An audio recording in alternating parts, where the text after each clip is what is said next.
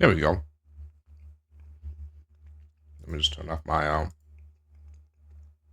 Spotify. Hashtag not sponsored.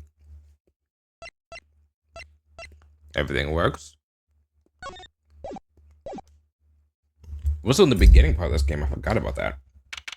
I was like, maybe I'll just do a shorter stream today and just do the rest of this tomorrow, but we'll see. It's been a week almost. What was the last thing I remember happening in this game? Let's see if I can remember what goes on. Oh, my glasses. Hold on.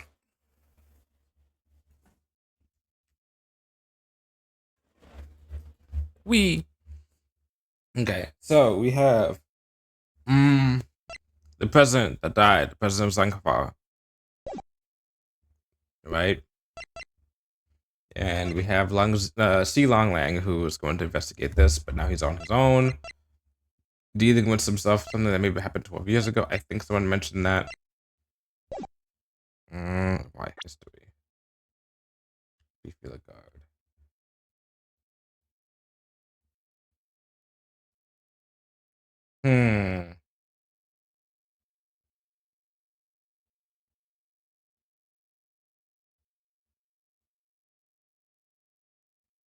12 years, goes from 12 years ago to be precise. And they mentioned the 12 years ago case in the last case. Okay.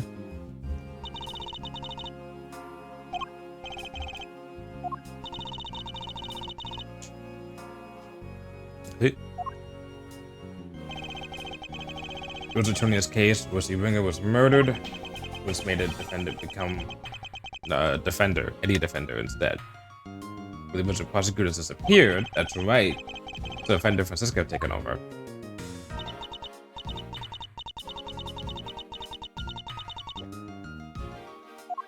It's an interesting angle. Usually the judge is like front facing, but it's like over to the side a little bit.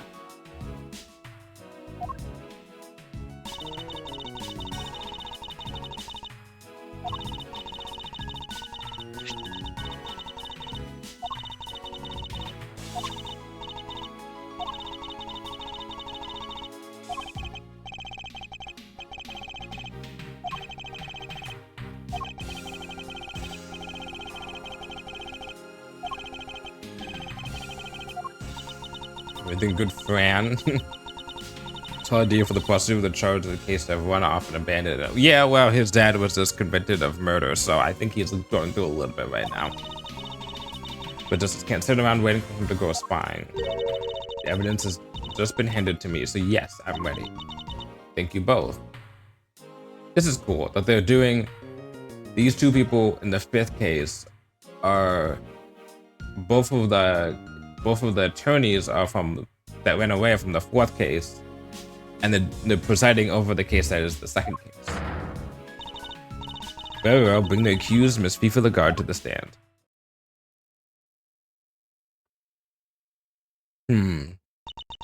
This seems interesting. How does this even connect to like the president being killed? And invite the prosecution to make its opening statement. All right, the accused was. Let me stop you right there, darling. What is it, Miss Lagarde? Oh, I was just wondering if you could tell me something. That something being why on earth I'm here. Perhaps the opening statement will clarify that for you. But will they, dear? Really? Fine, carry on if you must. I fully intend to, if you can stay quiet for one moment. The murder in question happened at the prison where Miss Lagarde worked as a warden. The victim, one Bronco Knight, was being held in the detention center. The prosecution's case was so that Miss Lagarde took him from the holding cells and murdered him. And she did so with his knife. Huh? Doesn't that matter, Miss Von Kammer? How could that? The evidence. Well, give us, Fran. Everything okay? The murder weapon. It's not here, and neither is Buddy Himaka. Oh, no. What? Say it ain't so.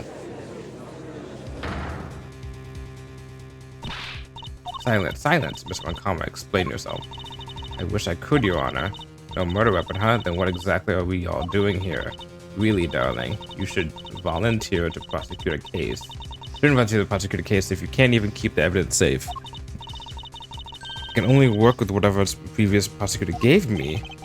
Little boy Winner strikes again.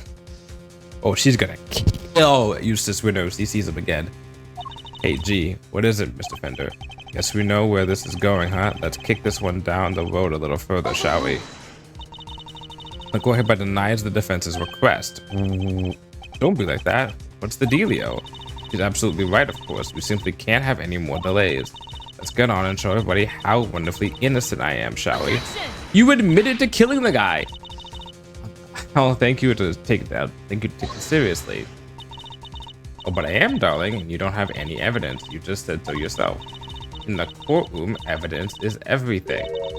Haven't I heard that somewhere before? And without any, you can't charge me with anything. Isn't that right, Verity, darling? It is.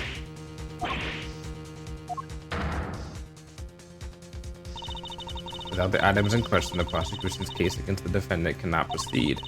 As such, this court hereby declares the accused be regarded not guilty. Oh, hold the phone there, hasty pants. You can't go dropping a verdict just like that.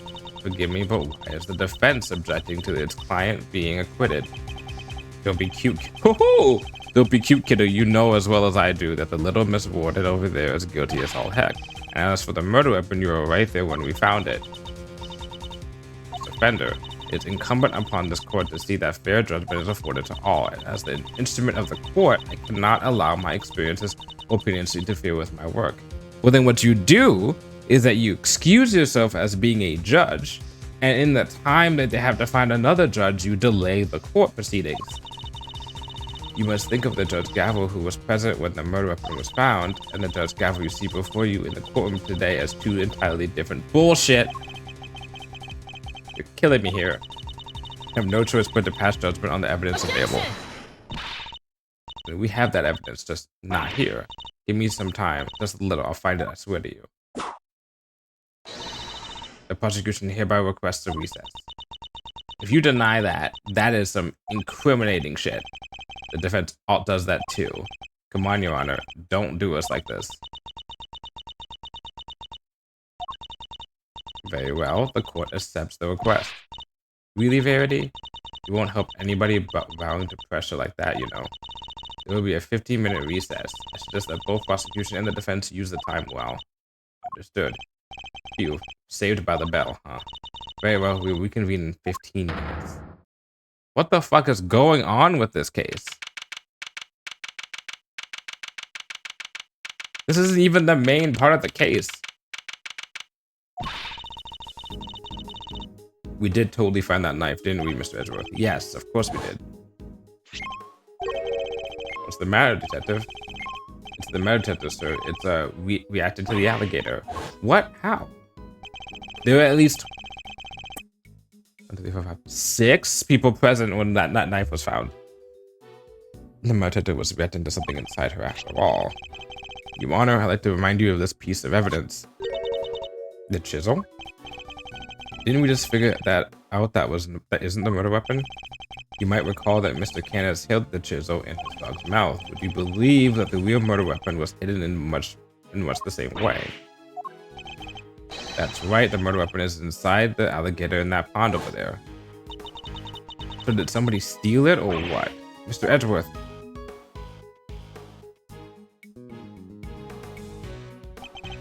Miss Barry, Mr. Saint, are you here to watch a trial? We heard it was going to be a real fun show. Do you know where we need to go? It's a trial for the case I was nearly convicted for. It should be starting any minute now. We were late because of practice, but it's somewhere around here, right? Simeon, there's kind of a problem. They lost some evidence. The knife and the chisel. They called a recess and kicked us all out of the courtroom. They're not going to arrest you again, are they? That's a good question. Don't say that.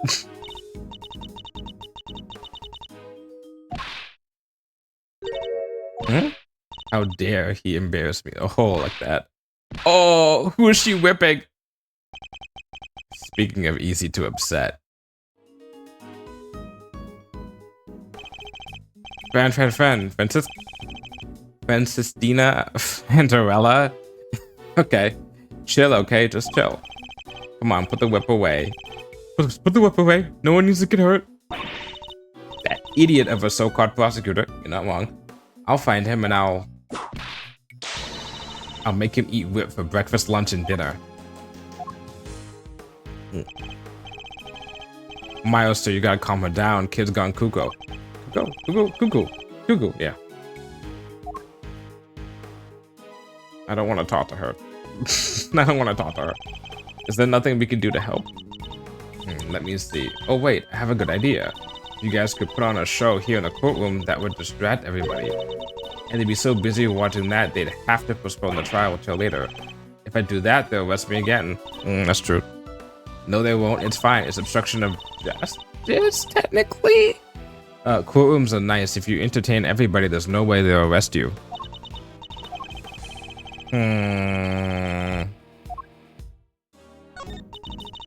Courtroom trials sure are fun. There's even an animal tamer performing here today. And you mean Francisca? But she's a little too grumpy. Might want to think about appealing to the audience a little more. You've met her before. What the fuck?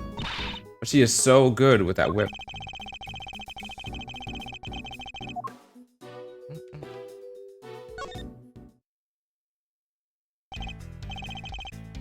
Got your old memory back, huh? Sure did. It's me again. You had me worried 6 ways till Sunday. That other K wasn't a blast, too. Anyway, welcome back, kiddo. No, Fender. We need to be thinking about this trial right now, okay? Yeah, I guess things did go pretty pear-shaped in there, huh? Never heard that term before. We need to dig up this missing evidence like we split, but we can't count on them putting the trial on hold much longer. Yeah, it's a stumper, alright. It's a stitch, alright. If only some kind soul would offer to go find it for us. Yeah, okay. Can't help but notice you still haven't asked for your prosecutor's badge back, Bucko. Finally decided to come walk the path of righteousness with me and your old man, huh? The committee has my badge, that much is true, but I haven't given up just yet. I'm still not ready to walk in my father's footsteps. No, well, it's not like there's a deadline. That is true. You do you for as long as you need. The old family office will be waiting to welcome you with open arms when you're done. Thank you, Fender. But I can present this badge.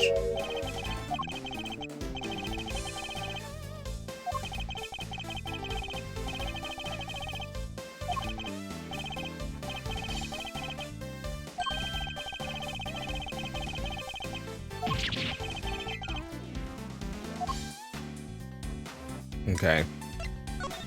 Think with the president thing. Oh.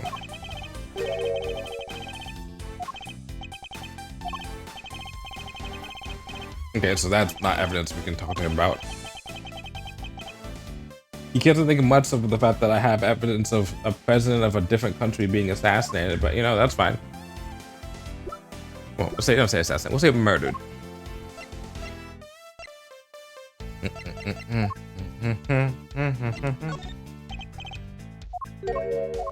Okay, so I can't really present any evidence to him about it, really.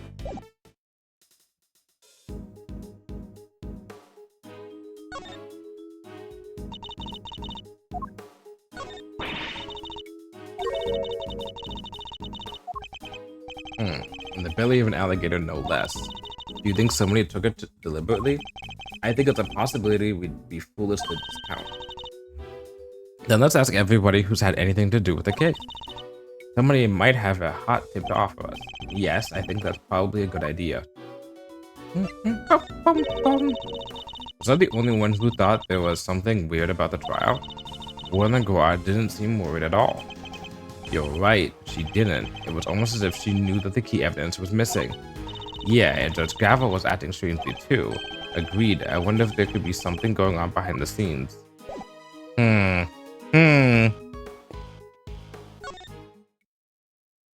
So... Oh, she's already... Okay, well, this is off to a good start. Good morning, ex-prosecutor.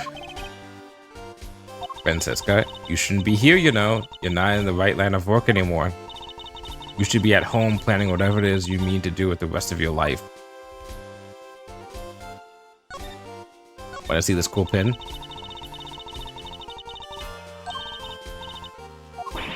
Hold it right there. You think it suits Mr. Edgeworth? You should see it on me. Oh boy.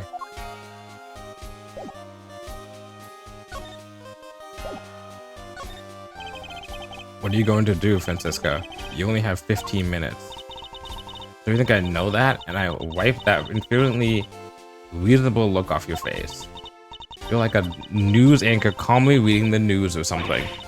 And it's utterly exasperating.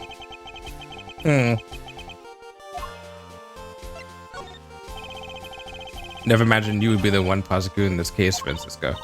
Nor did I, but what a case. The murder of a presidential bodyguard. And by the warden of a prison, no less. The murder weapon was properly entered into evidence and everything. And yet, when you went to present the knife to the court, it wasn't there.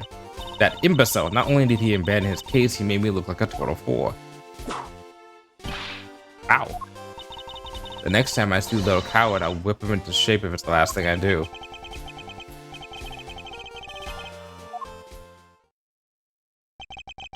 Yeah, if only somebody would go sniff out that evidence for us.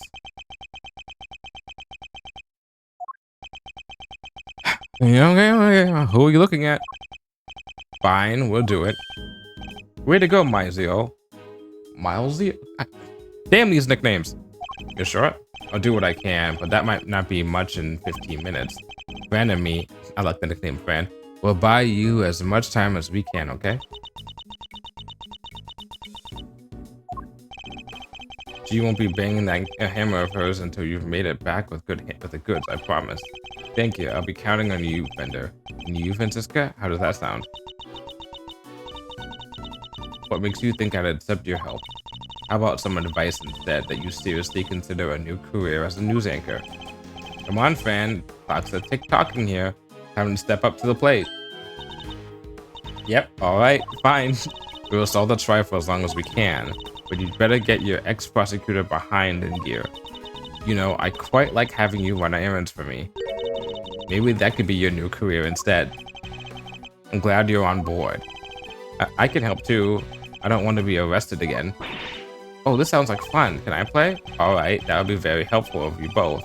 Very well, where shall we begin? I think we need to go speak with a certain somebody, don't you? Who will need to speak to in order to find out where the evidence went?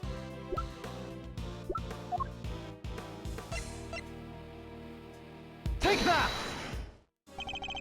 That's right, the supposed custodian of the evidence in question. Useless winner. Oh, the new prosecutor guy? Okay, we're on it. Thank you, Mr. Saint. Alrighty then. Alrighty then. We'd better huddle and talk tactics, huh, friend? Just the two. No. Don't keep me waiting, Miles Edgeworth.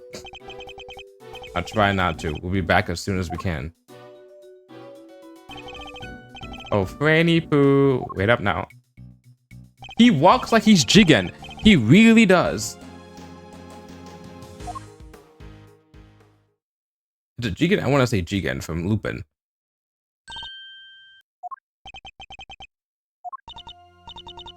Mr. Edgeworth, a pleasure as always.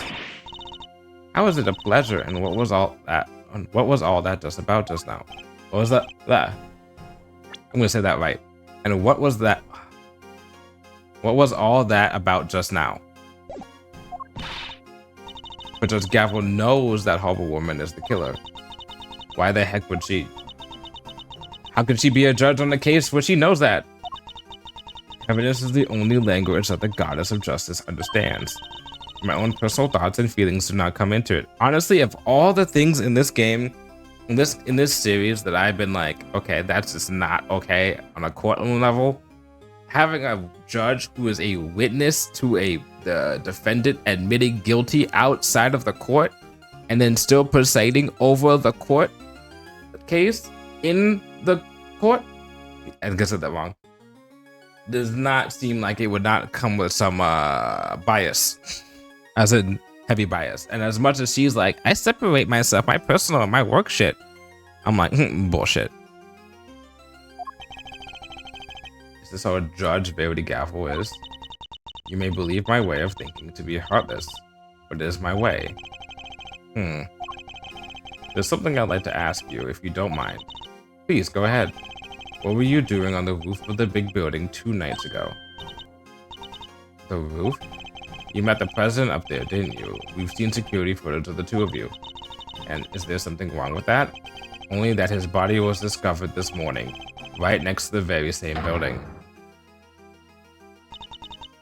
What? I think you understand what I'm getting at.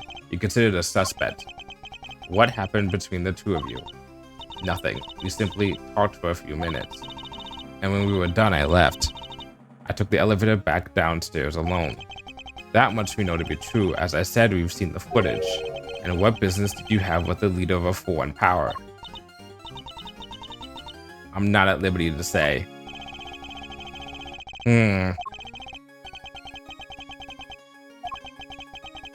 Are we chessing her?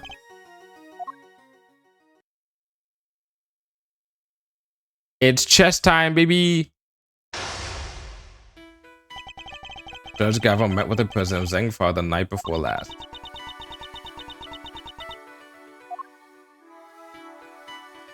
Ooh, 4 of them. Damn. Yes, I admit it. We met on the roof of the big building.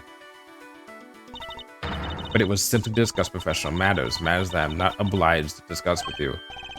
I'm clearly going to have to work hard to get past her professional defenses.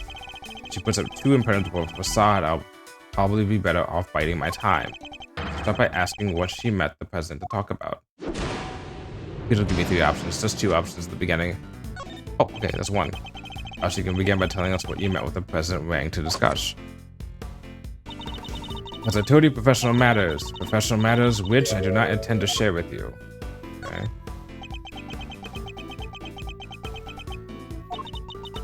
I'm so glad you understand. I must say, you're a very busy woman, a judge, a committee member, and an occasional aide to us in the field even. Thank you. I take my professional duties very seriously. And do those duties include meeting with foreign dignitaries? Yes, of course. From time to time. The law is my life.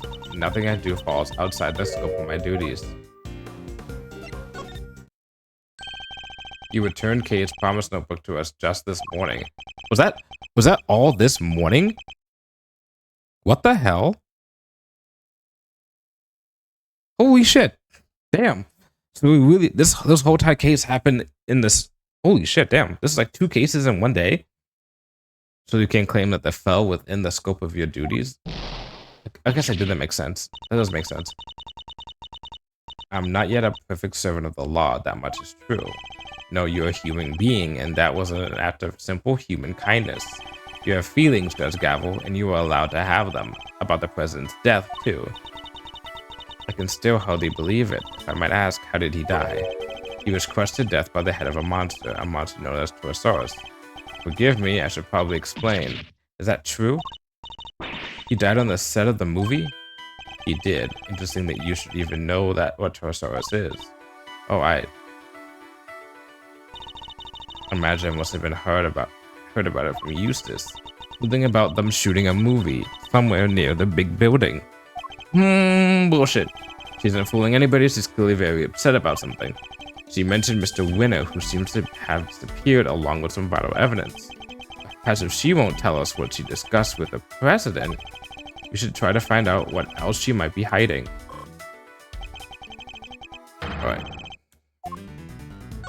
Alright, where's Mr. Winner? Yeah. Francisca stopped in to take Mr. Winner's place in the trial, but how is she supposed to prosecute the case if he never handed over all the evidence? My interest is solely in ensuring that a trial proceeds fairly once it has begun. And if, once it has, vital evidence cannot be presented, it should be surprised no one if the accused goes free. Okay. I am a judge, a servant of the law. My personal thoughts and feelings do not come into it. I have no personal feelings when it comes to Mr. Winner's disappearance. Of course I do. I worry about him terribly, too. Wait, 2? Does that mean there's somebody else you're worried about as well? I imagine the identity might explain your strangely agitated state. I don't know what you're talking about. I'm a servant of the law. My feelings are immaterial. We're all servants of the law, all of us who stand in the courtroom. Well, not anymore for you, Edgeworth. But we're not superhuman. You, me, everybody else, we're just people underneath it all. Much as we'd like to bury our feelings and remain impartial, that simply isn't possible.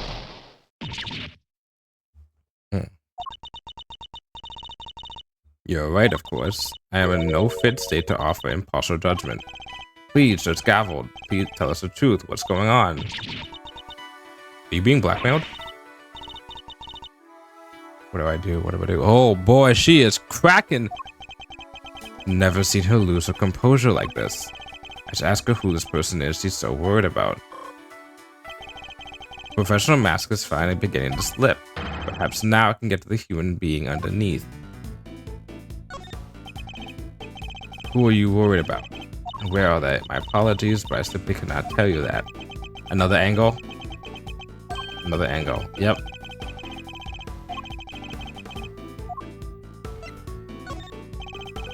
The person you're so worried about is it Mr. Winner? He has not been seen since he discovered the truth about his father. Of course I'm worried about him, but this could also be a valuable test for him.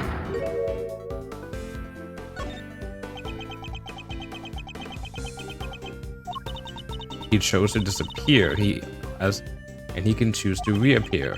And the other person you're worried about can't?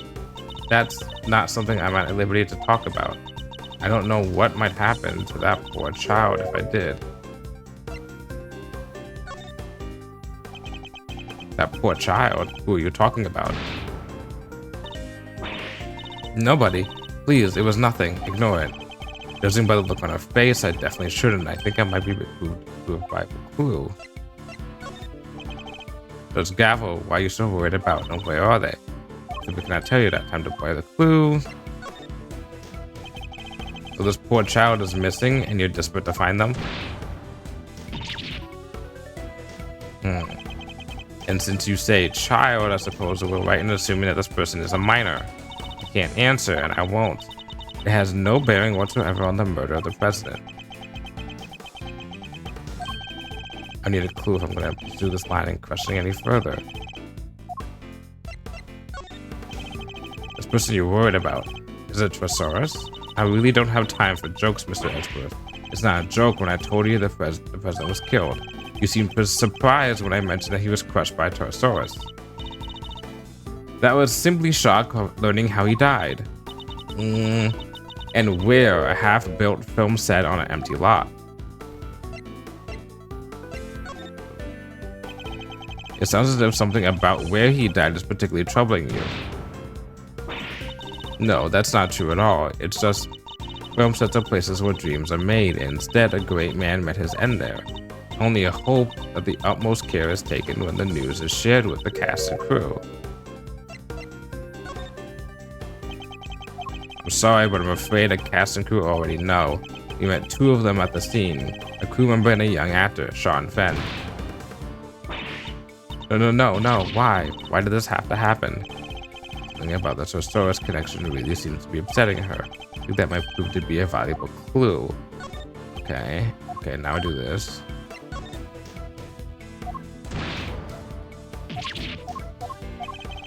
Time to play my clue. You seem to get very sensitive every time I mention Trosaurus. The poor child you mentioned has something to do with the movie, don't they? How did you...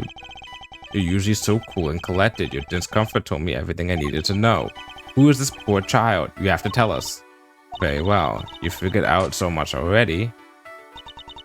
I might as well tell you the truth. The person I'm worried about, the person I'm so desperate to find, is Sean Fenn. Sean, but why? That is more than I'm allowed. No, more than I can allow you to know. Wait, but we just saw him, didn't we? Judge Gavel, you said you would tell us the truth. And if you don't give it up voluntarily, we would have to force it from you. I'm afraid you're just gonna have to accept that.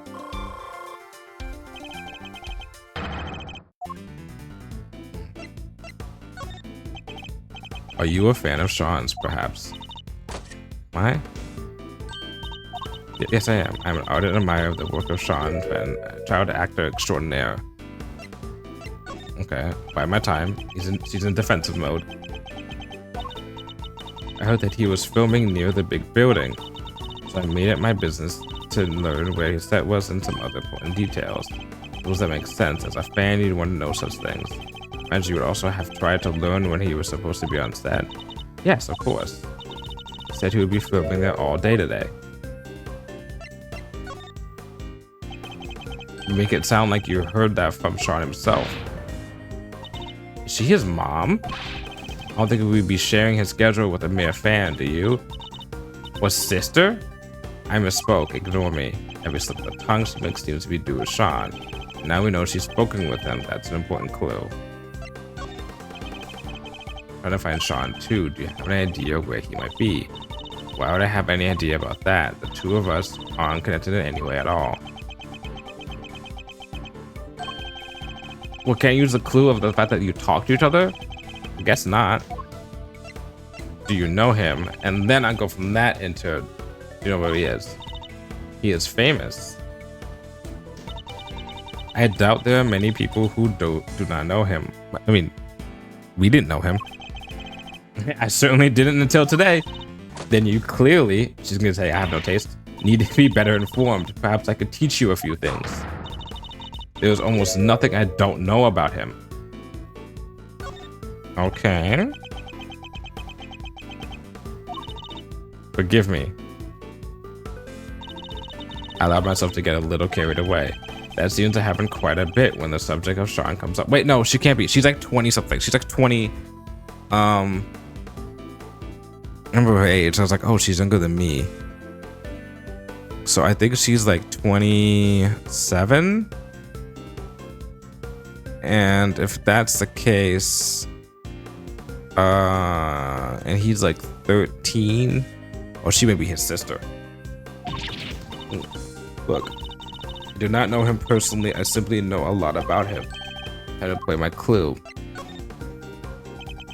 Like, I understand you being worried about Sean, but you seem a little too worried. And you implied before that you had spoken to him, which surely meant that you know him personally. How did I give away so much? The two of you are acquainted. There's surely an important clue. Do you know where he is? Okay.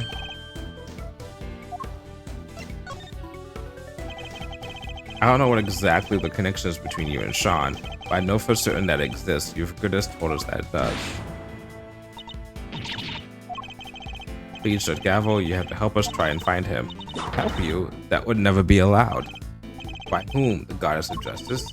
Or the one person who knows where he is?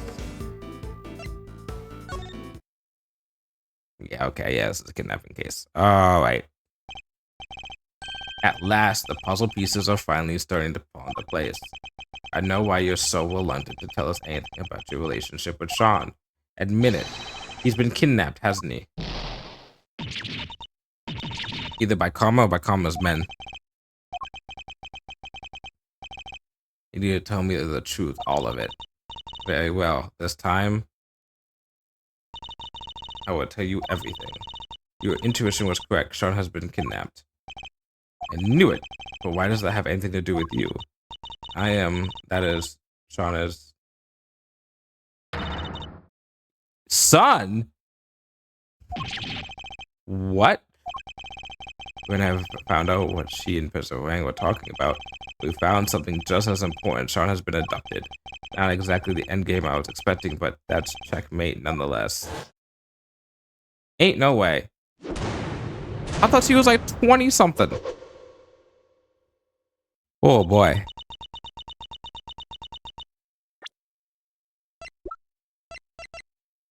"26, 13.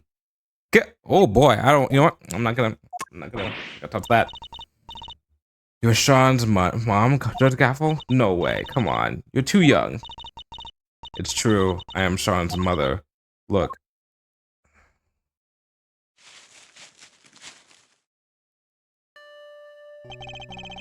Magazine clipping. An article about Sean. You always carry this with you? Yes, everywhere I go. I guess you can call it kind of talisman. That certainly speaks to the bond between them. Oops, I hit my flipping desk. Oh, that was loud. Okay. Do do. Bam, bam, bam. And you're sure he's been kidnapped? Unfortunately, yes. I received a phone call from the kidnapper just before the trial began. Did they make any demands? Only one. That thief of the god be found not guilty. That explains what we saw in there. And without any, you can't charge me with anything. Isn't that right, Verity, darling? In other words, wait, but my thing is, why is it so important that thief of the guard go free? Like, you know, if does karma like matter that much? Something's going on here. With other items in question, the prosecutor's case against the defendant cannot proceed. So here's my thing, right? You have a president who was killed from a foreign country, but also you have a kidnapping case where a kid's been kidnapped over a separate case that the only through line is the fact that the murder victim of that case was the bodyguard of said president. That's where you came so close to declaring her innocent. I have failed in my duty to the law. Yes, you have. You should probably retire. Turn in your badge even. You made me do it, so why don't you do it? I'm a judge. If I cannot arbitrate with impartiality, I make a mockery of the justice, which you're doing right now, but that's okay. That's okay. And yet...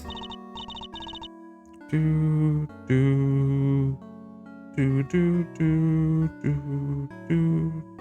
second. I'm gonna quickly just...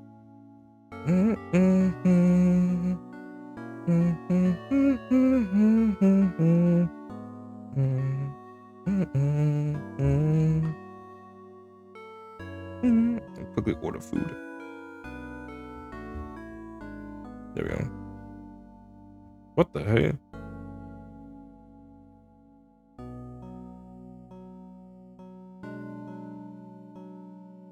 What the hell?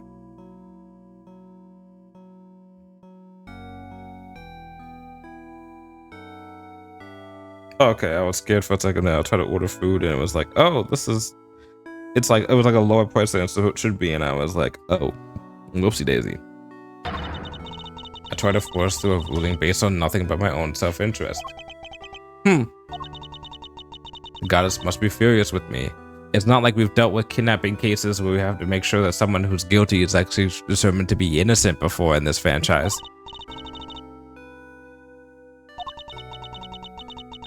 Couldn't sacrifice my son on the altar of justice. I couldn't remain impartial when it mattered most. Of course you couldn't. Are you crazy? No parent could just give up on their child like that. If that makes the goddess of justice mad, I'm sorry, but she's wrong. If she really thinks that way, then she's the guilty one. Isn't that right, Mr. Edgeworth? Yes. Kay is right. As I told you, though we all serve the law, we are also only human. None of us could or should be expected to sacrifice a child for the sake of a verdict. But the trial must continue. There is no escaping that.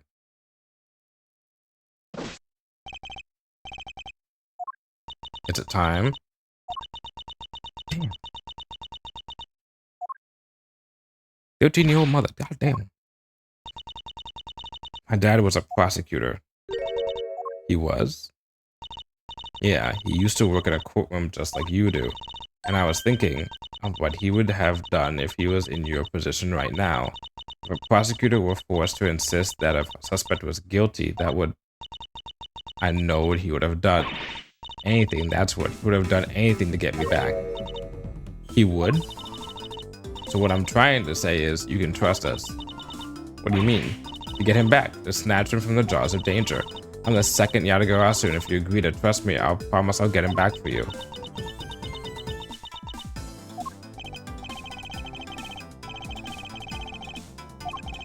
Well, Judge Gavel, what do you say? Will you trust the great thief to steal back that which matters most to you? Mr. Edgeworth, I'd like to help too, if that's alright with you. I mean, we're just innocent bystanders right now. I know I'm in no position to ask this of you, but please see that he comes home safely.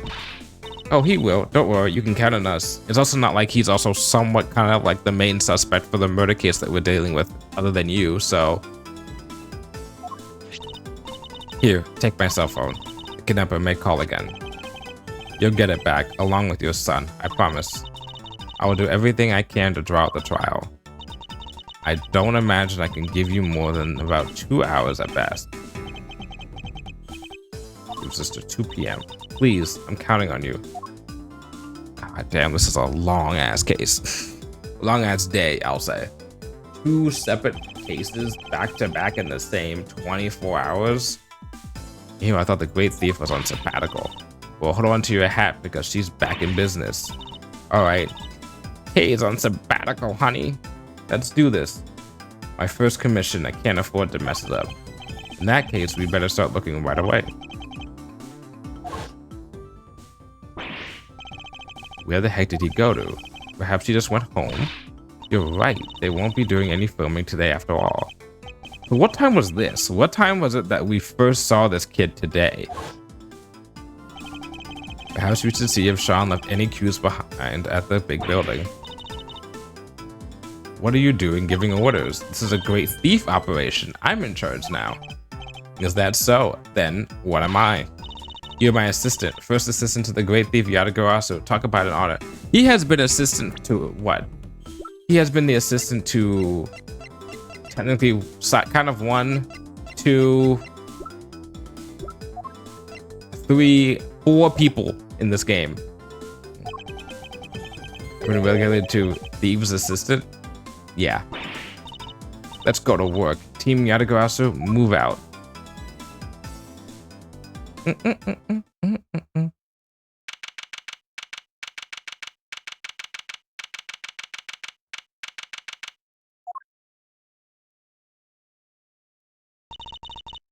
Alright, here we are. Ready? On 3. Just follow my lead, you'll be fine, okay? What exactly are you talking about? Even in the depths of night. Gotta say it. Gotta say it. Keep up, will you? Why are you making me do this? Because the Great Thief Yatagarasu just arrived at the scene of the crime, dummy. How is anybody supposed to know that if we don't announce her appearance? You may be a thief, but I most certainly am not. Also, a thief is not supposed to announce themselves. You're not Kaito, kid. I'll do it on my own. Even the depths of night, where no other bird dares to take flight. One alone shores the shine, the light of righteousness or the world's blight. And that one is me, for I am the Great Thief Yatagarasu. Alright, cops, get her. I'm very much aware of who you are, thank you. Now, shall we get on with this investigation? You're no fun at all. We don't have time for fun. We have less than 2 hours, in fact. We better get started. Yeah, we can't actually, like... Wait a second. Is the Steel Samurai guy down there? You've never been in this game today. Yeah, have you?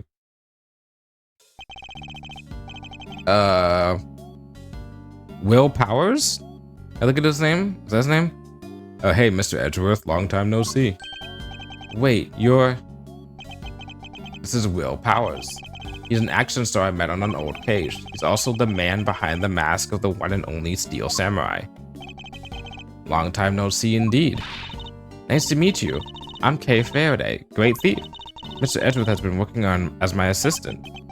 Good to meet you, but thief? Mr. Edgeworth has been assisting a thief? Let's not worry about that for now. We'd like to ask you about what happened this morning, if that's alright. Sure, I don't know if I can be much help to you, but sure.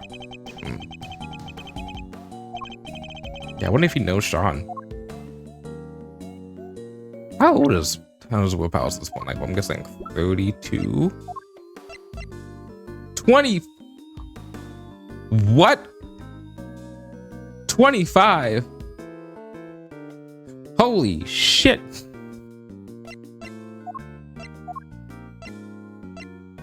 In what world? 27.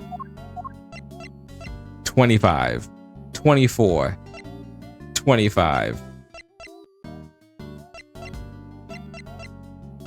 What the 26. 25. Oh, okay. I heard you were investigating this one, Mr. Edgeworth, which means he was, what, 23 in the first game? I don't remember that. Well, yes, but I'm not the prosecutor in charge, of course. But if you're Kay's here assistant, I guess this is her case? No, that's simply, I can see you're an intelligent man. You're right, of course. I'm in charge of this one. Oh boy. Alright, I'll need you to give me straight answers. First of all, this case, have you noticed anything perhaps you can give me your impressions? Oh no. My impressions? I guess my main concern is, no offense to the victim and all, but is it all over for the production? Are we done? I can't help but worry. I think it's probably safe to assume that you are, at least for now. Right? Oh, okay, knew it. What a bummer. We don't have the location for much longer either. Because you were due to finish shooting soon? No, because they're due to start building. That lot won't be empty for long. They were letting us use it while they got ready to make a start. Like murder in an empty lot? That's like the Yakuza games.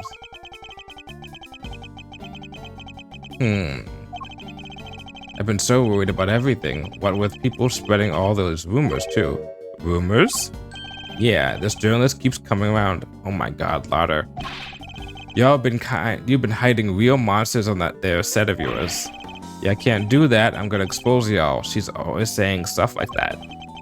I think I know exactly who this journalist might be. Yeah, the photographer, right?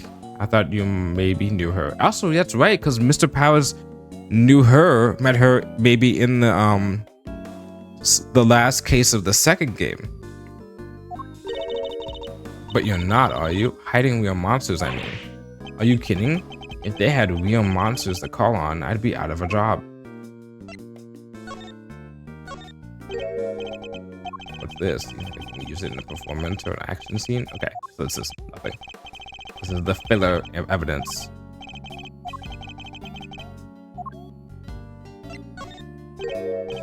Okay, you don't want to react to this either. What can you tell us about a source? I should give you one of those, but I guess you already have one. Indeed we do. It's quite a concept, an enormous and fantastical monster fighting Gordy. Very out there. Yeah, to tell you the truth, I kinda thought so too. Especially when I heard about their original plan. They're talking about trawling the lake for the real Gordy.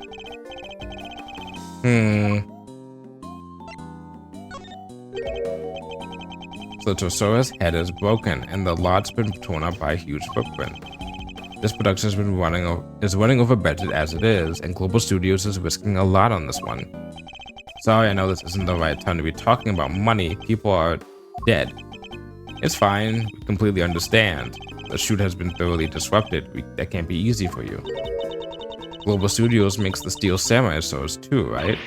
Oh man, you know what this means, Mr. Edgeworth? If you don't solve this case soon, you can kiss the Steel Samurai goodbye. He is the Steel Samurai. Okay, so he's in react to the locks. The plushie? That's our original Torsaurus, right? These things were super popular 10 years or so back. Is this one of the ones with the voice recorder built in? Interesting. So it's not just something for one thing, it's all the plushies have it. Okay. One of the horns is missing. It is. Does that mean anything to you?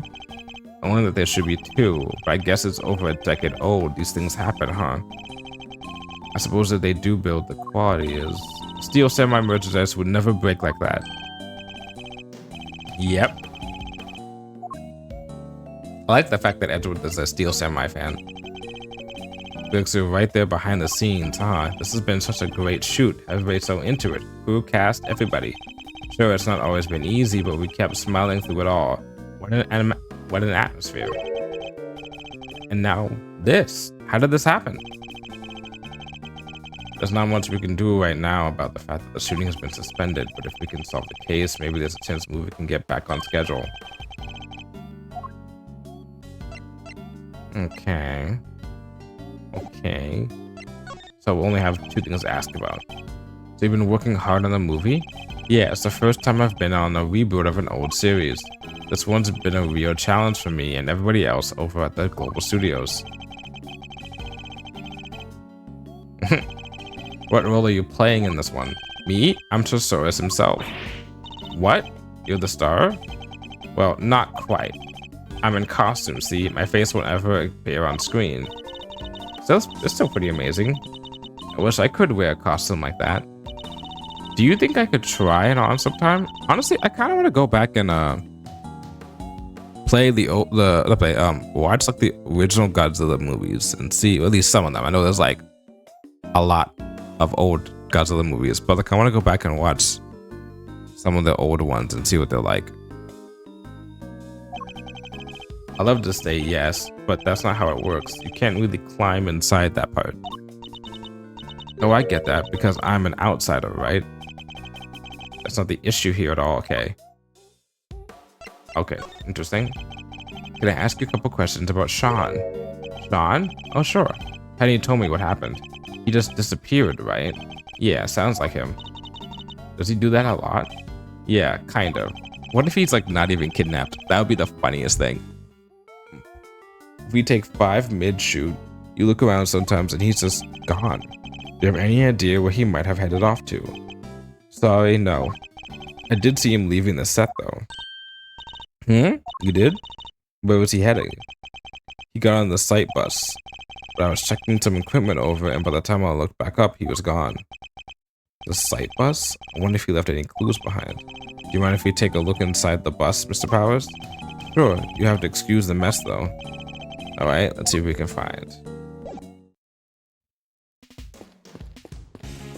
First off, let's look at this stuff over here.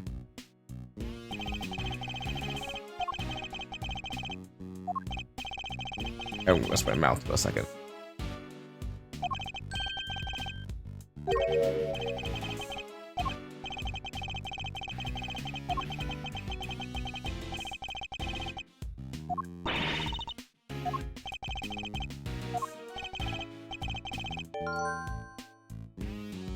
Okay. I know where they're going with this.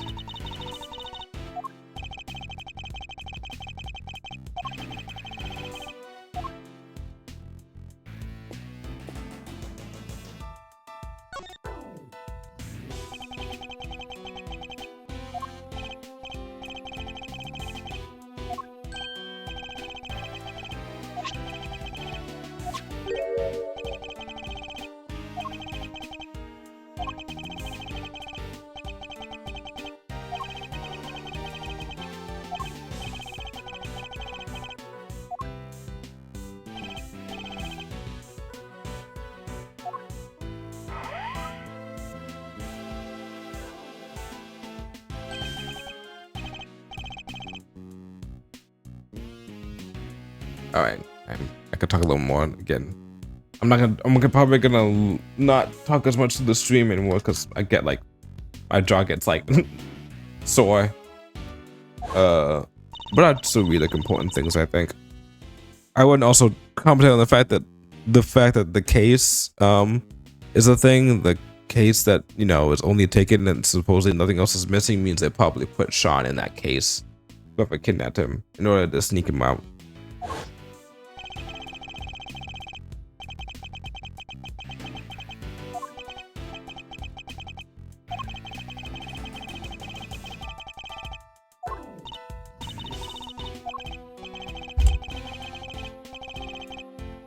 This kid's an artiste in the mic making, you can say.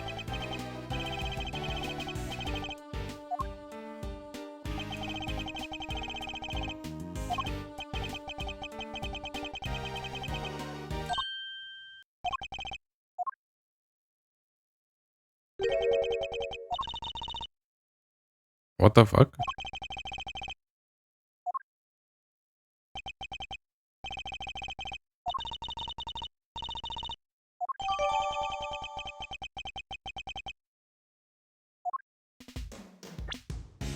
Okay, let's look at the evidence.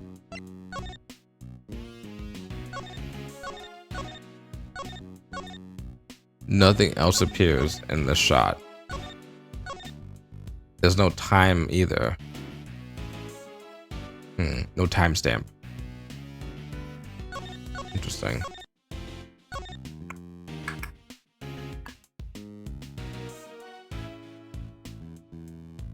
That thing in the back The little like open up costume and the bag are gonna be important.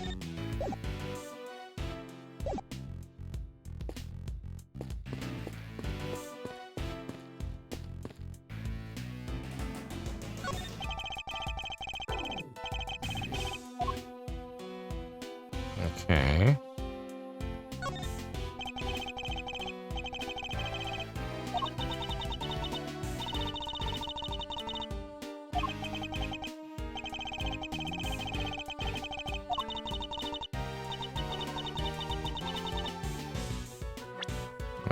But I can't wait for myself to like it.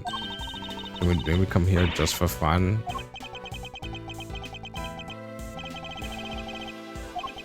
It's nice that Kay is trying to get back into the spirit of, well, everything, I guess.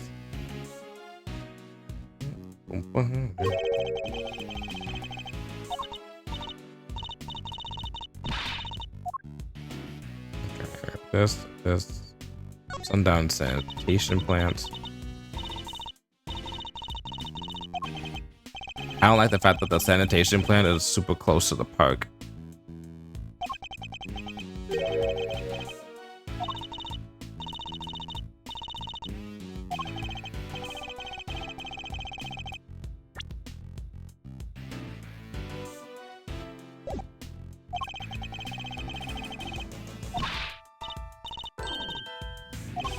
Oh boy. Oh my god. She makes friends just like me.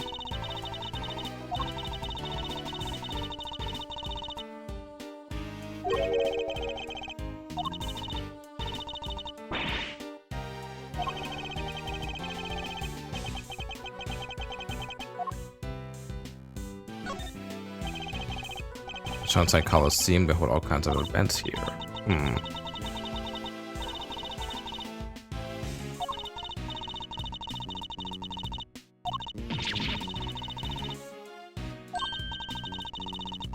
Wait, let me get this straight. They used some World Thief Symposium, but they canceled it this year. There's a thing that they arrested pretty much everybody who attended. Oh my god.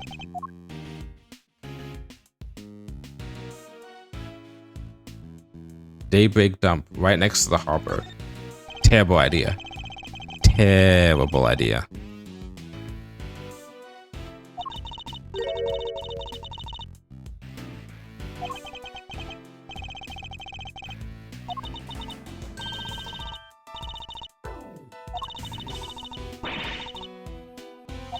See, yeah.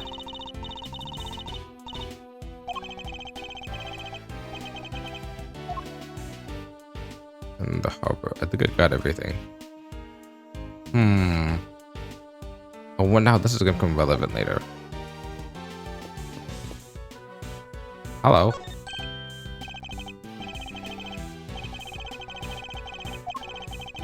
Did you take on any passengers here this morning? Who was the passenger?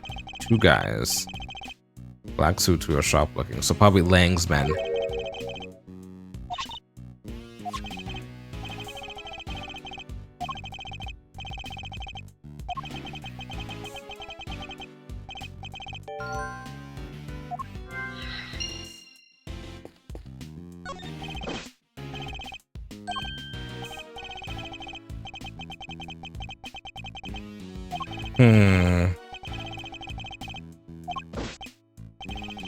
Keep an eye on things.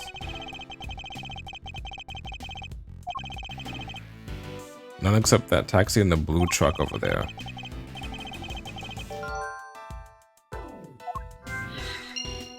Okay, so let's go back. Let's go over to the blue truck.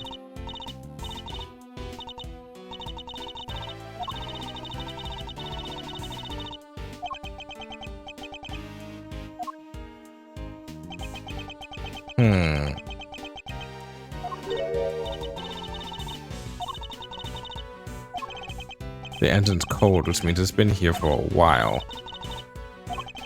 And if it's been parked here for a while, I guess the driver might not be nearby either. We don't really have time to stand around waiting until they get back. Okay.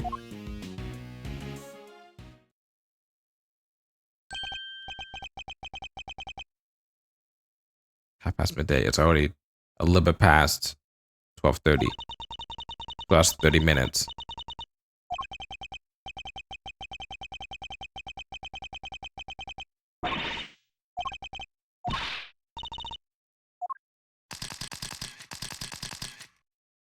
Oh, it's both of them today.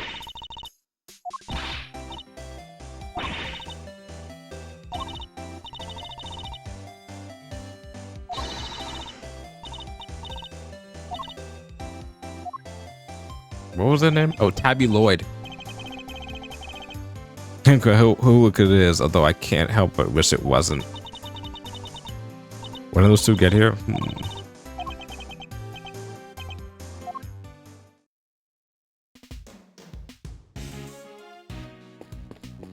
Can I just leave instead?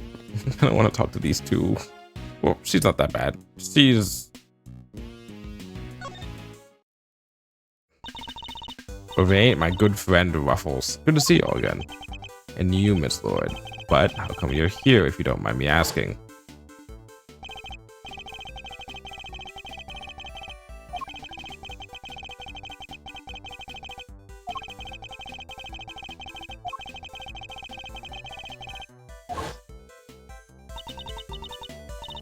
I kind of dropped the whole case out of nowhere.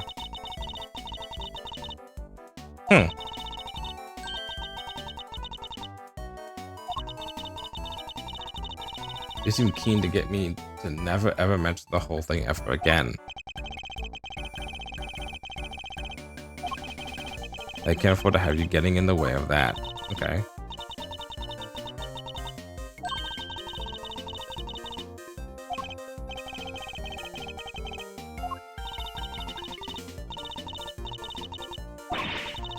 And into the pit.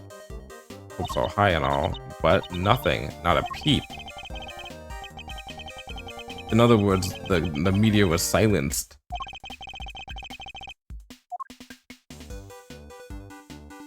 Okay. What are you doing here at the big building?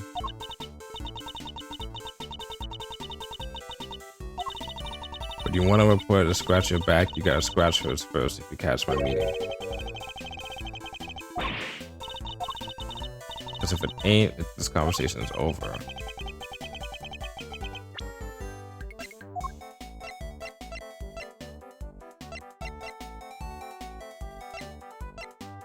You can give up the security cam footage? I mean, that's kind of the judge, a prominent judge in this case, seen not only with a murder victim, but also the leader of a foreign nation.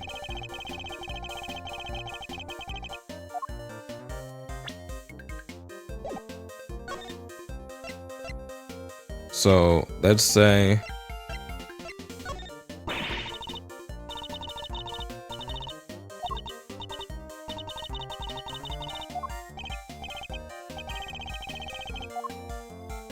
so what we want then is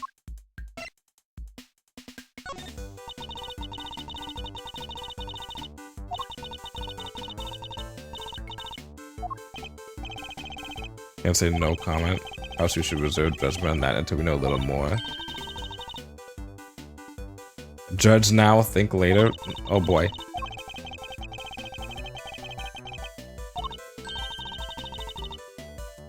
I'm more of a cater to your audience so they love you more kind of girl. Oh boy.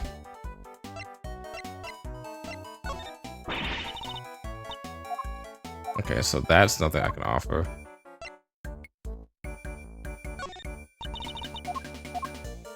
Oh, this is about, okay, I see. She's talking about the chief. They presented this evidence and that evidence. Okay. I don't think I have any good evidence to show her.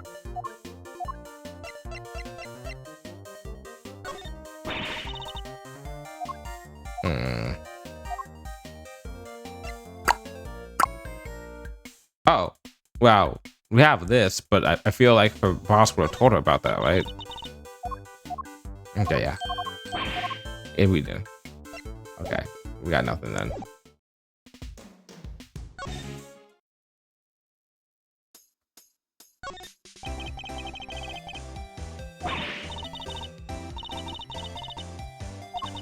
cub reporter.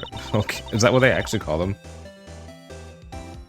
Shutterbug. See, this is the reason I don't usually say her lines. It's because it's really hard to say her lines.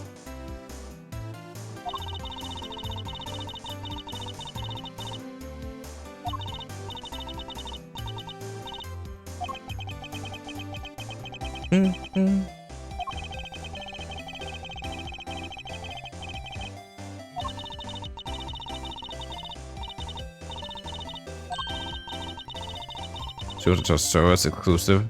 Better than any coyote wants a chicken. Okay.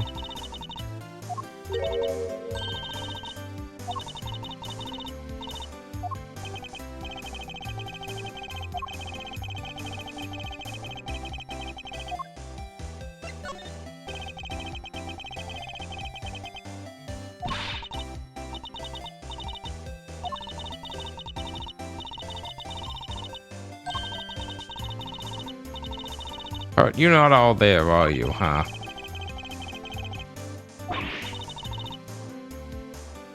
Does a bear do its business in the woods? Yes.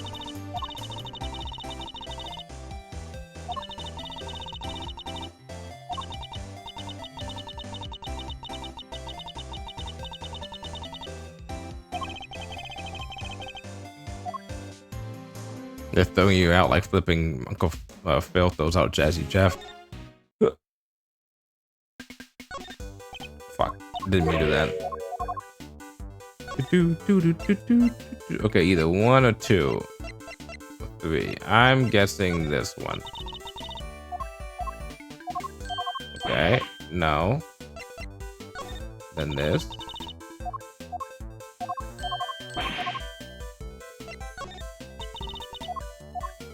What evidence would I have about Sosaurus that she would be interested in? What, him being friend?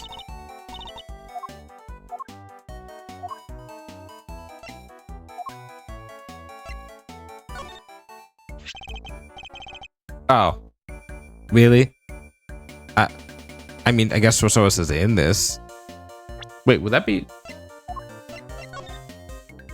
That's Mr. Will Powers in this, isn't it? Mr. Powers? I know what you're gonna ask. You do? You're looking for him, right? The kid? What?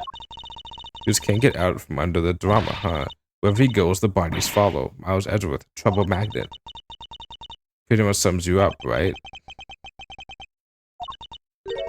And now you done got yourself wrapped up in a kidnapping too. Crazy. How did you know about a kidnapping? Whoa, whoa, whoa, whoa, whoa, whoa, whoa, whoa, whoa. How did you know about the kidnapping?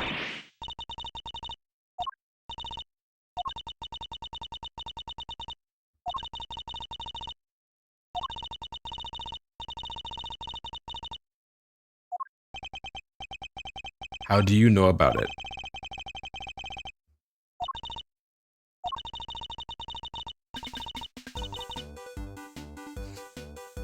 Oh my god. Okay.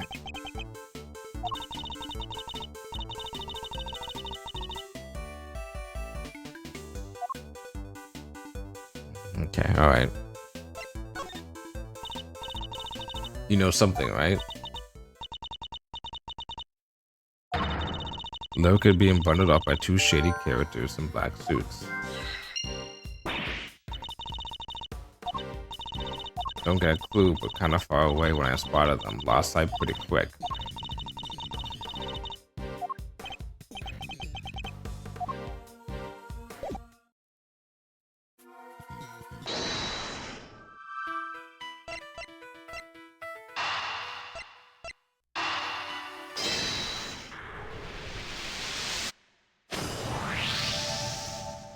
Okay. We've learned a little something about the kidnappers. Miss Lloyd saw 2 men taking Sean away, and the taxi driver remembers giving 2 similar-looking men a ride. They must be the same people, right? I'd say it's a distinct possibility, yes, but there's one thing that doesn't make sense. The taxi driver said specifically that the 2 didn't have a child with them. Okay. That is weird.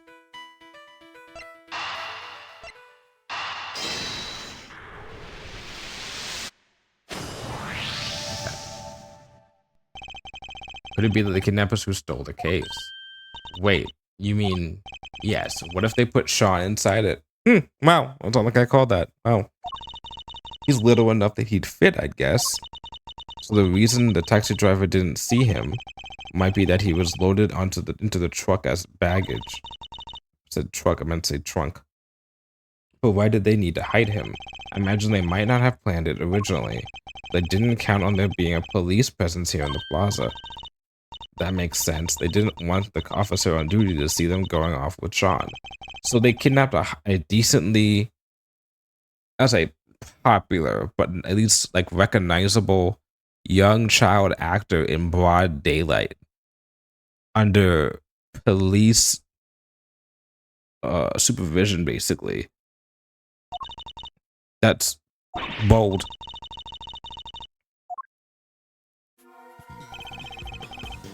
The two men you told us about, did they have any baggage with them?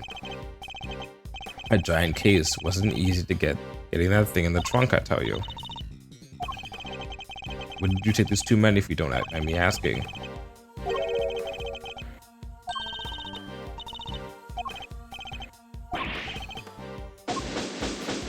Yippee!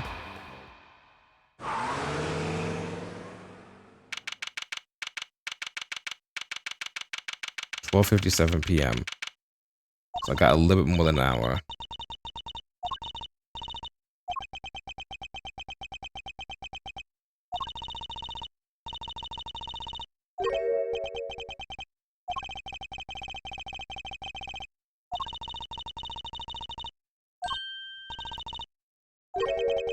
The name? Excelsius Winner? That's the chairman guy's house? What? Mr. Winner organized Sean's kidnapping, so it makes no sense.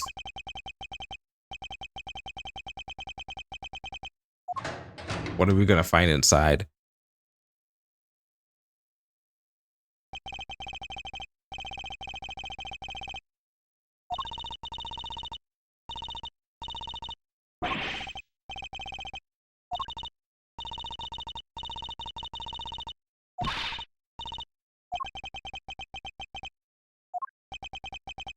Anyway, it seems nobody's around, which hopefully means that we're not at risk of being arrested.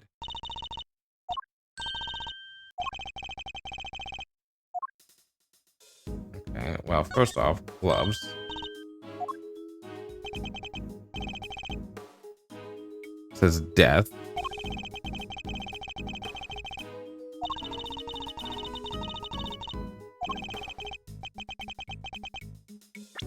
How long ago did he die?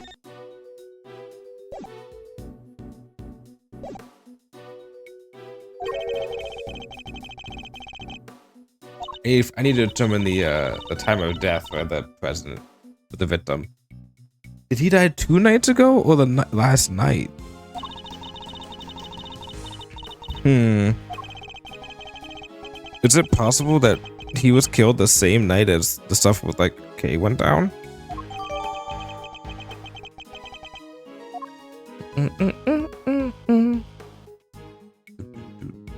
Okay, well, there's this.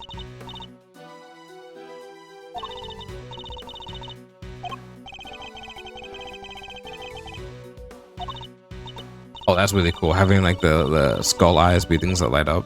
That's pretty cool. It's pretty neat.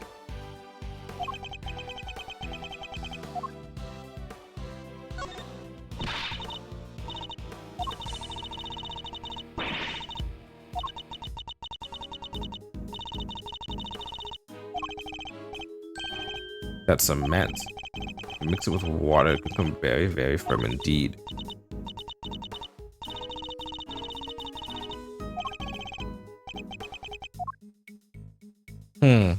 It was not given as evidence, so it's not important.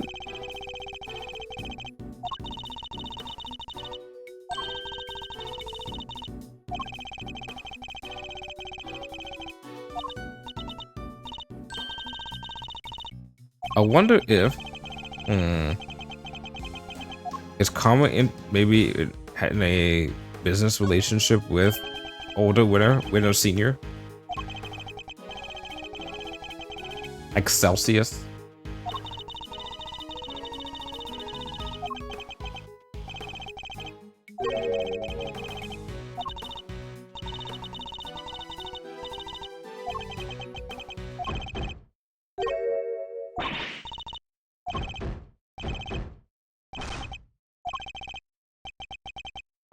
Bet you it's winner.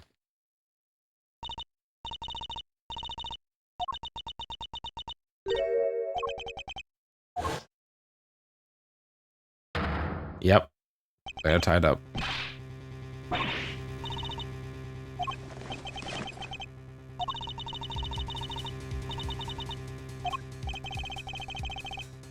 Mr. Windows 2, home 2, presumably. Untie him, Kate, quickly. A little expert workbook, huh? Leave it to me. Alright, like this and through there, and you're free. Are you okay, Eustace? I don't think he's okay. How did you come to be tied up down here?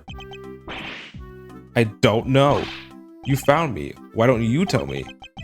Because we don't know, which is why we're asking. I'm not sure you're going to be able to get much out of him like this. No, in which case, there's only one thing for it. I hate to beat a man while he's down, but it might be the only way.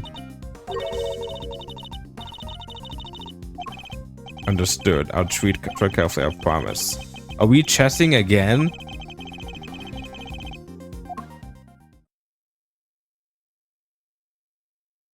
Oh my god, we're chessing again. The last time we saw him, he was running out of the courtroom. How did he wind up here?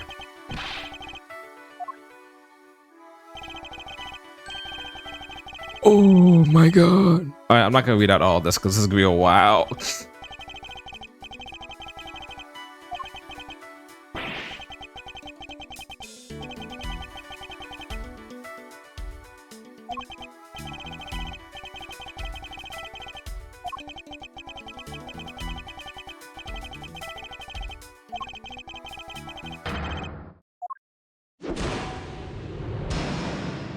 It's therapy time for this kid.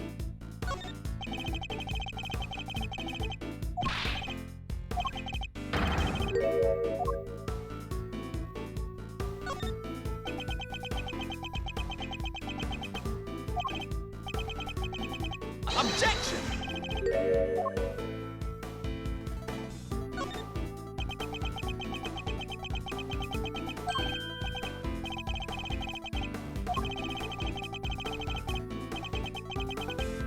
Knowing the truth about your father can't have been easy. I can only sympathize.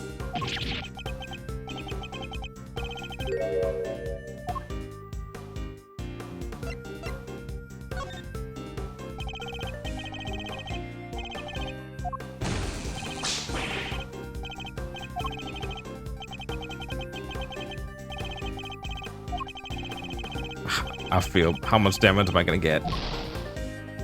Oh, okay.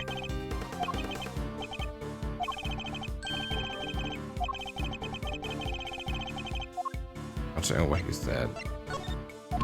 Okay, by my time. Objection! Okay, by my time. By my time.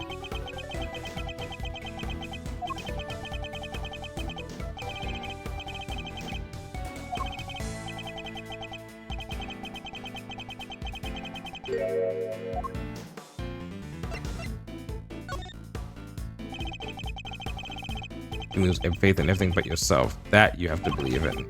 You don't have to do it alone. Experience I can't give you, but knowledge, that I'm happy to offer.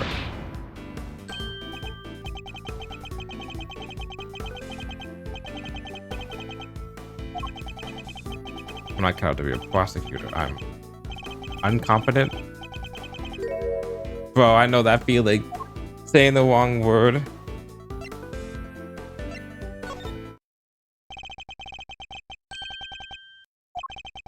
But judging by one's own competence is notoriously difficult. I need you to trust me on something. You're getting better at this, Eustace, day by day, inch by inch, I swear it.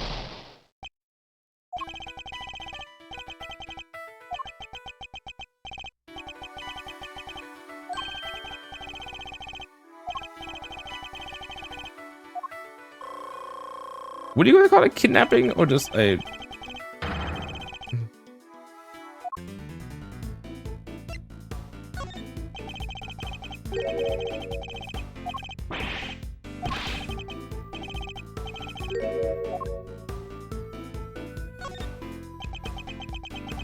Hmm.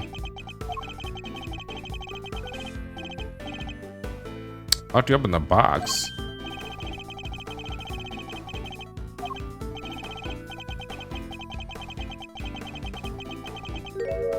I blame somebody. Blame the guy who owns this house.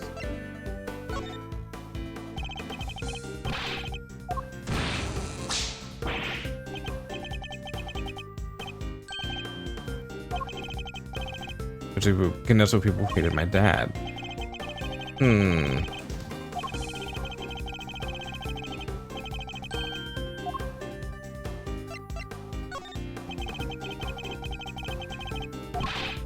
What do you mean? Why does I want to kidnap for ransom? Hmm.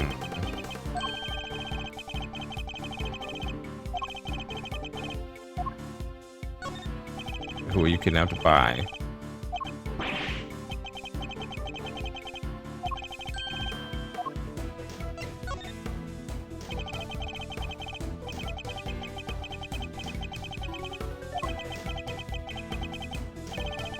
The kidnapping was ordered by your father?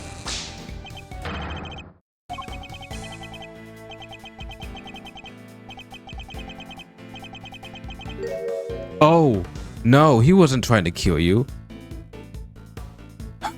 So he must be working with bodily karma or at least the warden, because he kidnapped Eustace because Eustace had the evidence.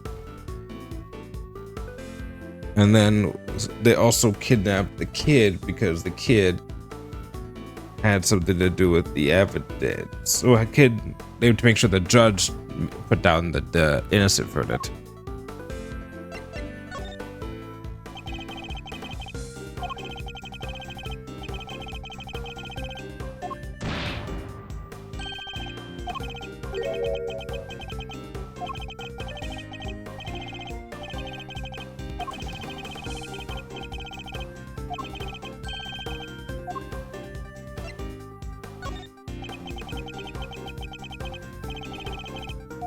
Okay, cool.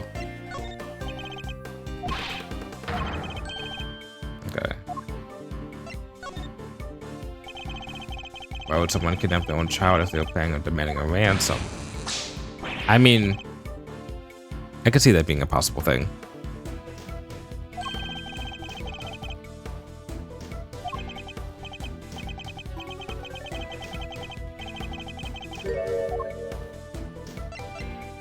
What do they ask you?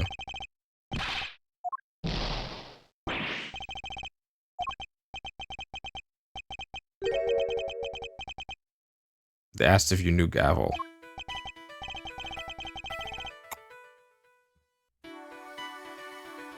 Did they kidnap the wrong kid?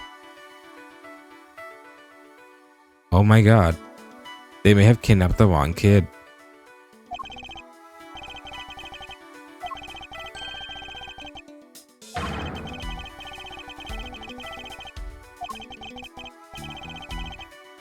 And so, it was also the guard we found not guilty. He was taken for Sean, and that's why you were kidnapped. By mistake? Wait, that kind of makes sense. That would explain the part where... Where what? If you remember something?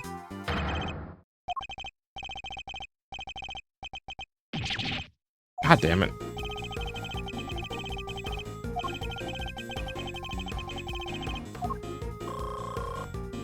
Oh my god.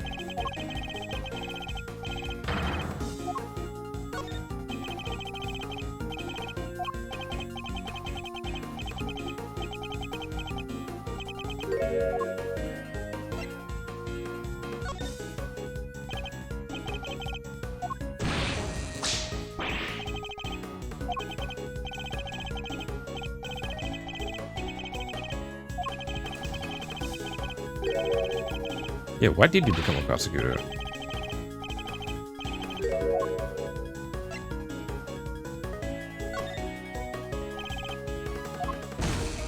Oh, that was mean. That was mean to me.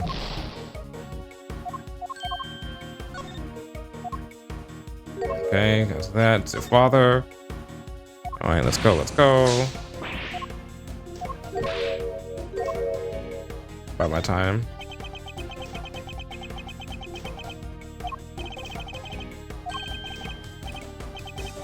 You must have had a reason.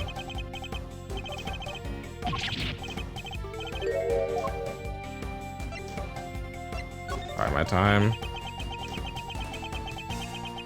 It was mean.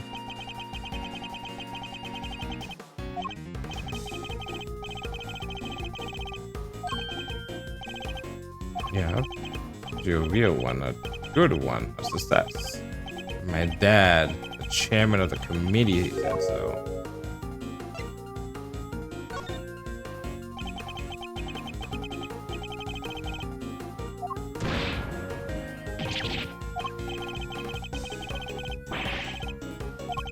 Oh, daddy issues galore, alright.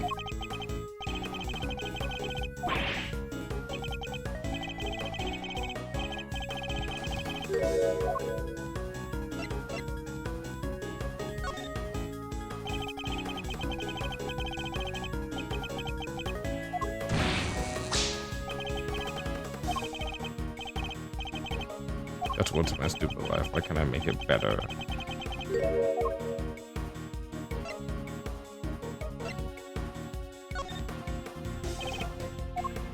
Fucking damn it. Okay. Well, I'm running out of time. Alright. By time.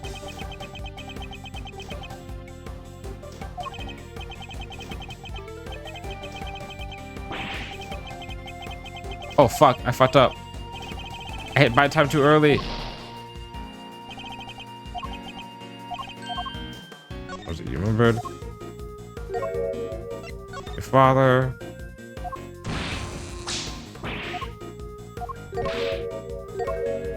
By time. By time. Want your father's approval.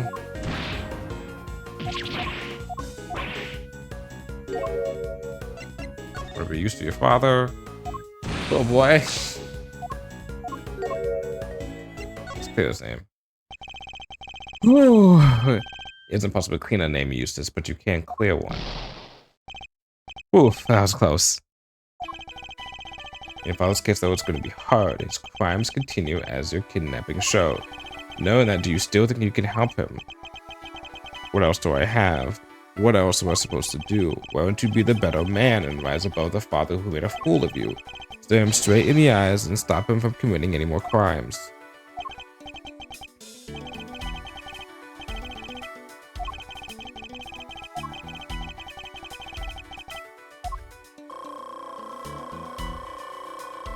Verity is not gonna. Well, no, Verity will be okay because if her son's not actually kidnapped, then that's good, and if any evidence, that's double good. Oh, oh, that's weird. Oh, that's weird. Oh,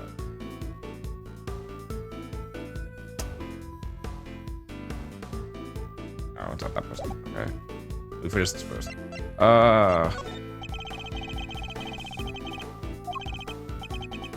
Oh, that's a really bold question for me to ask.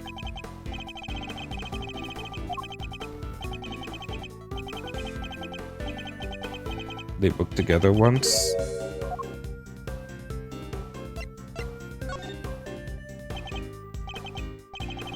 What else they remembered?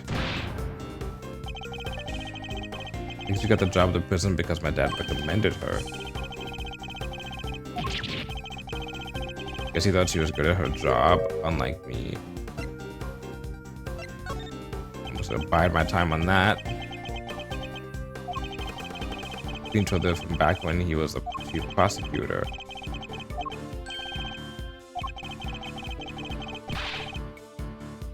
It wasn't a piece of evidence he didn't know a case file he hadn't read. Intimate knowledge of a case and the evidence pertaining to them.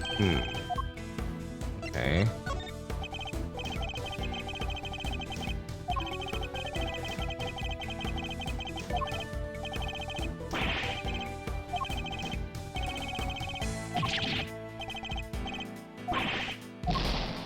Oh, that's a huge trap. I thought there was something it happened last time where it's like they asked me something and like there was 3 options and one of them was a definite don't ever even consider that.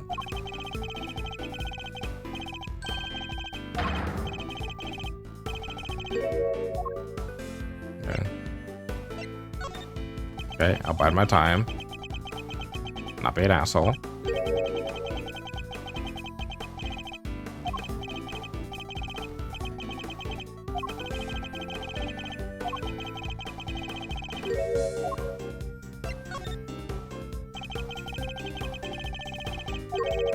If your father is not correct.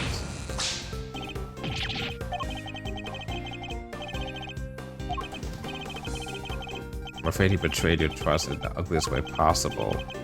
So you got rid of it? Because he's buddy-buddy with the...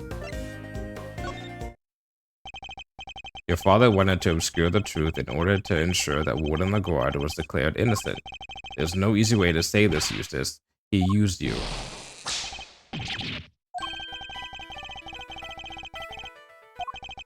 And we still don't know where Sean is. We need to get back out there and find him.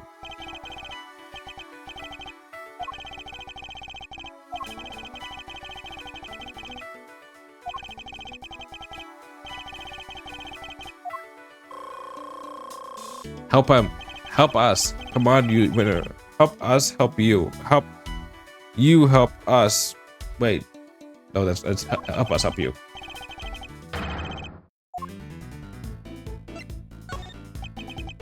Do you mean to be like your father?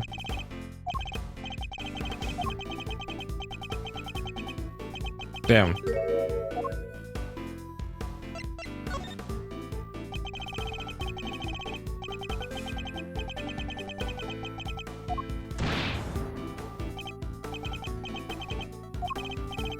Listen, talking with you like this, it's helpful for me too. There was a time when there was the truths I didn't want to face up to either, but a good friend taught me the error of my ways.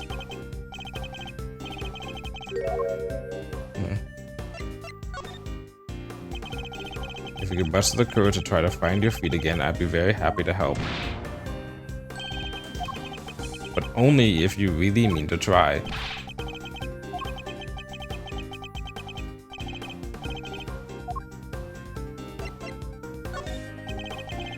Do you mean to continue working as a prosecutor, Eustace?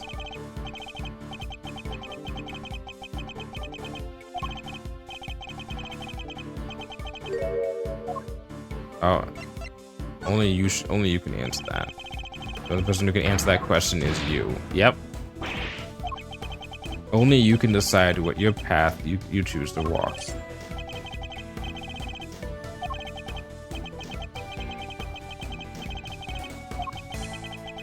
To see this through. I'll bear that in mind. He's told me that he wishes to be better than his father, and that he wishes to remain a prosecutor. I take that to mean that he wants to be a different kind of prosecutor than his that's the first important decision he's ever made for himself, and tells us where he needs to go next. What now, Eustace? I always said that clothes make you a man, but I'm no man. It's clothes that make the man, Eustace.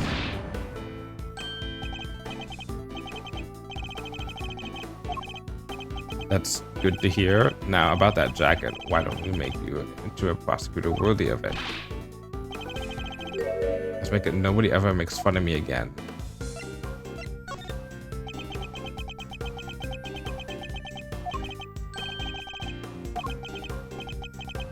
What do I need to do? I just don't know. I just don't know.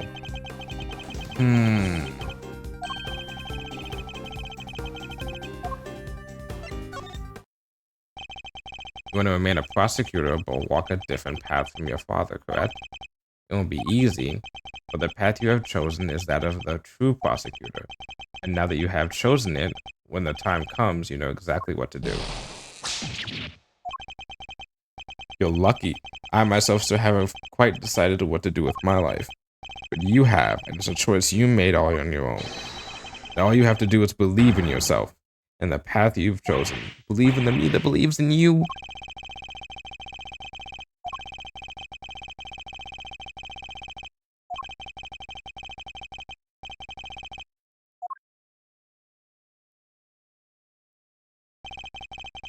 Took a little longer than I thought it would. Took a while. That's checkmate. Ding.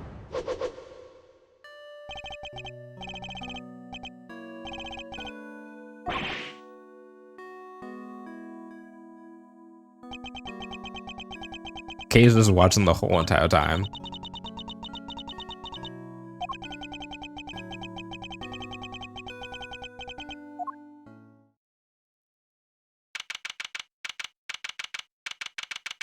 "1:15 p.m.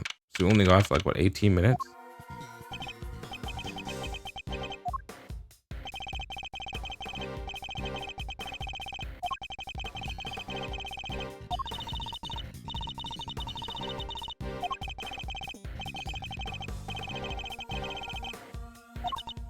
Hmm.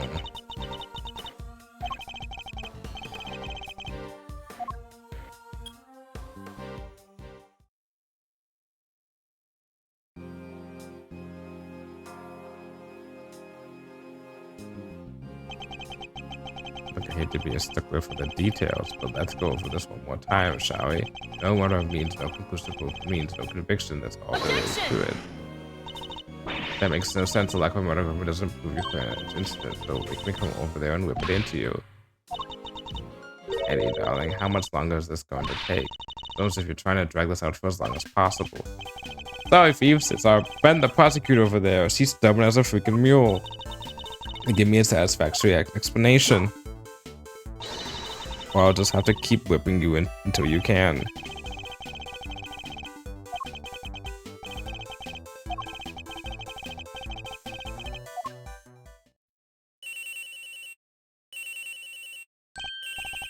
Oops, sorry. Gee, this one's important. Mind if I take it? Fine.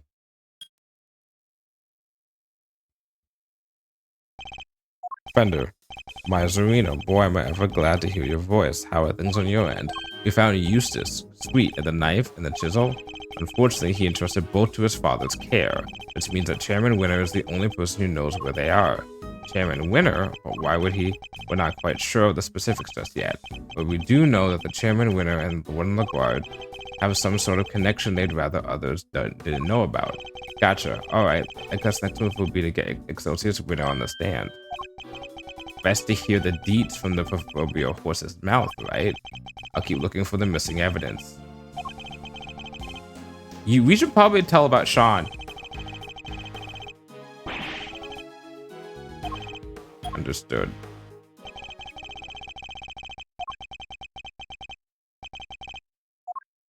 We have 45 minutes to find the kid. They're going to call Chairman Ronan to the stand. Who knows what that will go for them. He's already stooped to evidence stealing and kidnapping. What else is he capable of? Exactly. Perhaps we should look over any evidence we have related to him just in case it might help.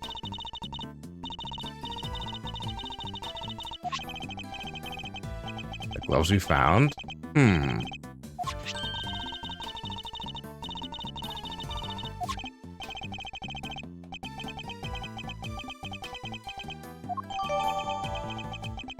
Oh, cool. We got the details on that case. What do we have in that stuff? Ben from Comic, Gregory Edgeworth, Artie Frost, Lisa Scone, Judy Brown, Camilla Gusto. The thing about the Suns and the identities being unknown is something suspicious to me.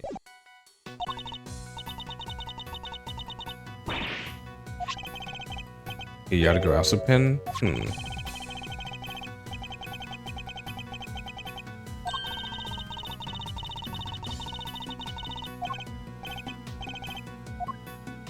Okay.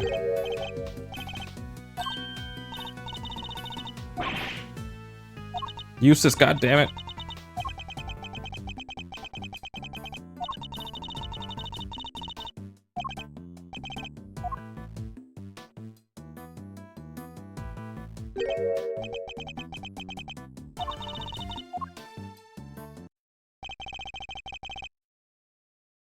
Alright, hold on. Alright, I'm gonna go get my food for a second. It's been out for too long.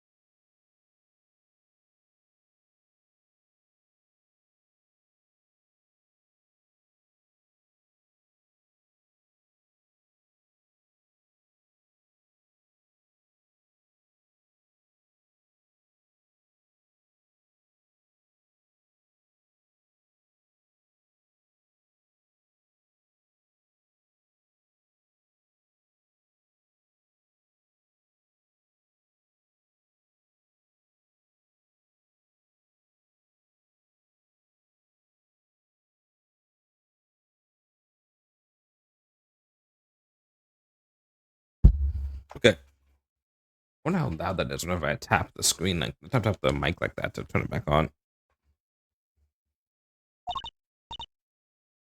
Which way? Look, the safe. It's what? Oh, huh.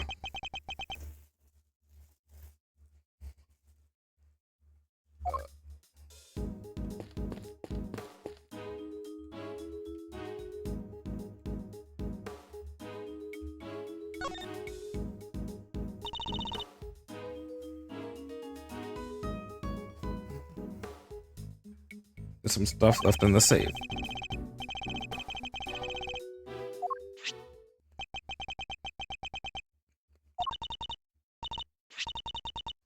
There's a document and there's a photo attached too.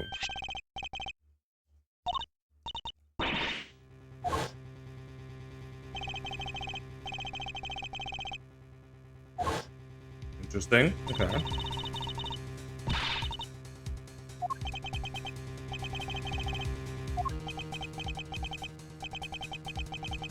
You're right, though. There's something between Knight and Canis. Like, quietly. Oh, quietly.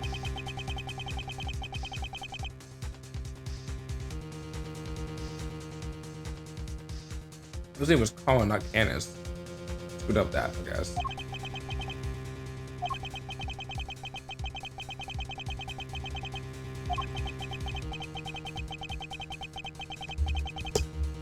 Okay. This is about the second case where the warden's admitting that she knew about that. There's some correspondence between Canis and the victim, aka Knight, aka the perpetrator from the previous case,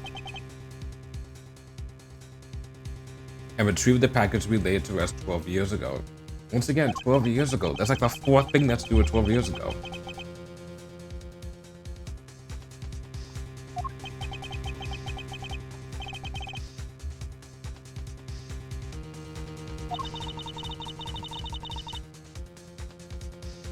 Wait a second. So 12 years ago, there's something about Lang. Something happened that made the president of Zhengfa stop turning to Lang so much. The Lang's man mentioned that there's a ghost from 20 years ago that Lang is trying to investigate. What's her name? Rosie Ringer, the victor from the previous case. Is she on here anymore? Oh, she's not. But Rosie Ringer, the victim from the previous case we just had, was trying to find out something about how her lover was killed 12 years ago, right? And then we have this fake letter that was written by Kay to her that mentions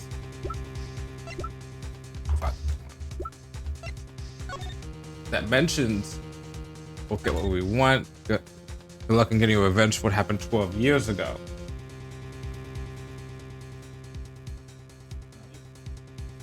Away from Mike, right? So we have those three things. We have Fifi Lagarde mentioned 12 years ago, some case that she put to rest with this guy, right? So my guess is that something involves the president of Zhengfa, Qilong Lang, Fifi Lagarde, the chairman, and Rosie Ringer's lover.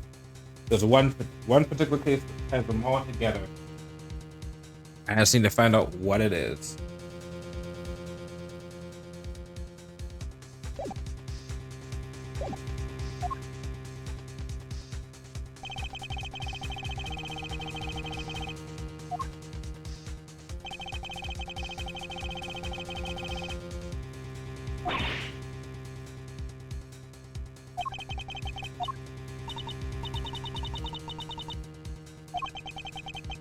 I guess it's likely to be the auctioneer, the winner himself.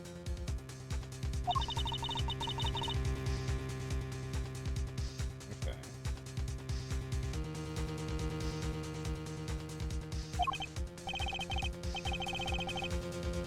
There's another connection.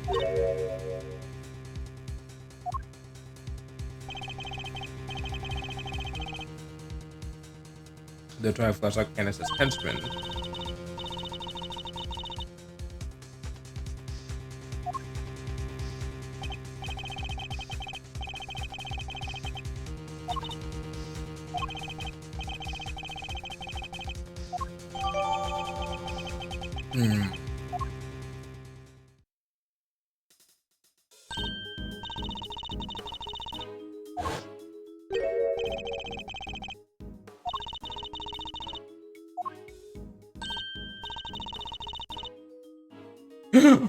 Oh my god.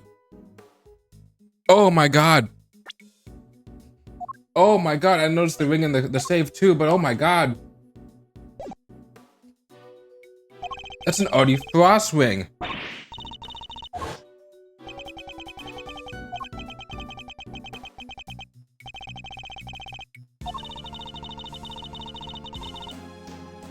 Oh my gosh, he's Artie Frost's kid.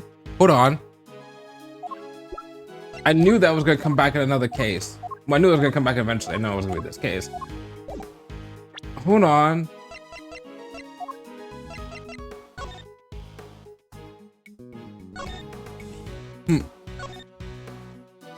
The mother Gusto and Artie Frost's sons would both visit Tangaroa's mansion up through the day before the incident.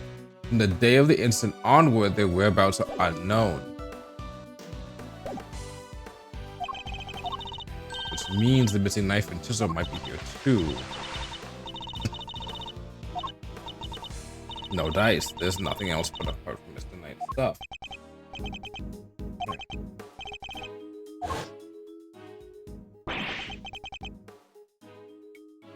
How old was Mr. Knight? 24. How long ago was that case? Was it 12 years ago? No, it was more than that. It was like 20.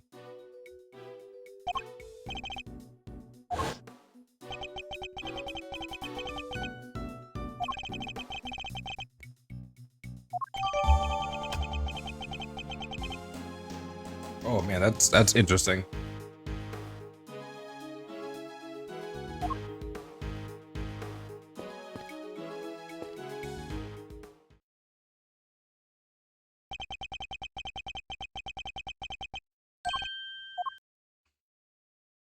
Oh!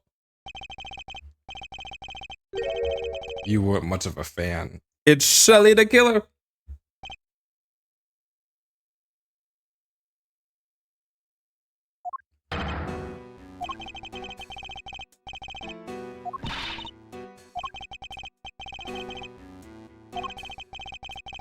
Then I interest you in some parting cloud that's called very apt. Listen more. Sweeter than death itself, it's so delicious, you'll feel like you're parting the clouds into heaven. I was hoping to ask you about my little message. Did you manage to figure it out yet?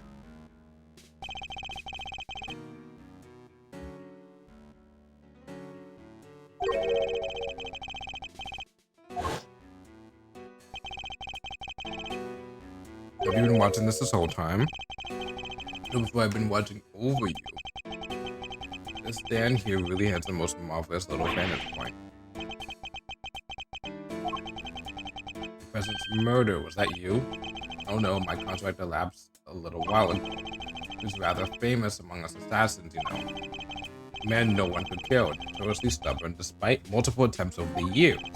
It wasn't just his brawn that kept him safe. He used bodyguards, body doubles, you name it. Wait, how do we know that's not a body double? Mm-hmm.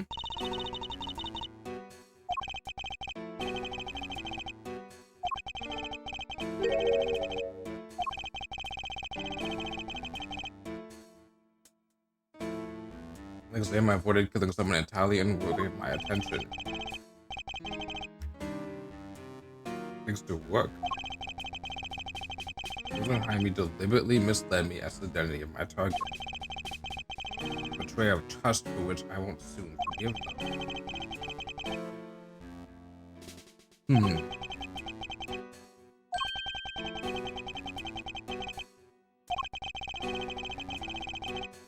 Think whoever it is that killed the president? Who is this person if you don't mind me asking? Come on now, I can't tell you that. It's against the rules. Within identity of a client is out of the question. I'd hardly stay in business long if people couldn't trust me now, would I? Doesn't mean there's anything to stop me from catching up with them in my free time. What are you gonna do if you find them? Why, dish out a little justice for the betrayal I suffered, of course. What's gonna happen to them? I think you can imagine. But I shouldn't leave you completely in the dark. There's something you ought to know. Our mutual friend and body hunter Thomas Canis escaped 3 days ago. Oh, well, good. That means we can find him. Yo, we're gonna have a Canis versus Shelly the Killer fight? That would be amazing. 3 nights ago, to be precise, his cell was simply empty. It's only simply empty, as if he already knew it was coming to. It's as if he knew I was coming to pay him a visit.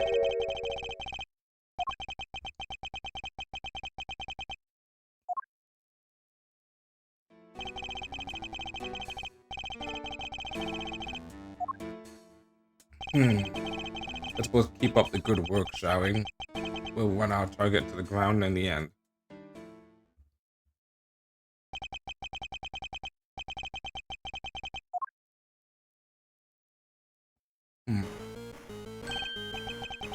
That sound.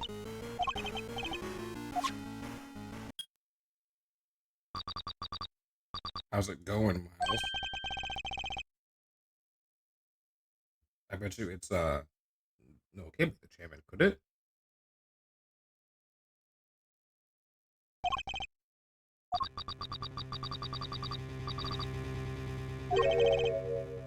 What the fuck?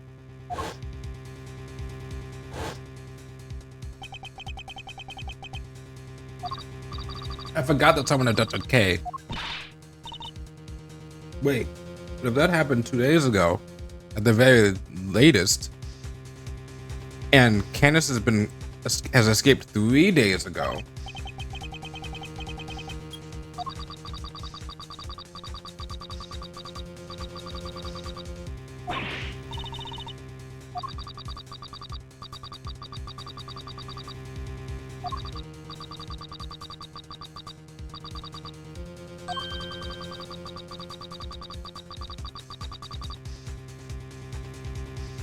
I was the one who made Big Bad Chairman Winner kill Little Miss Rosie Winger. What?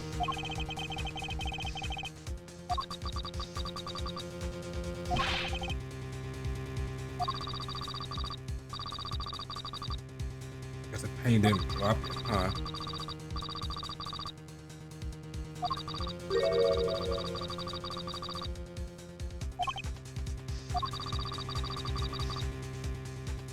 Okay, was expecting you to look into it, and you look into it, you'd be sure to unmask him eventually. After all, you're a genius, right?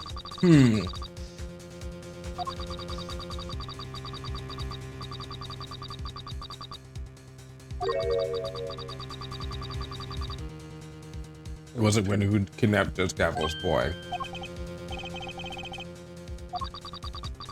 You and the good judge are more similar than you know. And you're becoming friends. After all, she visited you at the detention center, right? Seems pretty pally to me.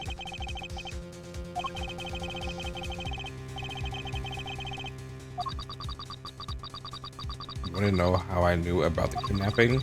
That one's nice and simple, at least. Because sweet, innocent little Sean is here with me right now. Well, I guess he was kidnapped.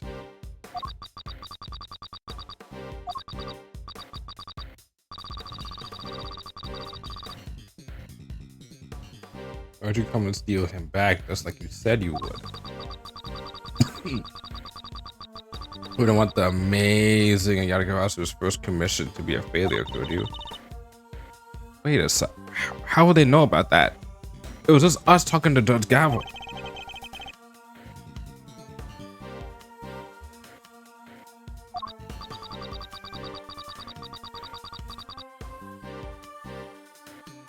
There's something that we have on us that must be a recording device. Like maybe like the doll that we have, or the badge or something.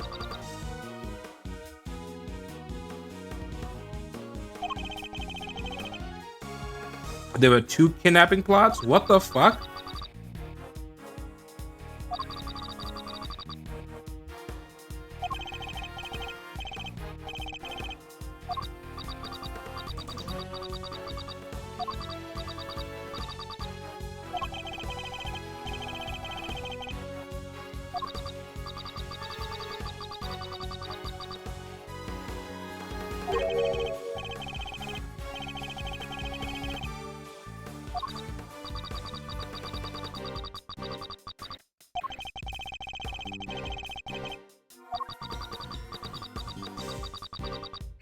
My game is gonna have to stay a secret for now.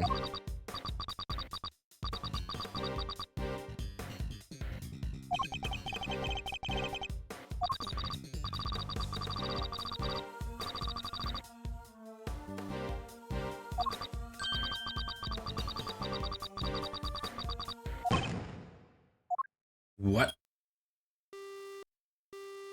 What was that bang?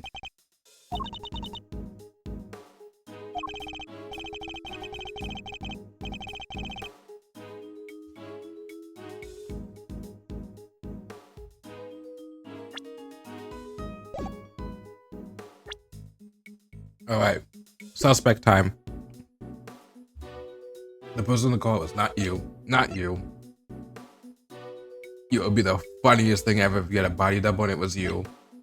It's not you. Not you. Not you. Not you. Not you. Not you. Not you. Not you. Not you. Because the trial's still going on. Not you.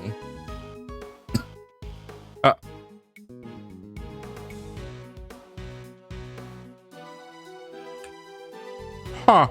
Wait.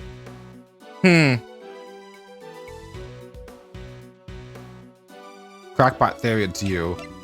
More probable crackpot theory, it's you. 1, 2. It's not you. Not you. It's not you. It would make it it's too simple for it to be you. Although, to be fair, this game could be simple, and it sure as hell is not you.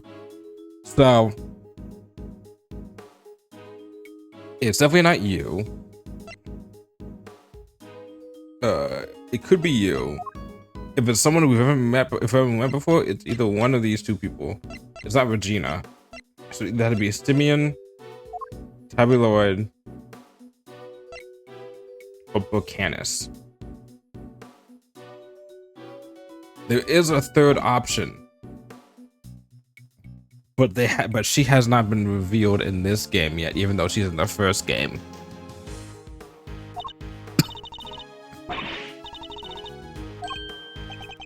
Indeed, they did. You're right. It was uncanny how much they seemed to know. How is it possible that they were party to so much that happened in private? They knew everything about the whole kidnapping situation too. We need to figure out how. Where were they getting their information from?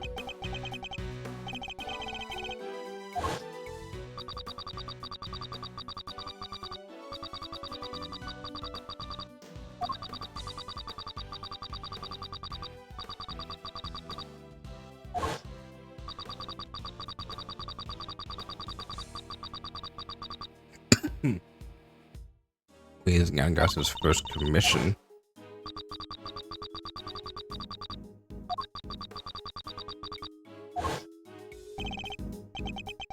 Based on the specifics they mentioned, there's only one possible answer.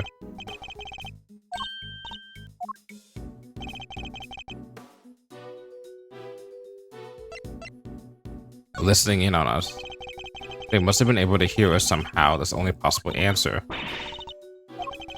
Think about what the kidnapper said.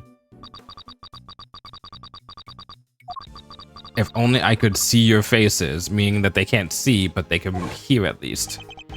If only I could see your faces, that means they couldn't, so they weren't filming or following us.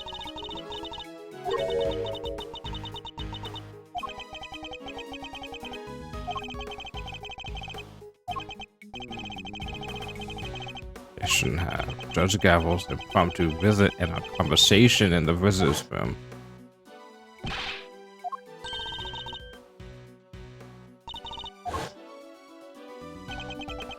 What evidence did I have on my person at that point? The bug must be hidden here. Take that! Hey, can I take a closer look at your badge? The Yatagarasu pin? No, it's mine. What? Seriously, Mr. Edgeworth, sure, you're a great thief's assistant now, but that doesn't mean you can get to wear the pin right away. You have to earn it. I don't want to wear it. I want to check it for bugs. Huh? This old thing? Let's take a look, shall we?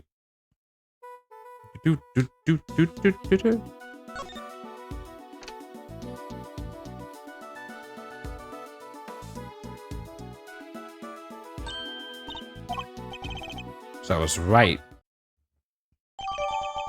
I was wondering why we kept on carrying this around everywhere.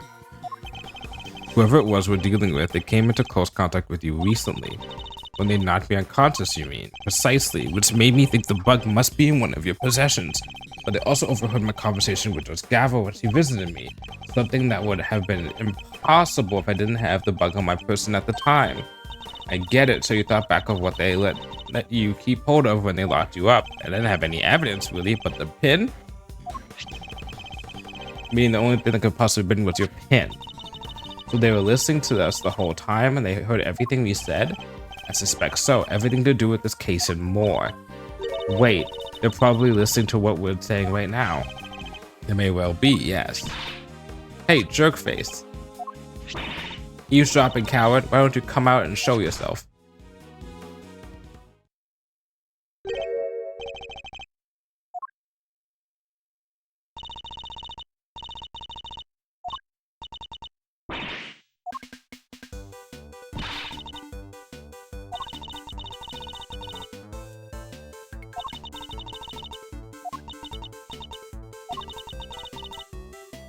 Well, there we go. Number one suspect right there. She's got the red coat. She passed out because she was hearing stuff. We might be better keeping it to ourselves, okay? Assuming we don't want to be all over the front page of tomorrow's paper, that is.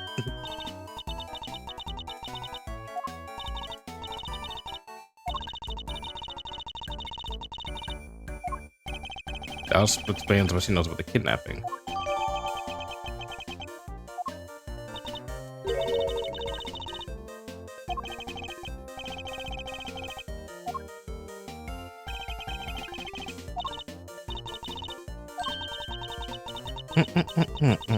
Kid I saw look dumb in the mud. He looked like he had some fancy school uniform.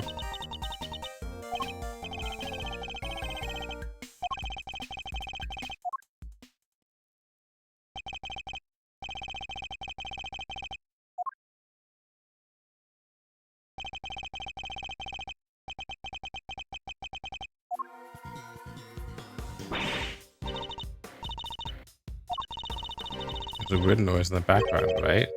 There was.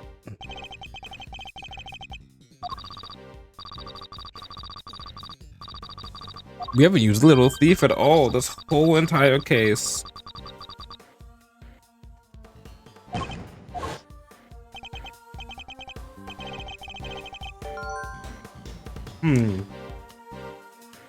Question is, why is she doing it?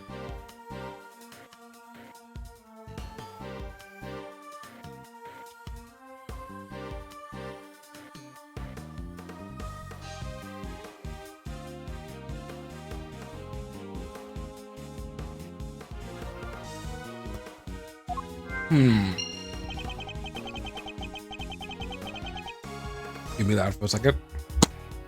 Oh, wow. That was loud.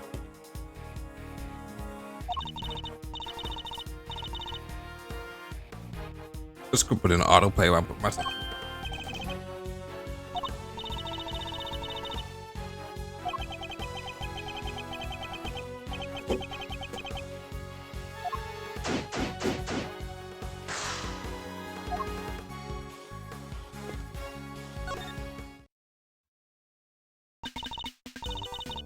A little help from little me and Yo made a great leap closer to solving the case.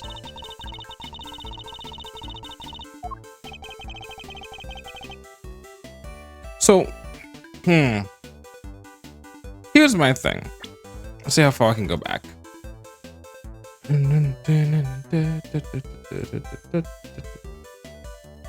Okay, I can't go that far back. That sucks. But the person who kidnapped Kay also said that they made it so Eustace killed that person. But then they also were implying that they weren't working with Eustace.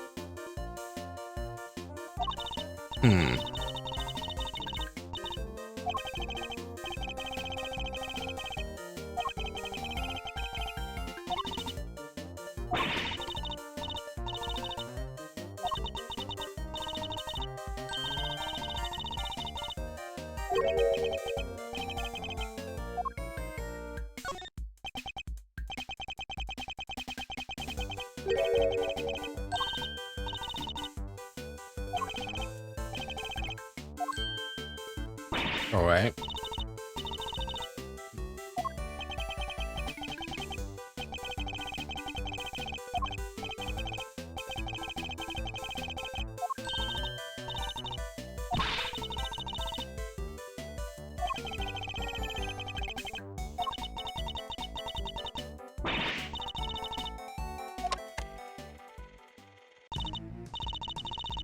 Survive being time dynamic.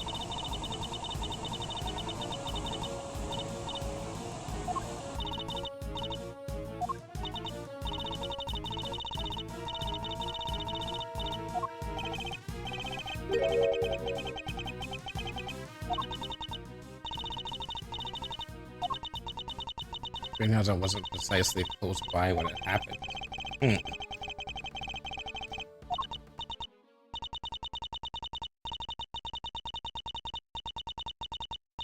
It was recording via non-standard means.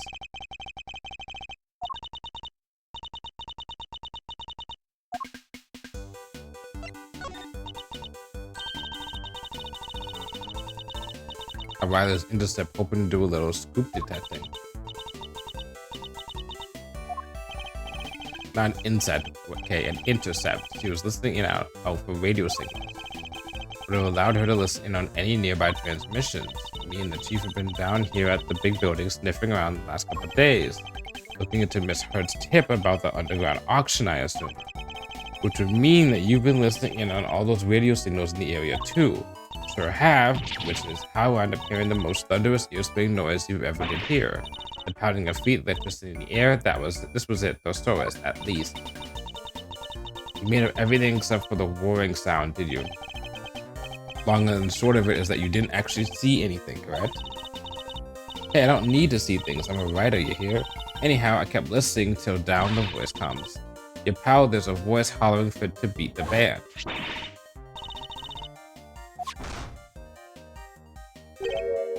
Oh, huh.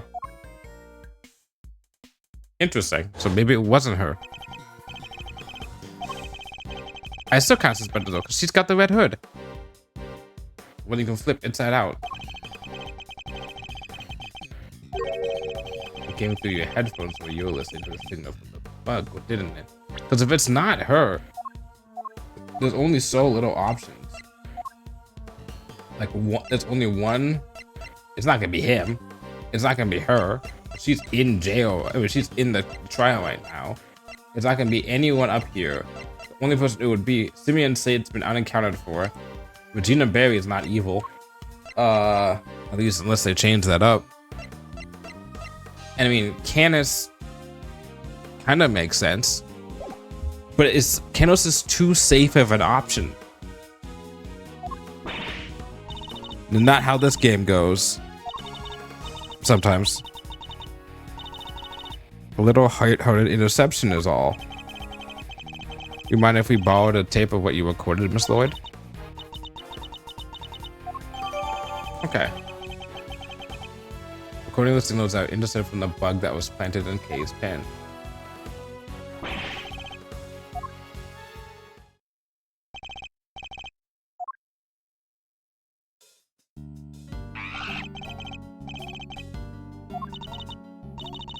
Or shot. Oh, nothing. Just a slip of the tongue. Interesting. Okay.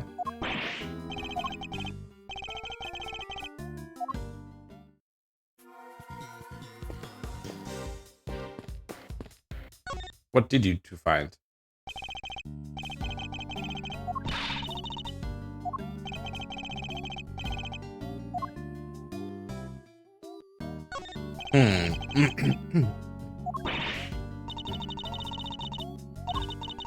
Where did you look, by the way? Well, this place a little while I called Sunshine Coliseum.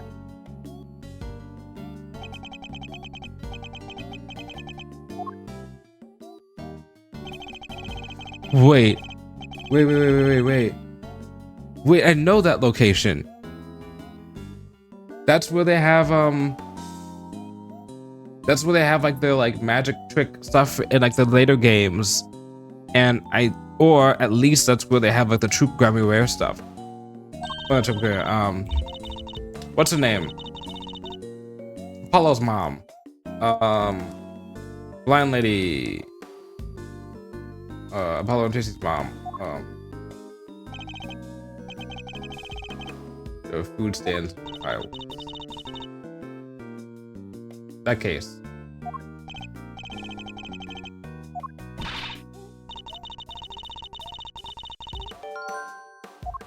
It's a festival.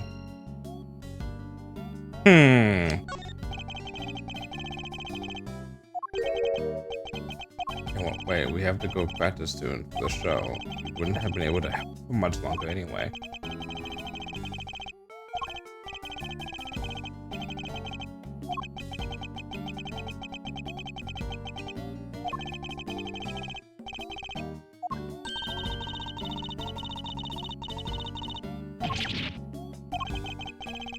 They might still throw me back in jail.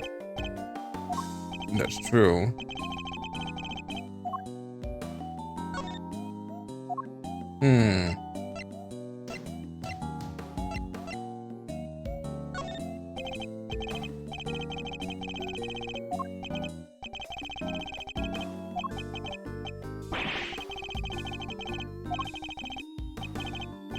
I wish I had the chest set or the ring on me.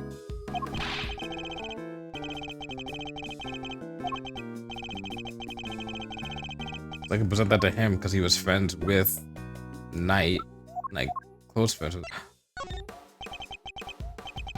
Got him. Sorry to bring up difficult memories, Simeon. It's okay, Mr. Edgeworth. Honestly, I have to move on with my life. I'm going to train hard and become the best animal trainer out there. But in my mind, that's what I have to do. Wait, but if they don't find the missing evidence, we won't be able to do any of that.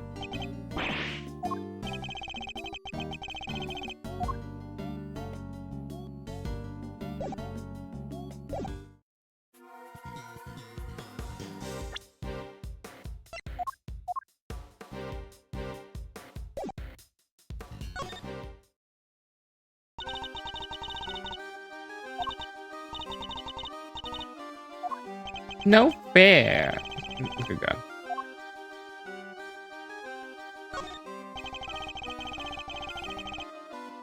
There's the first public performance of your new show, correct?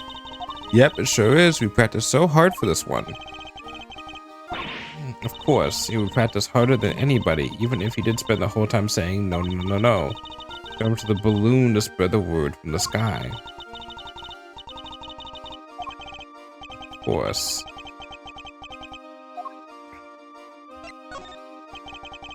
Did you say you enlisted the help of animals in your search? Simeon, the big scaredy cat, was all like, no, no, no, no, no, and put a stop to that.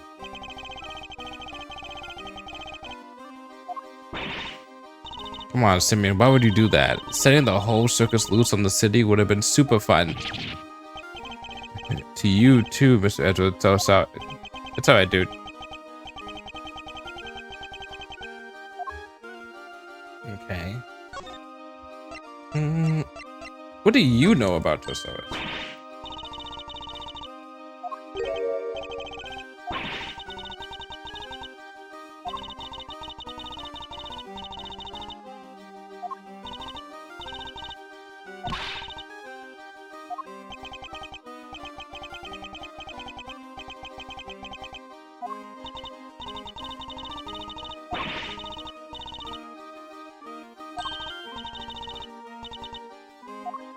No, not poor Edgeworth being chased. Hmm.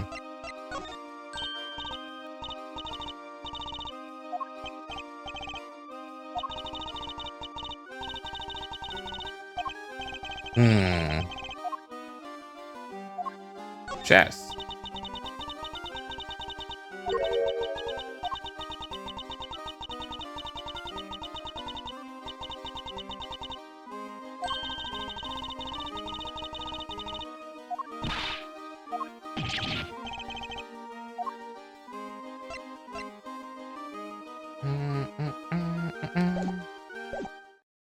Okay. I mean, what am I missing? Let's hear the tape. I can't hear the tape. Okay, so the only things I have are 3 footprints, exploding sound, vehicle activity, and festival. Exploding sound and festival. If fireworks in that. Oh, okay. Mr. Saint, you mentioned fireworks before. Huh? Fireworks? Yes, at the event at the Coliseum. Were they setting them off even during the daylight hours? Oh yeah, a bunch went off when they were there. What are you thinking, Mr. Edgeworth? The loud bang we heard. What if that wasn't a... What if it was a firework?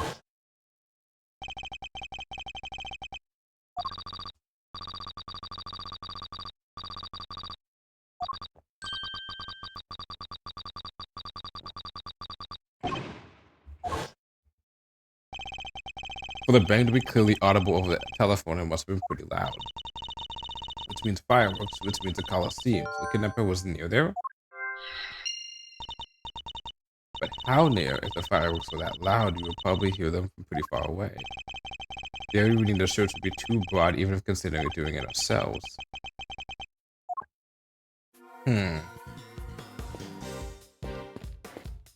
Oh, how long has Gumshoe been there?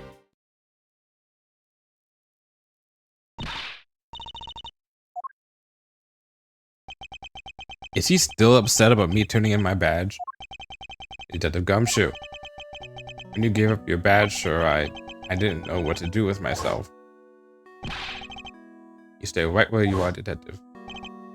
So, I thought, if you weren't gonna be a prosecutor anymore, then maybe I shouldn't be a detective either. No, not you, Gumshoe. I was wrong. If you're not around, I'll always be a detective. My job will always be to investigate crimes. See?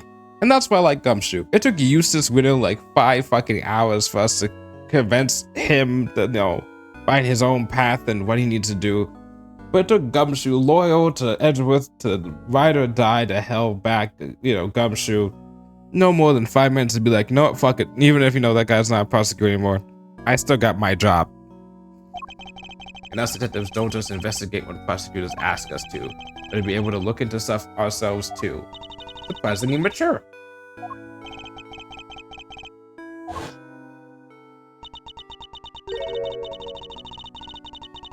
I think you're former subordinate. That's how you're supposed to subordinate, I think. I think it's 1B, but I could be wrong. You're supposed to subordinate. I'm so curious. I could be wrong.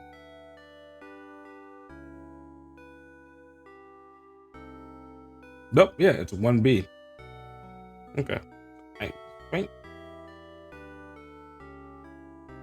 Do, do, do.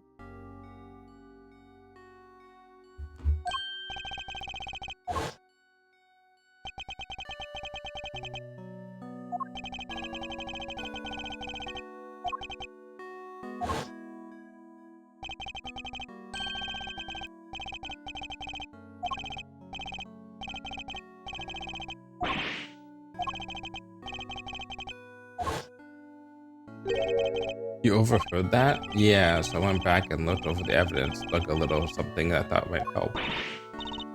You're the best. I'll be in prison right now if it wasn't for you. My pleasure, kid. Good to see you got your memory back, by the way. Thanks. So anyway, like I said, I'm investigating stuff for myself these days, and that's that. Wait, don't want to forget, we get it. You can look into stuff for yourself now. That's great. And it helped me right when I needed it most. But right now, we need you to work with us. I'm no longer a prosecutor or indeed an anything, or investigating a case regardless. I ask you this not as a prosecutor, but as a friend. Ah, he said friend. Get the gumshoe. Will you help us? He bowed.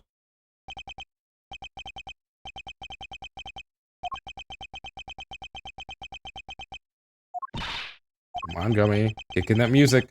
Kick in the music.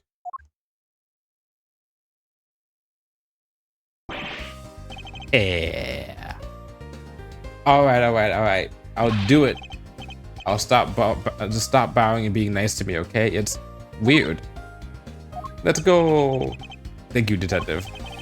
So what do you need? Can you tell us what you've discovered in the course of your investigations, detective? Yes, sir. Yes, sir, I can. All right, so I got 3 big things to tell you. Here goes. Number 1, I've got some results for you when the forensics looked at case closed. They found traces of what looked to be a powerful sedative. Brand was 3 Z's. Guess that she was drugged with at Gourd Lake before she was taken to the roof of the big building. Sure seems that way. Now for number 2, I got hold of a footage from the security camera from the big building elevator. Camera that captured President Wang and Judge Gavel that night. The elevator is usually the only way of getting up onto the roof, correct? And therefore anyone using it should have been caught on camera. That's right, so winding the tape back to 2 nights ago, we should have been able to see Kay being carried up there while she was out cold. And, did you spot me, Gummy?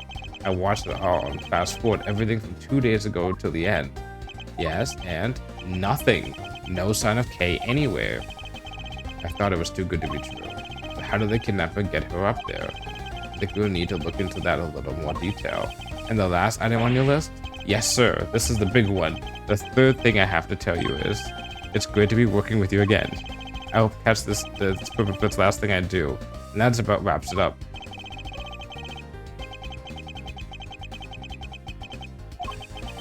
That's the big one, as you put it. Doesn't even have anything to do with the case. I would have preferred something of practical use. No mercy, huh? Guess I shouldn't have expected any less. Thanks, Mr. Edgeworth. A boy has been kidnapped. We need your help to find him. Kidnapped?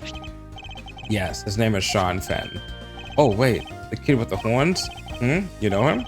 I saw him earlier today. You mean this morning? Yeah, he got off that bus over there. And then he walked off toward the garbage disposal area. Where's that? Just over there. It's where all the officers in the big building put their trash before it gets taken away. Where he went after that, I couldn't tell you. If I had to leave right then or right around then.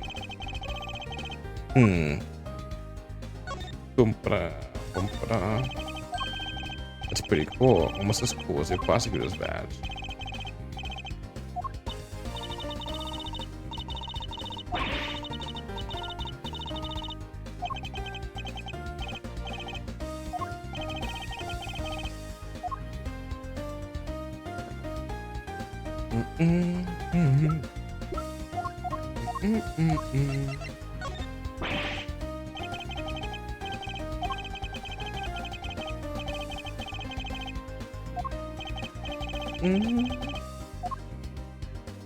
Bum, bum, bum, bum. Bum-ba-da, bum-ba-da. Okay, so nothing. I don't think we get anything off of him. Maybe. Nah.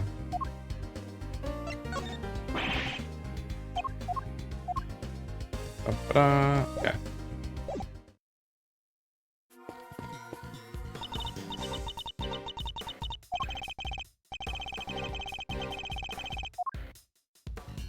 Bum, bum. Must scour the scene and inspect anything that catches my attention. Well, the milk. No use crying over it.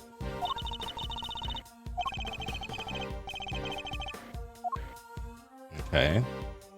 You have like, can we do like a fingerprint scanner thing here? Get like, Emma to help with that? Is it Emma or Lana? That's what is the one that we know.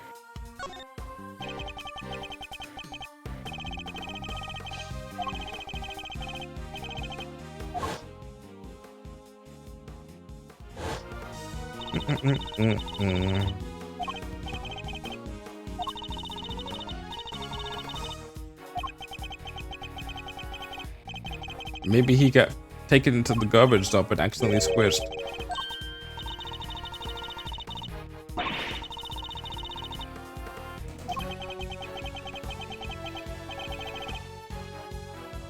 Wait, what?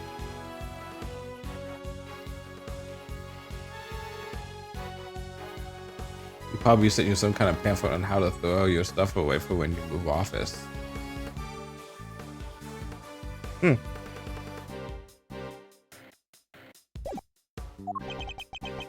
Based on what we've seen and what Detective Gumshoe told us, I think there's a strong possibility that Sean was abducted from the garbage disposal area. Okay. Yeah, it's kind of out of the way of prying eyes, huh? But why would Sean even come here in the first place? I imagine he must have had something to dispose of. But the truck's already come and gone. I guess we'll never know what that something was now. Okay, I think we're good.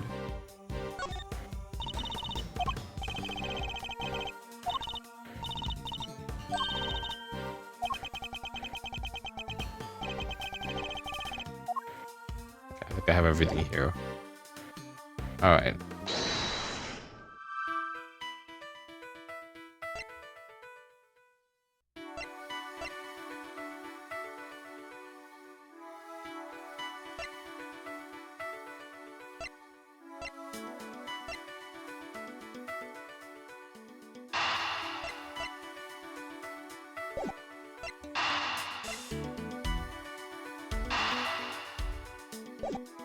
No.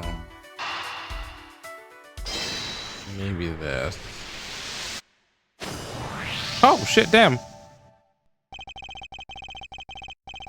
Only 2 vehicles came through here this morning, the taxi and the blue truck. And Eustace was taken away in the taxi.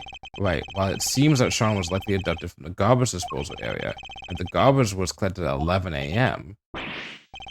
I get it, now we know what kind of truck it was. Indeed, it must have been the garbage truck. But the police officer who told us about it didn't describe it as such. He only mentioned the fact that it was blue. Some copy was. How did he not even notice it was one of those cool trash squishing machines? Because it wasn't. Today wasn't a regular garbage day. It was a day where they collect larger items, for which they wouldn't use a specialized garbage truck, just a regular truck like any other. But it was a garbage truck nonetheless. And where do garbage trucks go? The dump. You see, you're saying the kidnapper disguised themselves as a trash collector? But then the truck would have been a fake too, right? So maybe it didn't go to the dump. No, I'm reasonably sure the garbage truck was real. How do you figure that? Another look at the garbage disposal area should tell us. What is the garbage truck must have been real.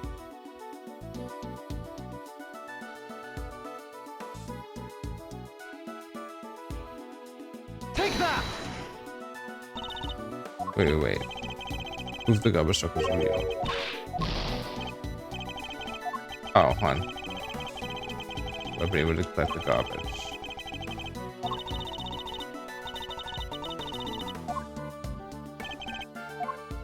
Oh, the lock. Take that! The garbage disposal area is kept locked. Oh yeah, so only a real garbage collector and a real garbage truck could have opened it. Precisely, the garbage truck can't have been a fake. Perhaps whoever abducted Sean put him in a large cardboard box that they could have prepared for the job. The blue one right there. Now mix that amongst all the other oversized items. And the garbage collector wouldn't have taken it away, no questions asked. Exactly, allowing the kidnapper to wait the truck's arrival at the garbage processing facility. They can then claim to have thrown the box away by mistake and collect it without incident. Alright, so where do they take the garbage after it leaves here? The dump. Sanitation plant or the dump? Which of the garbage processing facilities was Sean taken to?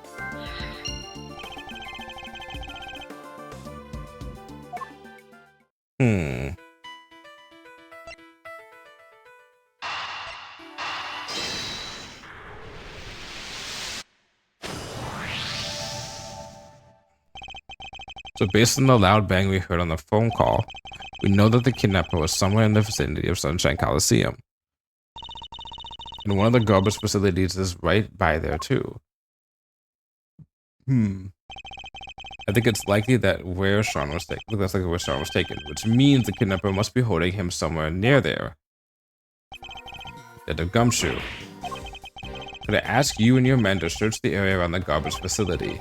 It's not like you have to ask. It's not like you to ask, sir. It feels a little flat, if I'm being totally honest.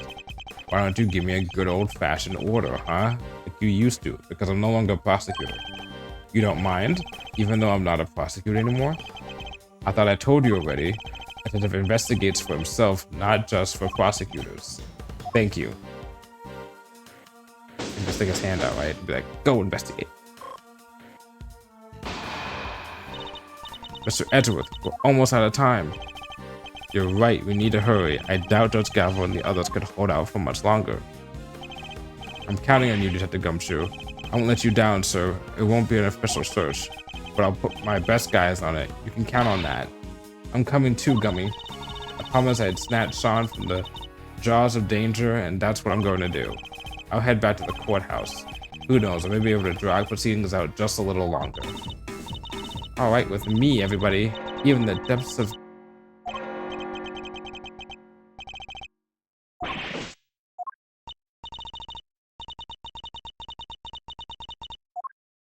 Holy shit, this is long. And there's no like to be continued or anything. Oh!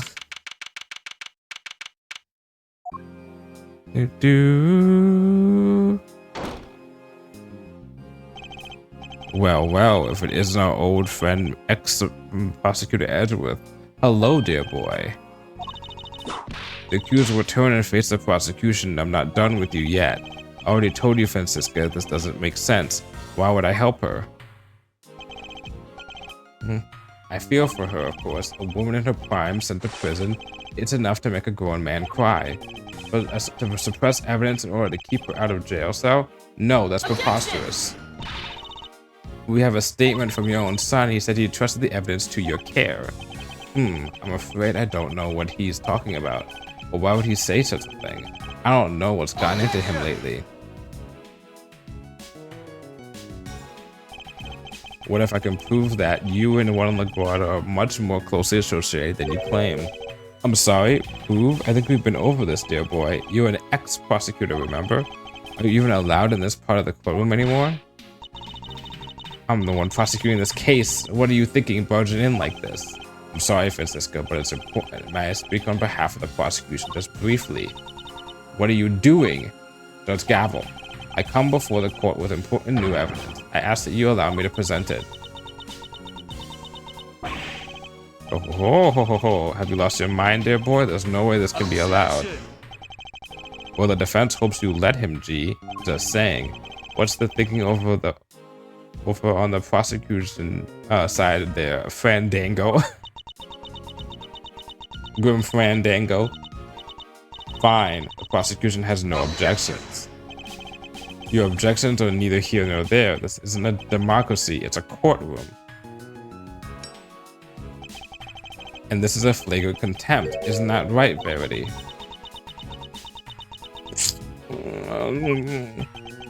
As long as Sean's still missing, she'll feel she has no choice but to go along with whatever winner wants.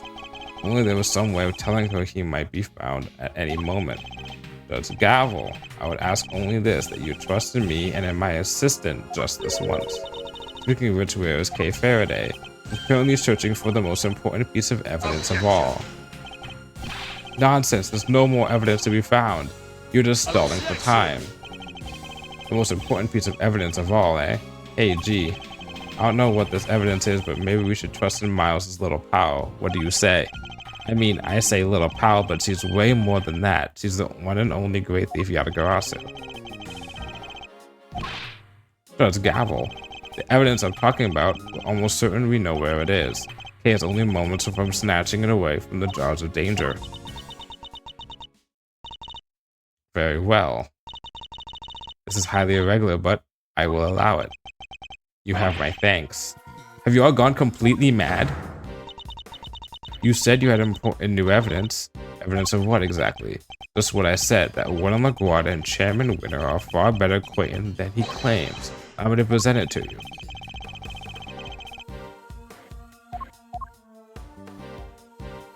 Take that!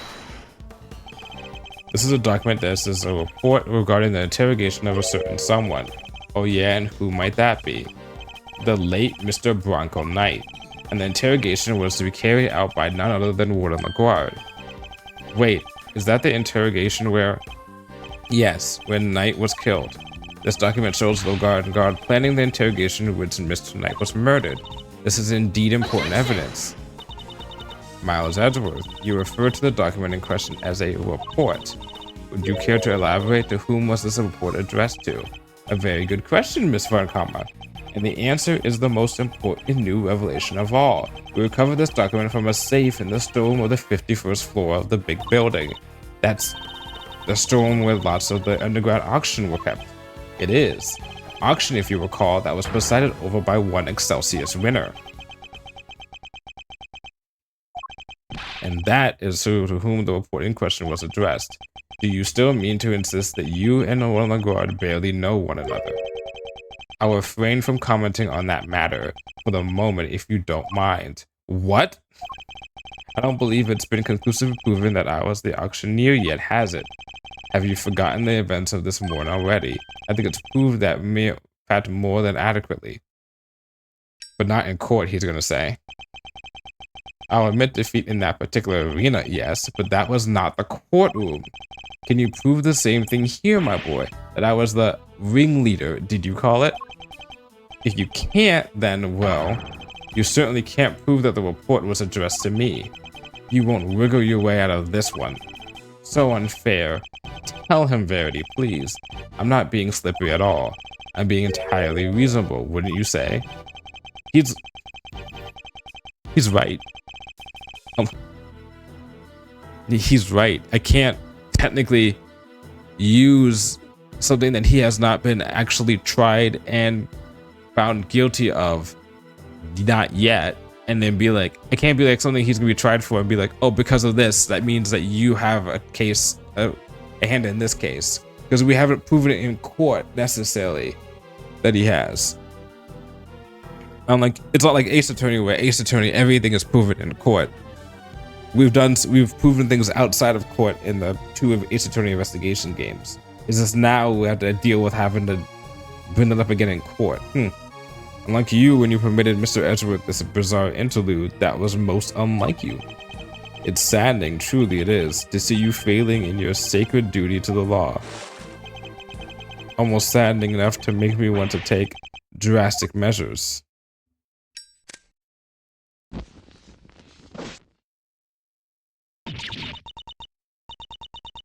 You're right, of course. Until a fact has been adequately proven in the courtroom, it cannot truly be considered a fact. I'm afraid I have no choice but to ask that Mr. Edgeworth's theory be struck from the record. I'm sorry, my boy, but what counts as truth out in the field and in the courtroom are 2 different things. And you're more than willing to bend the truth in the courtroom, is that what you're saying? Oh, you're scurrilous, so I do no such thing. I'll simply accept the court's verdict as the truth, should it choose to acquit me, as should you.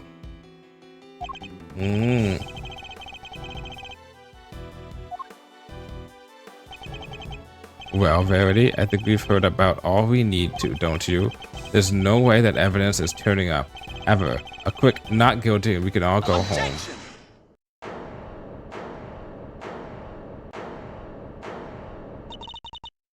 Who said that?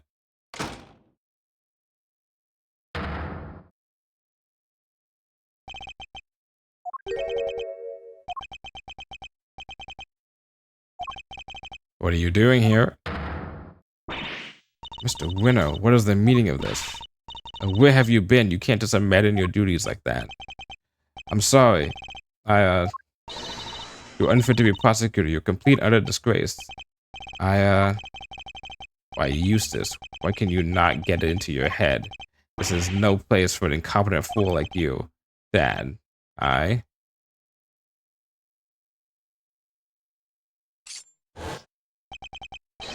I brought some vital evidence. So can I please take my place at the prosecutor's bench? Pretty please. Well, well, well. This is certainly a surprise. Oh, Eustace, my boy, what's got into you? There's something different about you. What's going on? Dad, Come on, my boy, spit it out. What is it? Do you want Daddy to play catch with you? That's it, isn't it? All right. Why don't you run along home and I'll be with you soon.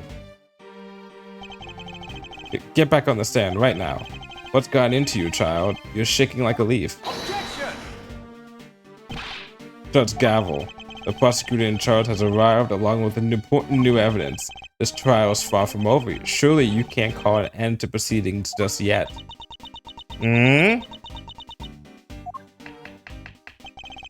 No objections from the team defense. Only wish we could have had our original team captain say that herself, though. The prosecution has no objections either. I mean, yeah, because even if the prosecution loses, Francisca's like, my monkey ate my circus. Doesn't break my record, even though her record's not perfect anymore. You think this farce is going to continue? There's no chance of that. None at all. Isn't that right, Verity? He thinks he still was successful in his bid to kidnap Sean, but we know different. Sadly, as long as the boy remains missing, nothing changes. Judge Gavel's hands are still tied.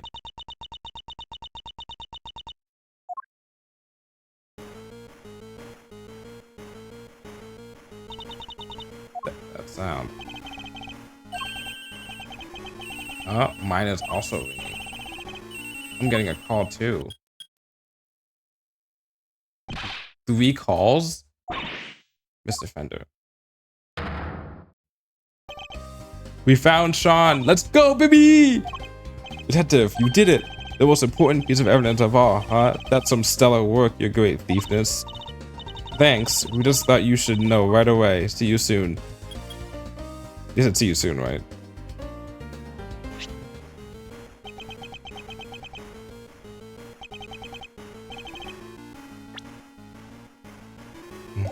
Judge Gavel, it's for you.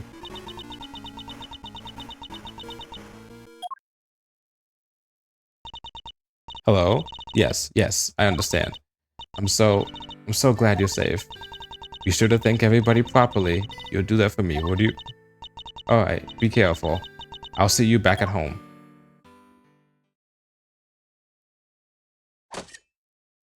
Alright now, where were we? The proceedings will continue. I feel a certain freedom returning to my hammer arm. Let's fucking go. Is this some idiotic joke? There's no such thing. The witness will return to the stand, and Mr. Winner will step up to the prosecutor's bench. Yes, ma'am.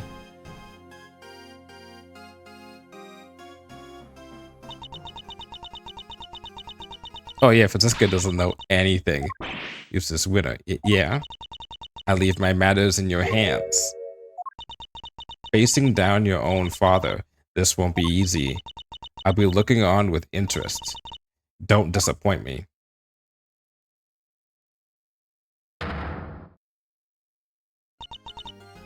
Very well. Is the prosecution ready to proceed? Mr. Winner, you mentioned some evidence that you wish to present the court. Yeah, so, the knife and the chisel. Whoa, you tracked down the missing murder magics? Well, Mr. Winner, did you, about that, no, I couldn't find them. I searched everywhere, but I was too late. Too late? How so? I remembered something. I saw Dad in the garage this morning. He was carrying something wrapped in a newspaper. Where are you going, Dad? Oh, Eustace. I was just on my way to throw out some trash. Oh, that's right, because this is before all the stuff with the case happened. So this is before he's been like, the dad was arrested. Okay. And so had free reign to do anything.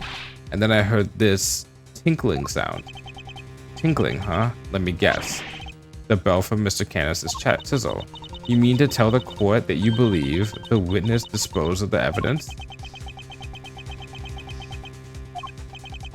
I tried my best. I was too late. I'm sorry. You said you looked everywhere. Everywhere where? Literally everywhere. I went to the dump. I even went to the dump. Oh, look at the poor. He's crying. Oh. I got down on my hands and knees and dug through the garbage. Oh, this poor kid. Ugh. Figured that stuff had to be in there somewhere. Wait, that's... Huh? What are you doing here? So that's what he was doing. And he even went so far as to search the dump. But, all I found was this. And this is a little pungent for one thing. And you're a little on the right side yourself, kiddo. I could smell you from here. What do you expect? And the knife? It's probably somewhere in among all that trash. But there was too much to go through on my own. Very well, the courtroom will accept the item you have presented into evidence. You really have outdone yourself, Eustace. You never failed to disappoint, dear boy. You dug through rotting garbage with your bare hands, and that's all you have to show for it? Ha. You drive me to tears, really, you do.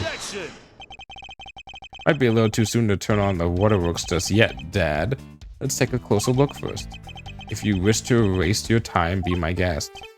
Eustace, Miles, do this devastatingly handsome old defense attorney a favor, will you? Hit this guy full in the face with the truth.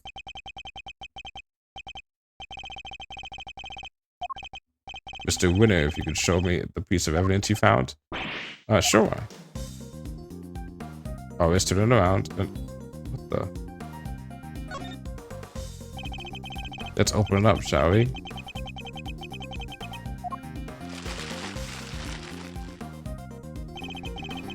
Could this be the bell that was on Mr. Canis's chisel?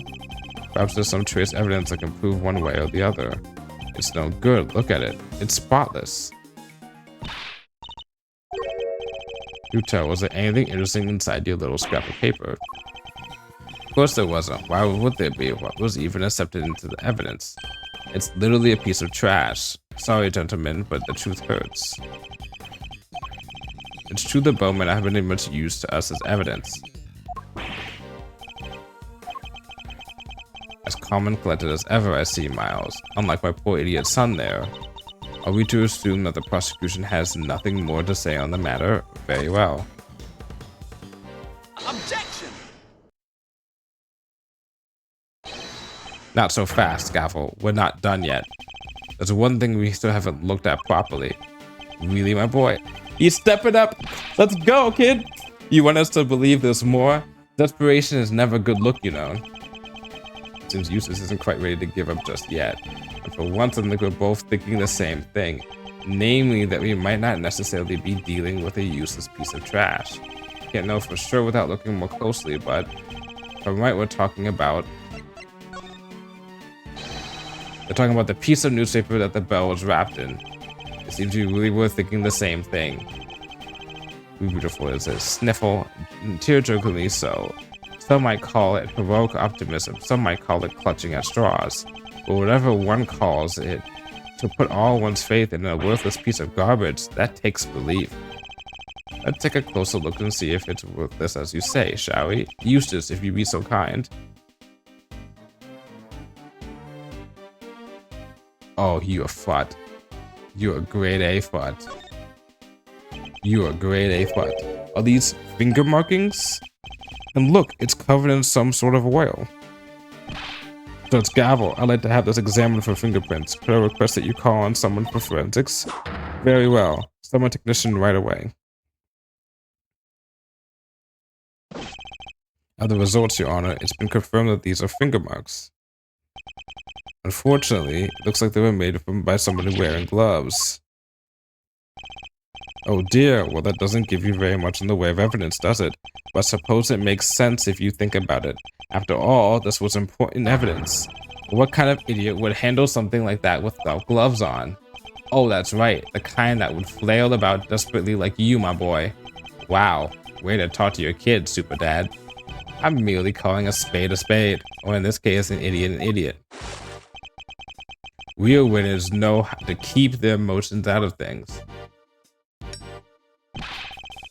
And take no pity on the weak and the foolish, including their own ineffective offspring. You spent the last who knows how long proclaiming yourself to be a prize-winning prosecutor.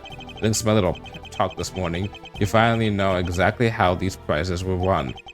It was all thanks to me, thanks to the power I wield. You've never stood on your own 2 feet. You've always been coddled.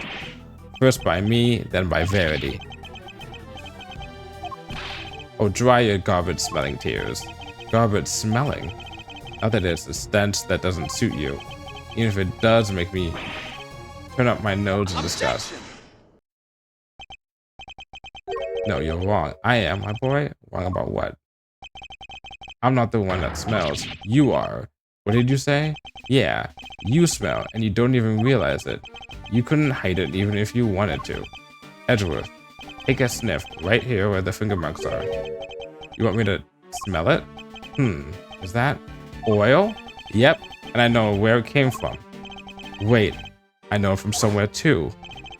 It smells of engine oil in here, I guess. Windows Senior must be thinking of a motorhead. Must be something of a motorhead. That oil tells us something important. It tells us exactly who threw this piece of evidence away. But I guess my dad's right. I guess I'll never be a real winner.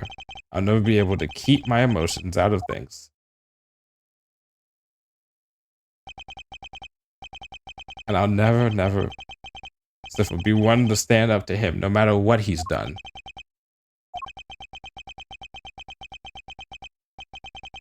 Be strong, Eustace. Remember what you told me.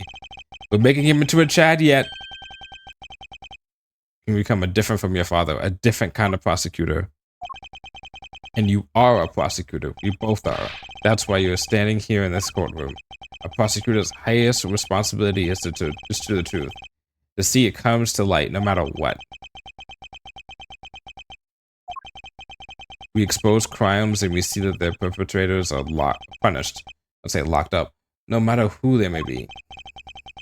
So if you truly mean to continue on as a prosecutor, you know what you have to do. I made you a promise. I said that if you could summon the courage to find your feet again, I'd help you. This isn't something you should have to do alone. I'm here. I'm right beside you. Thanks, Edgeworth. You're right. Those finger markers tied my dad to this crime. We just need to show everybody how. Take that! The smell you pointed out to me, Eustace, it's on the same smell of it's the smell of engine oil, isn't it? Motorcycle oil, even. Yep, and we both smelled it before in the same place. Yes, in Chairman Winner's garage. What's more, the finger markings feature some distinctive patterns, don't they? The outlines of the letters D-E-A-T-H. The same letters that appear on the fingers of the gloves. Gloves that can be bought in any store. How does that prove anything, dear boy? How indeed? That's not the only thing that connects your gloves to the piece of newspaper we found. Let's look again at the scrap of paper the bell was wrapped in. I compare it to the gloves we found in Chairman Winner's garage. There's a feature that undeniably connects the two. Take that!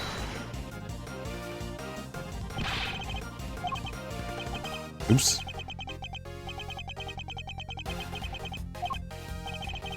I thought about there'd be the glass and the thing.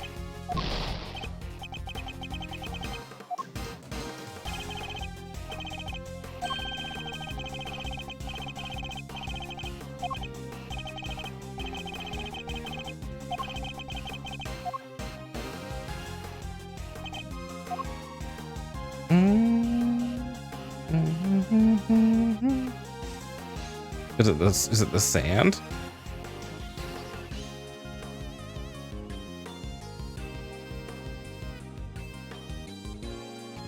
Take that! Look at the letter A on the finger. Half of it is missing, exactly as it is in the print of the newspaper. Yeah, I knew that. Like, I knew that First try. Woo. I would also like to draw the court's attention to the dirt the gloves are covered in. That's what I was trying to guess before. I think it might be worth having its composition compared to that of the dirt on the newspaper. A match would make for an even stronger evidence that the print was made of Chairman Winner's gloves. Officer, have the dirt on these two pieces of evidence compared right away. Curse you, Edgeworth, and you, Eustace. Who do you think you are? You're nothing but a mere prosecutors. Sorry, Dad. I think it's time you admitted defeat. You suppressed vital evidence, and we just proved that in a court of law. And you did it to try and protect the defendant. What? Do you think you're going to be able to make that stick? You think they'll send me to prison? Me? You think you'll be the one to finally take me down? You're a fool, child, a fool. Objection. Just give it up, Dad. Admit what you did. Objection. You think you'll stand a chance without me around? You won't last 5 minutes. You know what? I think I might be okay. All I ever wanted was to become a prosecutor to make you proud. But after your men kidnapped me, and I was lying there in the dark all on my own, I got to thinking how powerless I was in all of this because of you. I almost gave up. I almost lost sight of the truth. But then, Edgeworth appeared out of nowhere and showed me the way forward. A way forward. I don't need your approval anymore, and I don't need you. After all, I found that evidence on my own, didn't I? My men kidnapped you? What are you talking about? I guess the courtroom is as good a place as any to tell you the truth, Dad. Be careful what you say to me, boy. You may live to regret it. You're a fool, Eustace, and you always will be. I know you've hated me for as long as I can remember, but I want you to know that despite it all, I've always looked up to you as my dad.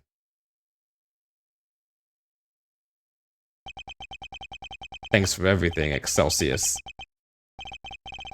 And goodbye. You need me, dang it. You can't possibly survive without me. Eustace!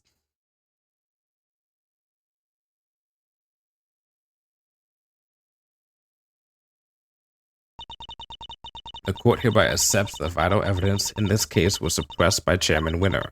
That crime will be tried and appropriate punishment decided at a future date.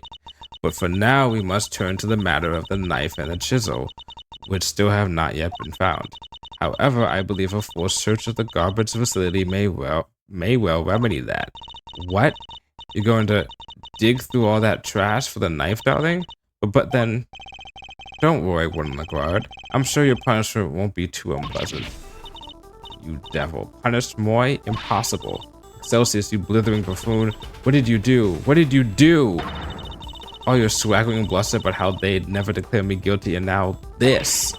You were the one that I went to after they arrested me, because you made me believe I could trust you. And not only did you kidnap a child to try and help me, it didn't even work. Idiot. You feckless, useless idiot of a man. An unsightly outburst, to say the least, but an informative one too, wouldn't you agree, Eustace? Yeah, she really let some juicy info sit there, right? She did, right? Yes, she did. Here, work on your confidence. Very well, then seems to be able to bring these proceedings to an end at last. Not so fast. What? Defender? Oh. Sorry, Judge Gavel, your happy ending will have to wait. Longzee says the end of the trial is not necessarily the end of the matter. You couldn't wait till after There's a lowly lone wolf investigator by the name of Shilong Lang. And you have some sort of objection to these proceedings, I take it? Ha, not really. Your suspect over there is guilty for sure, guiltier than you know. Lang, like the Lang from 12 years ago? Yep, good to see that you're finally about to pay for your crimes. Even if it did take you a while for you to get what was coming for you. Agent Lang, explain yourself. Are you familiar with the SS5 incident? I certainly am. It happened 12 years back. 12 years? Yep, here we go. Look, a lot happened, okay? This was all 12 years ago or more. My father and the president being friends, our family being the ones who kept him safe. He just changed one day. It was like he became a different person. Now he doesn't trust the police one bit. Could this all be connected to Agent Lang's father and his relationship with the president somehow? Beefy Lagarde and Excelsior's winner. In the flesh. I've waited a long time for this day. After all, you're the ones who threw my family name into the dirt. Are we to assume that you have some personal connection to the incident in question? I do, but I'm not here to talk about the past. Not yet, anyhow. Right now, I'm here for you, Gavel. Me? You and the one other person.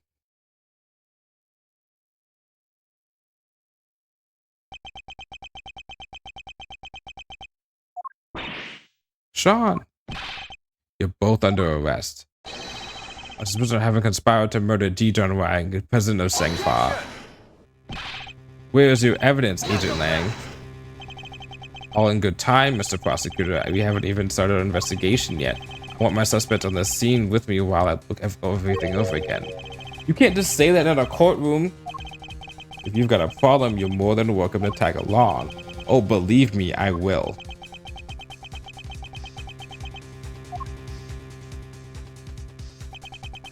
The end of the trial is not necessarily the end of the matter. We certainly haven't come anywhere close to solving the mystery of the president's murder, or uncovering the truth behind these so-called monster sightings. I'm counting you at least trying to track me down. That'll be half the fun. Not that I rate your chances of bringing me to justice particularly high.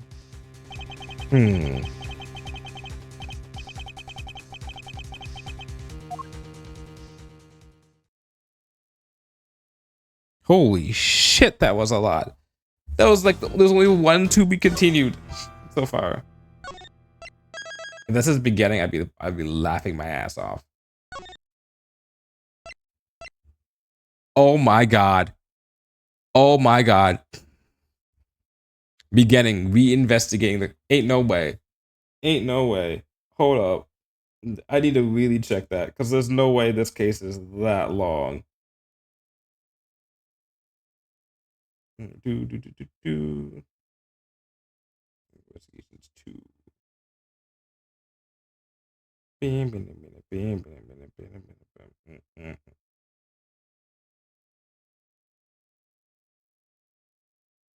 Beginning part 2.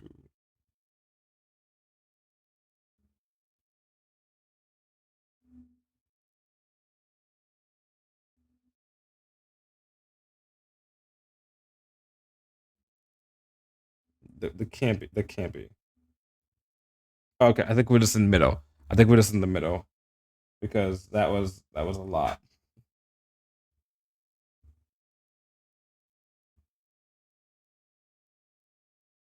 Okay, yeah, all right.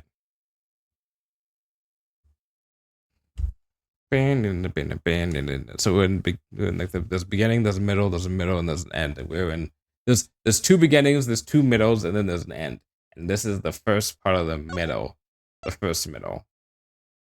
Yeah, we'll play a little more.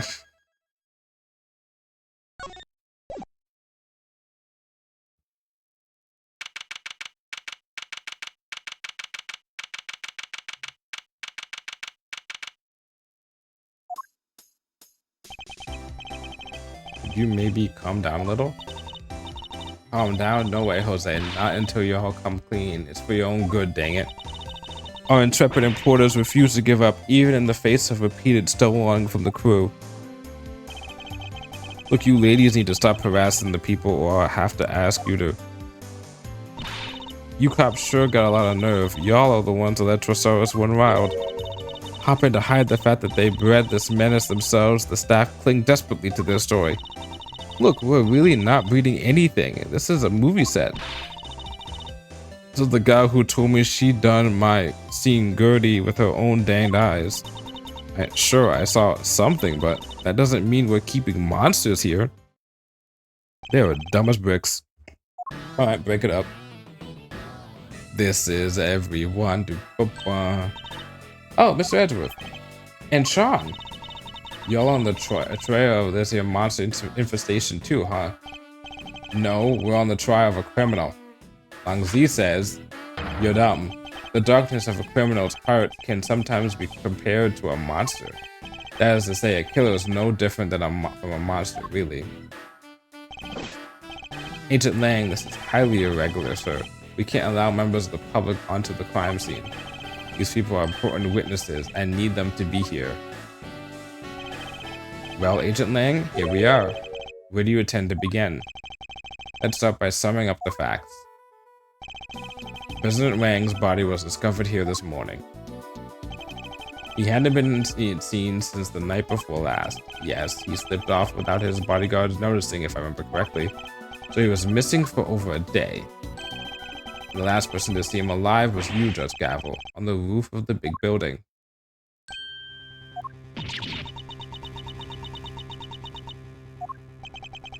Why did the two of you arrange to meet? I'm sorry, but I can't say. Why? Why can't you just tell us? Please, Judge Gavel, we're trying to help you. She can't say it because she'll only incriminate herself more. I know you had something to do with the president's murder. I'm going to prove it. You said yourself that the body was only found this morning. How do you explain that time passed between Judge Gavel's meeting and the president and then? That's exactly what I'm hoping we're about to find out. I'm particularly interested in what happened last night. So why don't you tell us exactly how it all went down?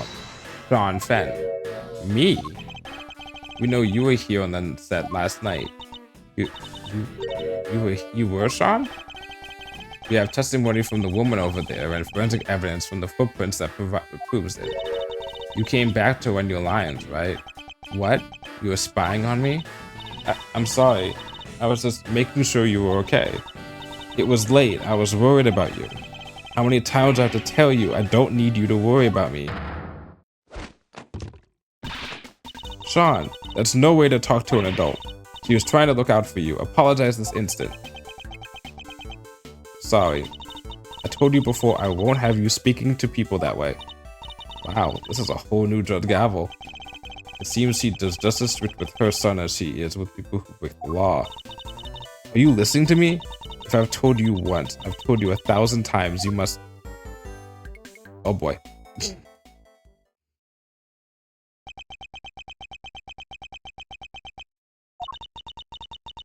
And I want you to remember that, alright? Can we get on with the investigation now? Oh, of course. Forgive me.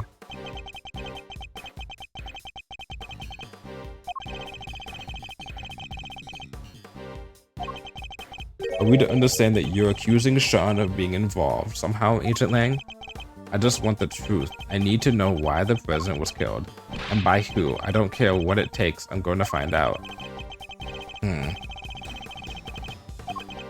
Alright, Sean. Perhaps you could tell us what happened last night. Fine by me. I've got nothing to hide. Had a bad day yesterday. Messed up a couple of takes. We were scheduled to shoot the same scene again today. So I thought I'd put in an extra practice. That's what I did. It's that simple. It's not like I haven't done it before. It was fine. Nothing happened. Been rehearsing late at night again. But when I called you yesterday evening, Sean, you said you were at the hotel. You called him? Around what time? It must have been 11 p.m. or thereabouts. It's one of our rules. When Sean stays away from home, we have to speak every night. Yeah, well, I wasn't at the hotel. I was here on set. So you lied to me? Oh no!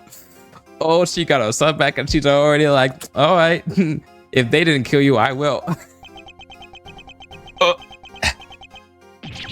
Sorry. He's like, Lang, throw me in jail. Get me away from mom, please. I think it's kind of amazing how hard he wants to work on his acting though. Nonetheless, a parent can't help but worry. A child alone that night, late at night, anything could happen to him. And true, something did happen to him in broad daylight, so you know she's gonna be overprotective now. And indeed it did. He got himself entangled in this case. But he said nothing happened, right? He did, although I can't help but wonder if he was telling the truth. We're gonna press everything, but there's some stuff that's already suspicious. Hold it!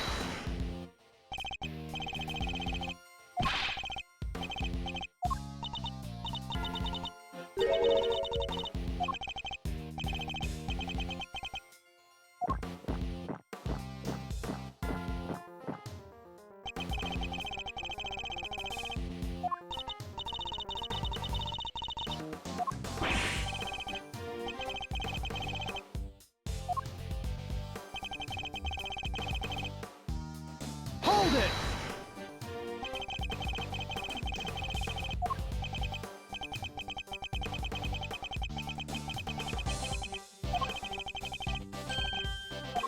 I'm a pro. All right, there, kiddo.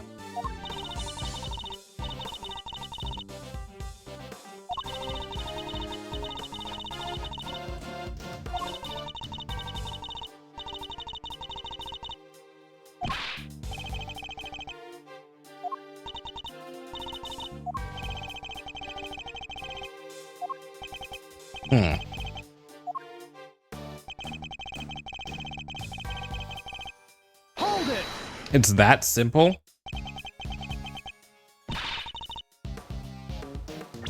Okay, hold on. So what do we have? Concrete was broken, the foot exposed, but they relieve footprints. There were no footprints here the day before.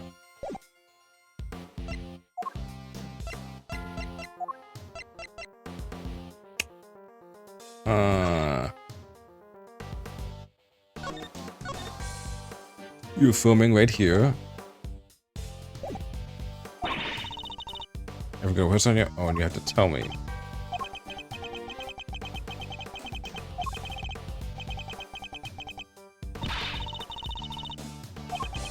Okay.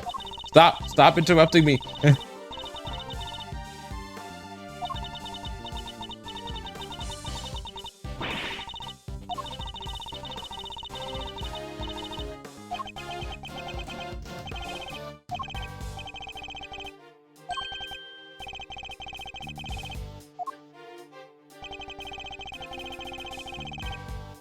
Nothing happened. Hold it! Nothing happened.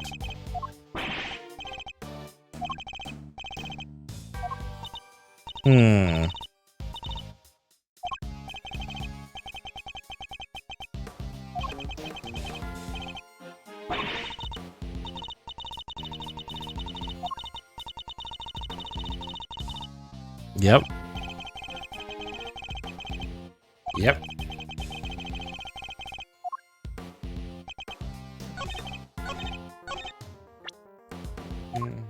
Objection!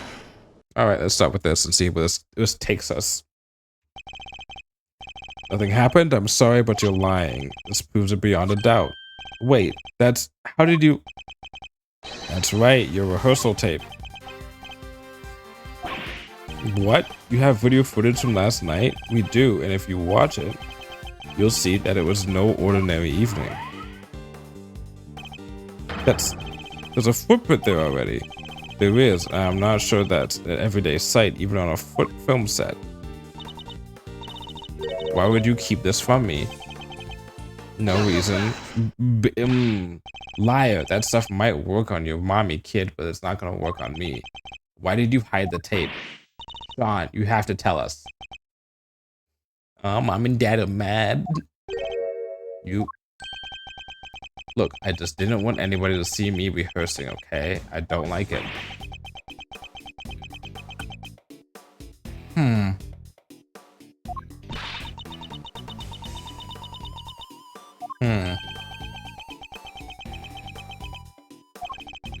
So you were embarrassed? Is that it? Yeah. What's so weird about that? That's why you said you didn't hand over vital evidence? Sean, how could you? Oh, give me a break. You know about it now, don't you? Sure, the footprint was there, but I just ran my lines and went home. That was it. What? Ain't nothing about the giant monster footprint struck you as weird? It's a giant monster footprint. For once, Lotto's right. On the set of a giant monster movie. It's not like there isn't all kind of other weird stuff around here. he's got a point there too. I don't buy it for a second, Chief. There's something hinky about this kid. Sure, as I'm standing right here. Dang Skippy there is. He's hiding a scoop under them there horns. My name ain't a lot of heart. Ah, shut up, both of you. I'm done talking. No, you ain't. No, you're not. What? The footprint isn't the only strange thing about last night. What other unusual occurrence happened yesterday evening? Well. Take that!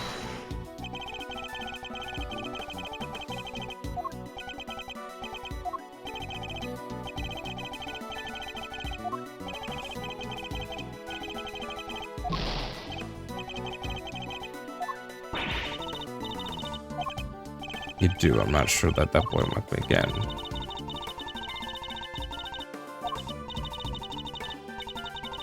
You have to think. Take that!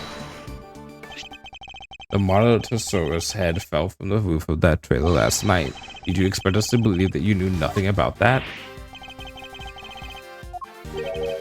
Is that so? I told you I ran my lines, I went home, that was it. What do I know about some stupid falling head? Or are you saying you can prove I know something? It's true, we can't prove that yet. No proof, and then this conversation is over. What is he hiding? Hold it right there. What is it, Agent Lang? So it's just as I thought. Thanks, Mr. Prosecutor.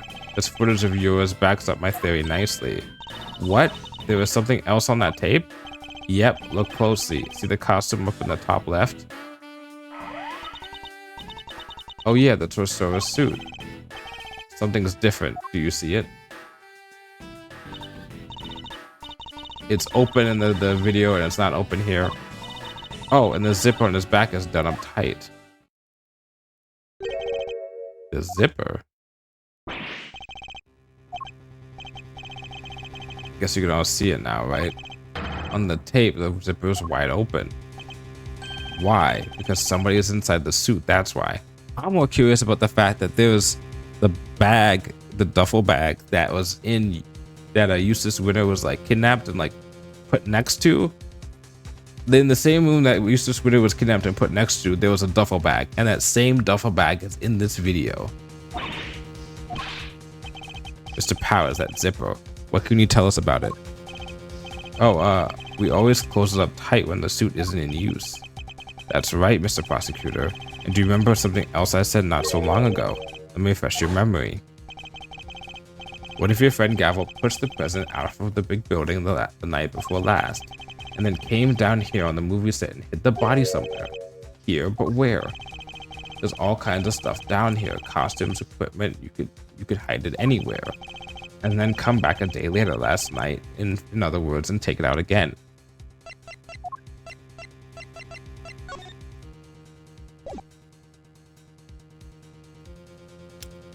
Bullshit.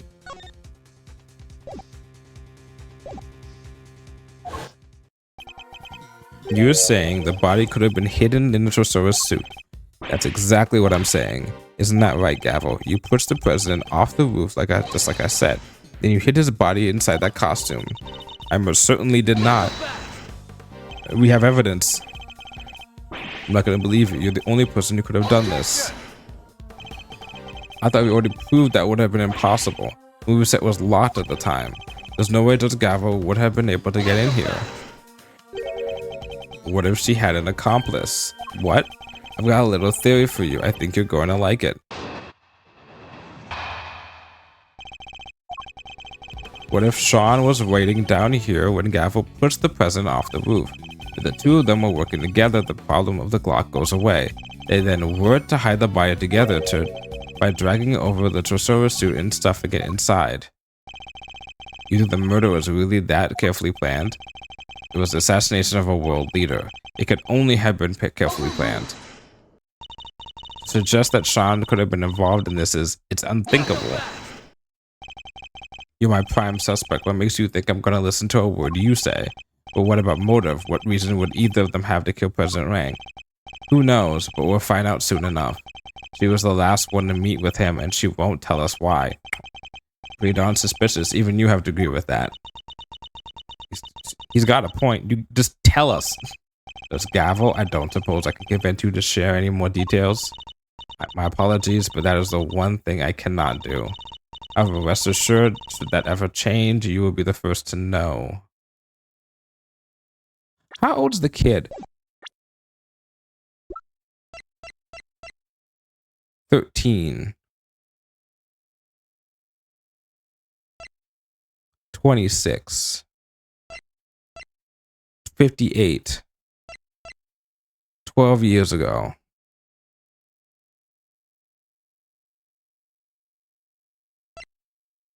That's not your kid. That's his kid.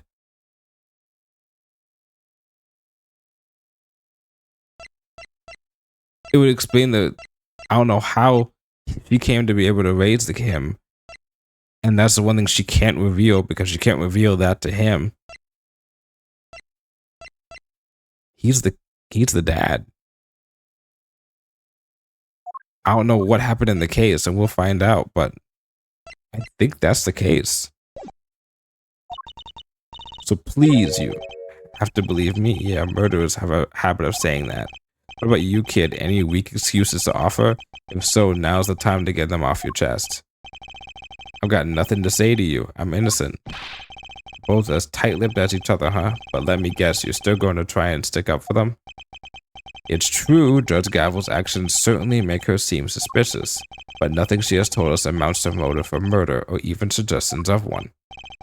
No, and like I said, I'm leaving motive aside for now. But at the moment, I'm focusing on means and opportunity. And for my money, those two had to be working together for the little plot to succeed. Okay. There's an obvious problem here.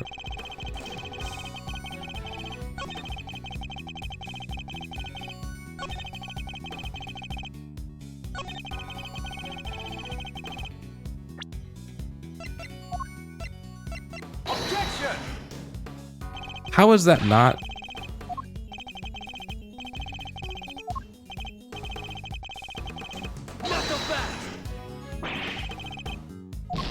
God, how is that not the proof?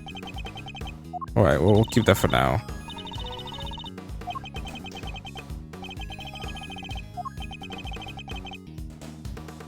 Hold it! The video footage doesn't show the inside of the suit. You can't say for certain that there was a body in there at the time, can you? Maybe not, but we can take a look right now. Let's open up and see what's inside. I put my money on us finding proof that it was there. Do you mind if we examine the suit, Mr. Powers? Oh, not at all. Might be a little ripe though. It gets pretty sweaty in there. Huh, it's filthy. Yeah, that's weird. I always clean up pretty good, and if you don't, it can get kind of moldy. In other words, what we're looking at here is proof that somebody other than you used the costume. That dirt in there must have come from the body. I guess the president was lying right in the middle of the footprint. It probably would have gotten pretty dirty. Exactly. Well, everybody happy? It must be from when the body was hidden in here.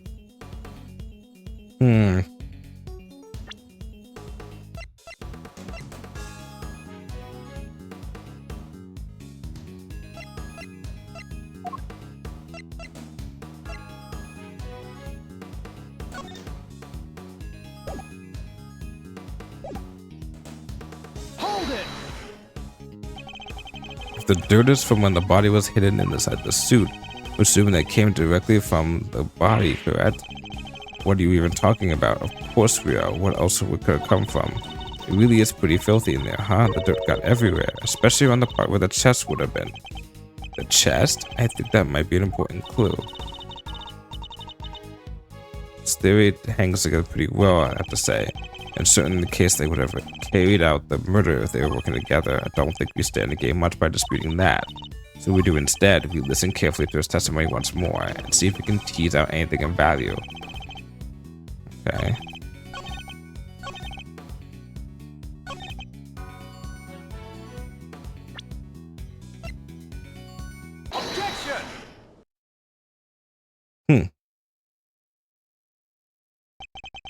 So our assumption is that the inside of the suit is dirty because the dirt comes from the body.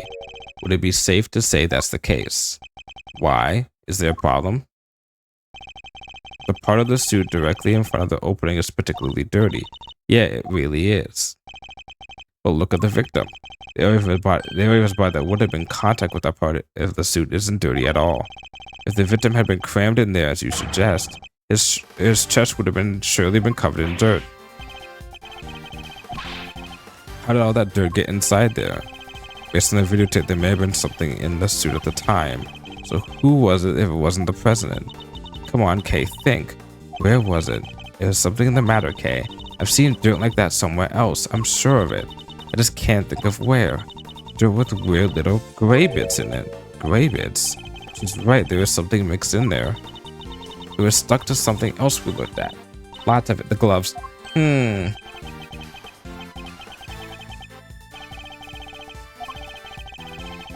Because one of the items have similar kind of dirt stuck to it. Take that! As Kay pointed out, the dirt in the suit contained small flecks of something gray. And we discovered similar flecks stuck to an item belonging to somebody we had recently had dealings with.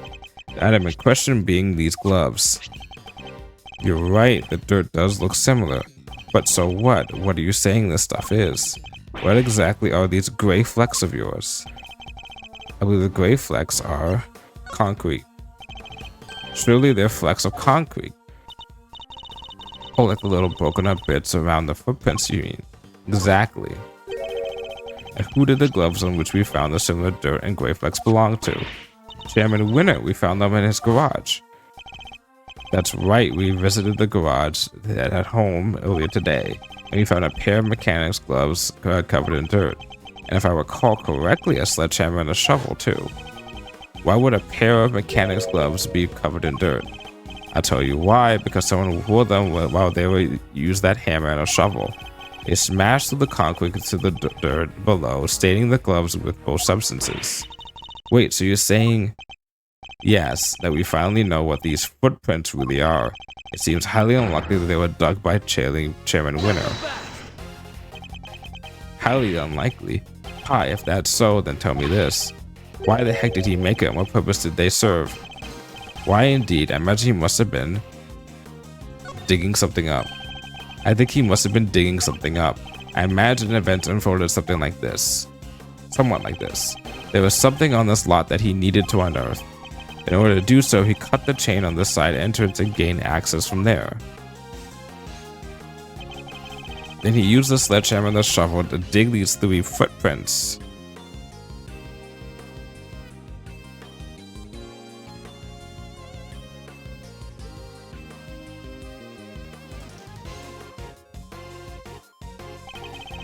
When he found what he was looking for, he backed it up and filled in all the holes.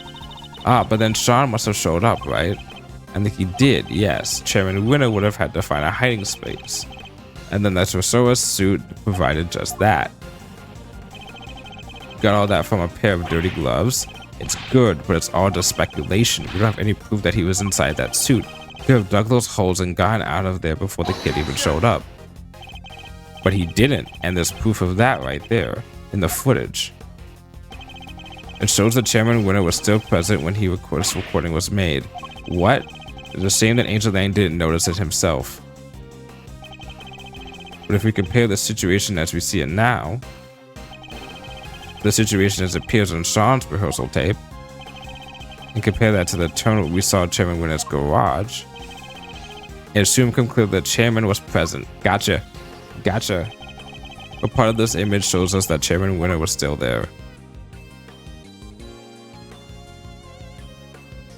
God damn. There you go. I get it all. I think I got it all. Whew.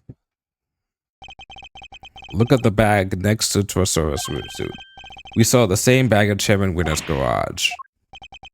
The same bag, the dirt on the gloves. That has been to indicate a connection, surely. I think that pretty much seals it. It was Excelsius Winner in the suit. If he was in there, the president's body can't have been.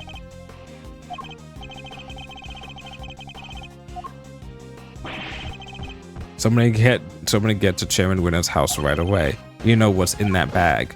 Yes, sir. Y'all done lost your mind? I can't believe what I'm hearing here. What's this Hogswell? Them's right there is Torso's footprints, dang it. Ain't no holes dug by no old guy. I think I've demonstrated more than adequately that's exactly what they are. Don't matter to me know what you just done did. I don't believe it and that's that. I done told you I've seen that big bad bull with my own 2 eyes. Giant eye peering in the window. I thought we'd gone past that instant. We ain't about to let that go. What kind of journalist would we be if we did? Wait, ain't it just like that footprints in Ohio? You were seen fraternizing with one of the monsters. Ain't that correct, young man? Well, the young lady over there, if I'm not very much mistaken. Maybe if we could prove to them that wasn't a monster either, they might finally drop it. What do you think, Mr. Edgeworth? Any bright ideas? Fine, I don't suppose there's much else for it. Let's see what we can do. What are you whispering about? Y'all hiding something, ain't you? Admit it. Quick, Tabby. Roll tape. Could I politely ask that you both calm down? The monster the boy was seen talking to. We know what it was by now. That's right. Sean's rehearsal tape finally cleared up that particular mystery. It did? The point at which Miss Knuckles thought she saw Sean with Gordy. That would have been right when he was making his rehearsal tape. I think she mistook a certain object for a legendary creature of the lake. Your so-called monster is right here in this picture. I don't see no Gordy. There ain't nothing but a dumb snapshot. They're talking to a pro here. Can't fool me with no trick photography. It's funny you mentioned photography, because that's exactly what I'm presenting.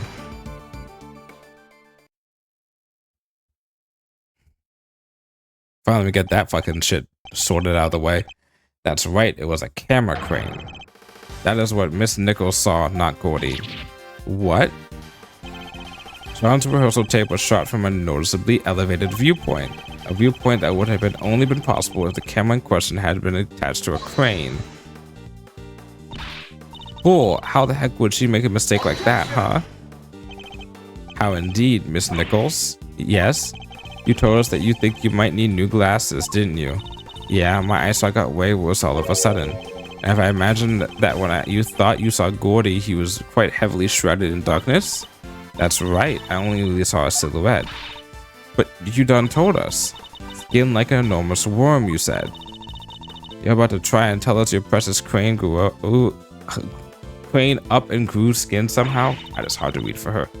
Ain't even no flesh on them, they're mortal bones, let alone skin. You're entirely correct, of course, about the crane, as it was in this particular picture at least. Anyway, we did have a skin of a sort last night. I knew you were a Scoop hater, but this is plumb crazy. You want Tabby and me to starve, isn't that it?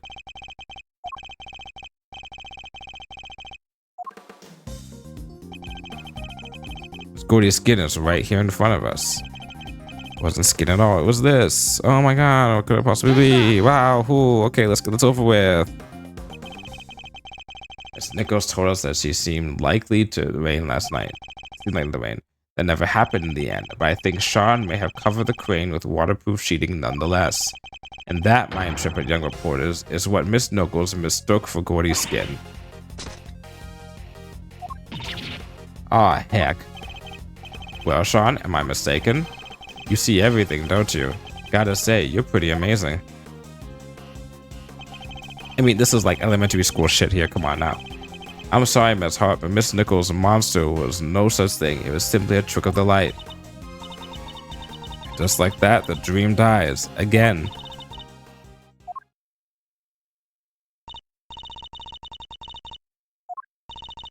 I thought the kid was holding out on us. It seems I might could have maybe been a little wrong, maybe.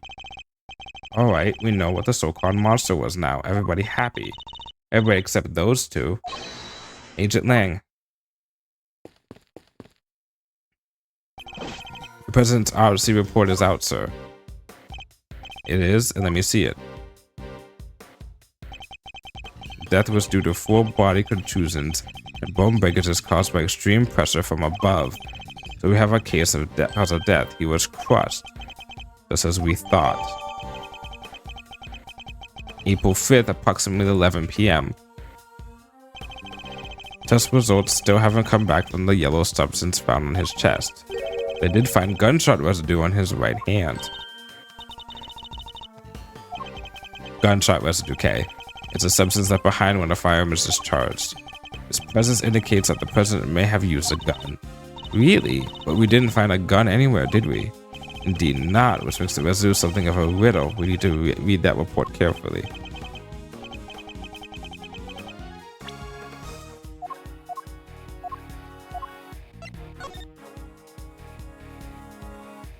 That's on the right hand.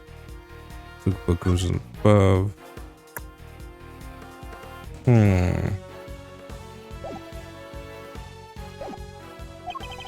The president didn't die from a fall, which means he wasn't pushed from the roof of the big building. He was crushed by the fall into Sora's head, just as he said he was. Guess I have to accept that now. Fine, you're right. Surely it must. Both the cause and the time of death ruled her out. She met with the president the night before last. The autopsy report puts the time of death at around 11 p.m. last night. And we know that Sora's head fell around then too. The facts all line up perfectly. What a relief. Sorry, it might be a little too soon to celebrate. Sure, I think we can accept that. The falling head must have been what killed the president. That begs the question of what could have been caused it to fall, or who. We know it happened late last night, so we have to think about who was here at that time. What are you getting at exactly? You can't mean... I'm afraid I do. You did it, didn't you? Sean. The kid's hiding something. He was right here last night, right when the body was found. He saw the footprints. Yet he wants us to believe he knows nothing about what happened. It's a big ask, surely. We haven't yet established that the footprints had anything to do with the murder. So even if he did see them, that doesn't mean he was involved. Maybe not, but his face tells me something different. As does the fact he's been shaking like a leaf.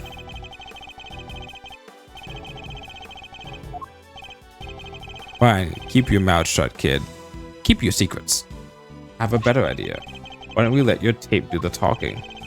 What exactly are you planning, Agent Lang? The police have some pretty sophisticated image analysis tool these days. You would go to such extreme lengths to see my son convicted? With the gumshoe, you have access to exactly such a device, do you not? Sure do, Lil V. Good. Then that should make this nice and quick. Mr. Edgeworth, might I request that it be you who carries out the analysis in question? I fear that Agent Lang might be inclined to believe the worst.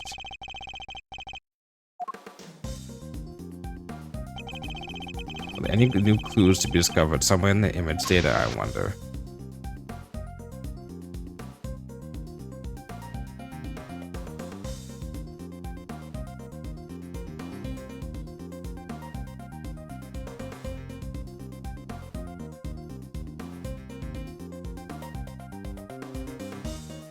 Oh, zoom in. That's right. I forgot I did. There's the button.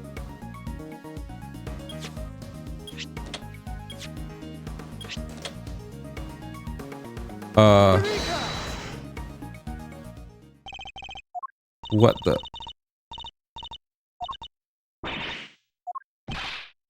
What is it? What's the matter? Show me. Mr. Edgeworth, the court asks that you share your findings. Zoom in on the top right part of the image and look closely. There's a person there. It's the president? Oh my. What? You're kidding, right? Well, I'd say that's pretty decisive, wouldn't you? This doesn't look good for Sean at all. Wait, that doesn't prove anything. I didn't know he was there. I don't believe you, and the image does in fact prove something very important. You and the president were here at the scene of the crime together.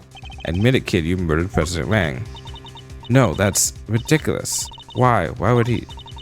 Sean, you didn't. You can't have, can you? What do you do, Mr. Edgeworth? It's hard to push back against footage like that. So that even you can't deny it looks pretty bad for the kid, Mr. Prosecutor. He claimed he knew nothing about what happened, but the president is right there with him. Sean, what are you not telling us? You have to know. He's right, Sean. Be honest now. It's the only way. The truth is, it was all my fault. Sean, what did you do? It was my fault that Soso's head fell off the trailer. I went up on the roof of the trailer to prep the kit I was using, and I turned on the heater while I was there. Must have left it burning when I came back to run down to my lines, and my mom called and I left the set to go talk to her. I came back after the call. The Soso's head had fallen from the roof, and the president was just there lying next to it. We did find evidence of a fire having broken out on the roof. It was just a tiny one, so I put it out myself. So we're saying the president died because of Sean? If he did, that would make this whole thing just an accident. What did you do with the head after you found it on the ground? I took it apart, carried the pieces up the roof, and put it back together again. You're saying you put out the fire and moved the head back to where it fell from? In other words, you tried to cover your tracks. You're a real piece of work, kid. It's not like I did any of this on purpose. I really did just forget to turn the heater off. Yeah, and when I went to the fire had burned through the legs, the table would have collapsed and the head would have fallen down onto the ground below. You're right. The fire caused the head to fall. Indeed, I also happen to have an idea about how the fire may have started.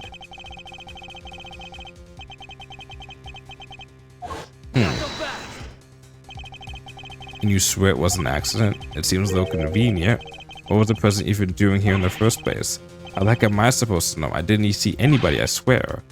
I still don't believe you. Why would President Rand come to a place like this in the middle of the night?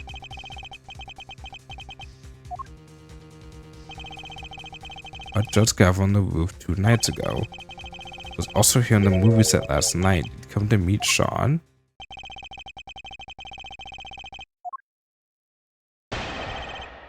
Okay.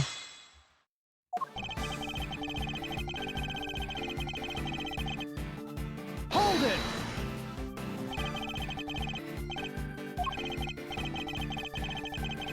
Overruled! Objection!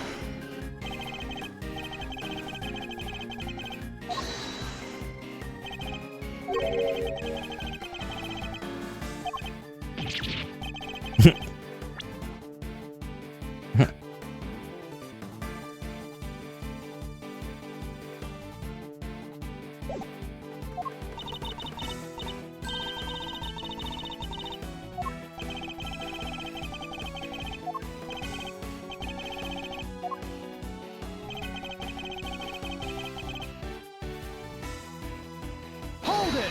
Okay.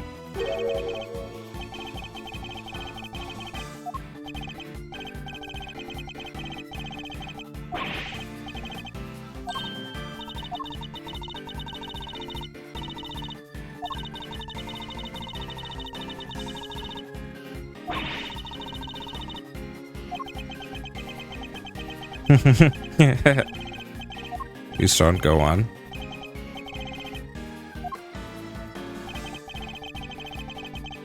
Hold it!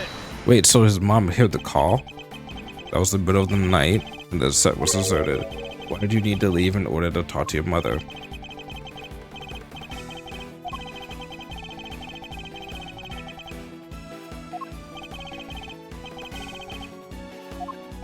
Is there call history? We can use call history.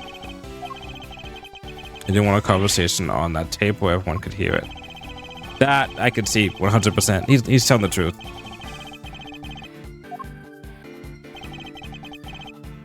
Hold it! How long was the call?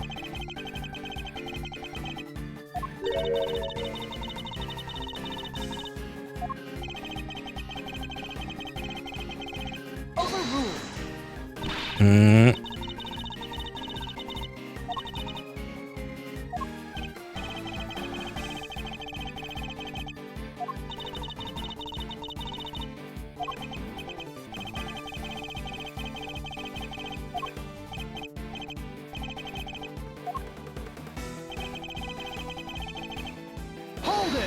Had fallen from the roof and what?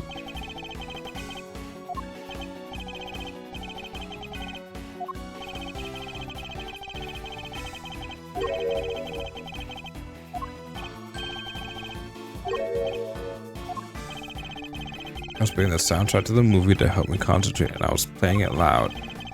Definitely didn't hear anything.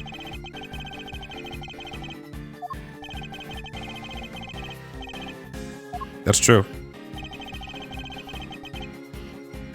Hold it!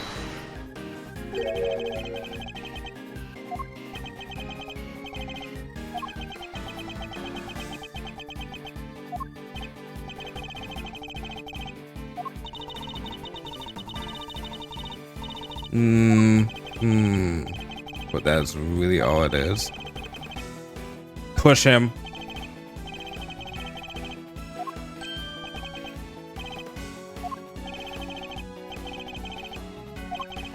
Most people would cry out for help if they saw someone lying on the ground, and yet you didn't. So you said, what I'm interested in is how you were able to be sure. Why were you so certain he was dead?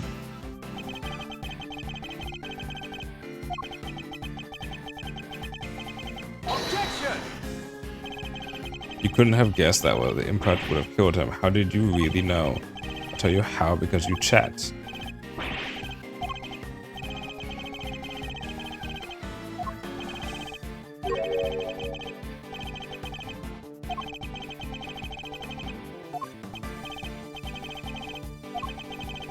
There's no blood or anything, so it was hard to be sure. Nothing on his clothes either. He was completely clean.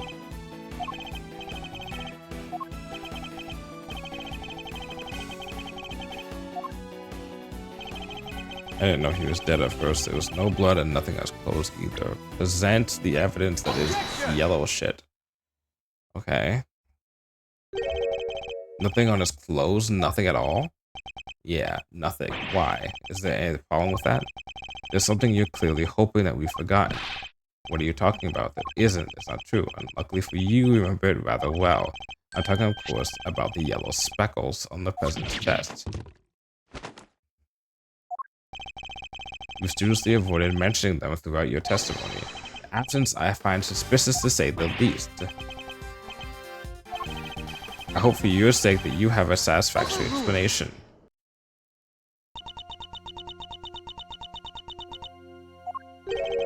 Just gavel. Allow me to explain.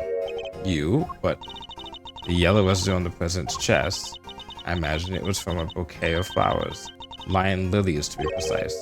Lion lilies, 2 nights ago when I met the president on the roof of the big building, I presented him with a bouquet.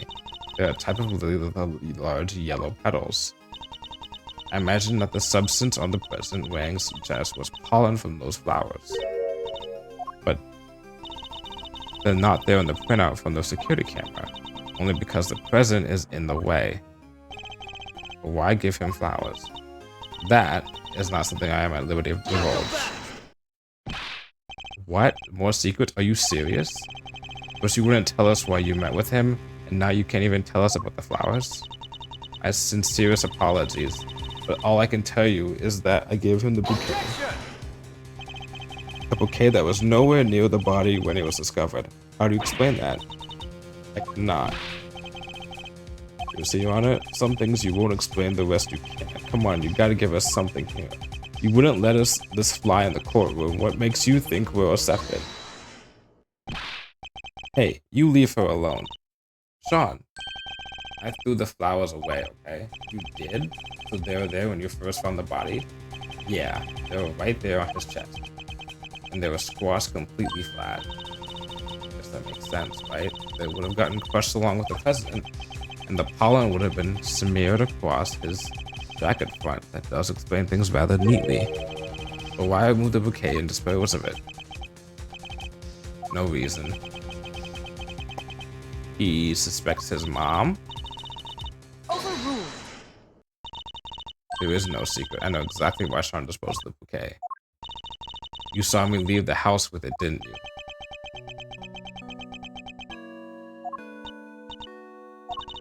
When you saw the flowers in the president's body, you remembered seeing your mom with them and felt the need to prevent her from coming under suspicion. No, you got it all wrong. Yeah, okay, yeah.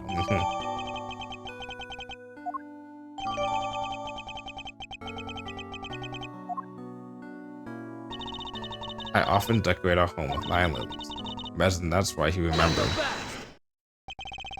So the flowers his mother was carrying showed up on the president's body. Because of that, he got rid of the bouquet and kept quiet about it having discovered the corpse. Well, that ties everything up nicely, doesn't it? Although too nicely for my tastes. Why? What's wrong with nice?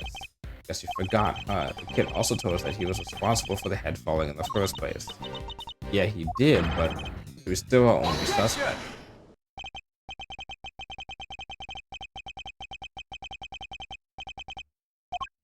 Wait, I think a far more likely culprit than the boy.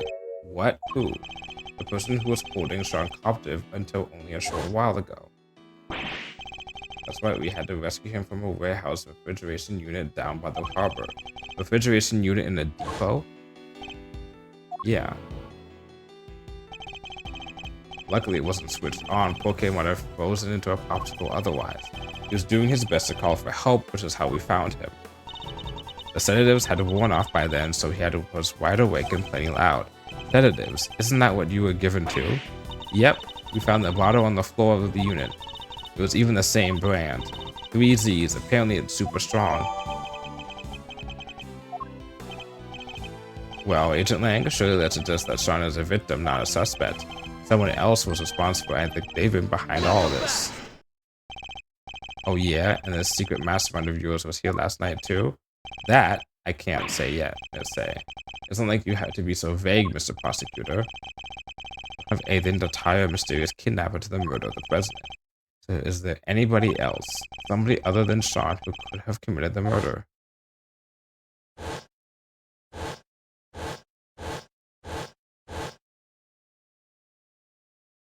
Yeah, of course.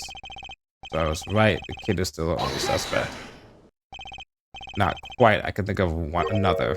There is another. Someone who was just recently proved was right here on the movie set last night. Chairman Winner. You think he killed President Wang? Why not? You proved that he was present. And if he was here, he's a viable suspect as anybody else, wouldn't you say? Winner? Could he really have? It's certainly another possibility to consider. It's more likely than a fucking kid. Come on now, Lang. 12 years ago, he was... that number again.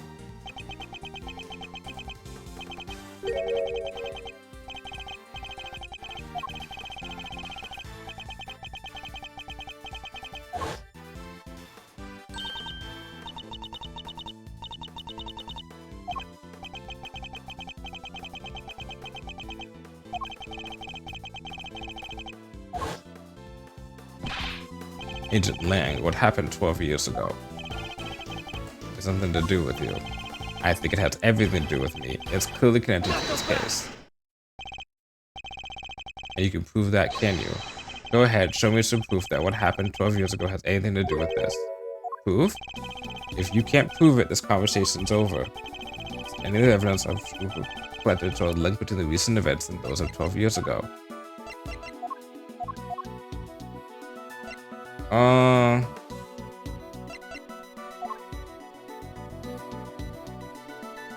We have two. There's this. And then there's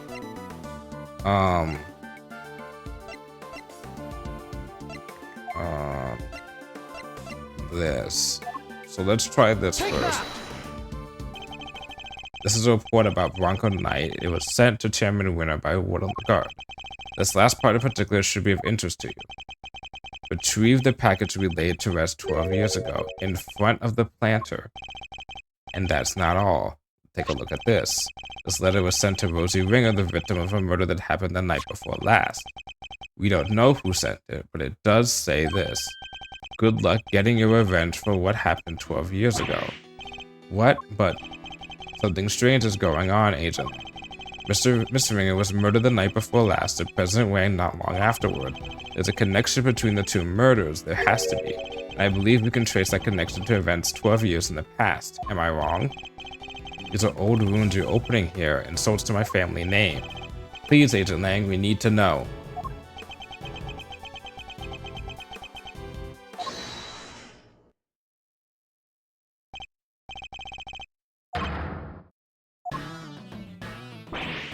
Huh? We came to find you, sir. We heard you looking into the incident from 12 years ago.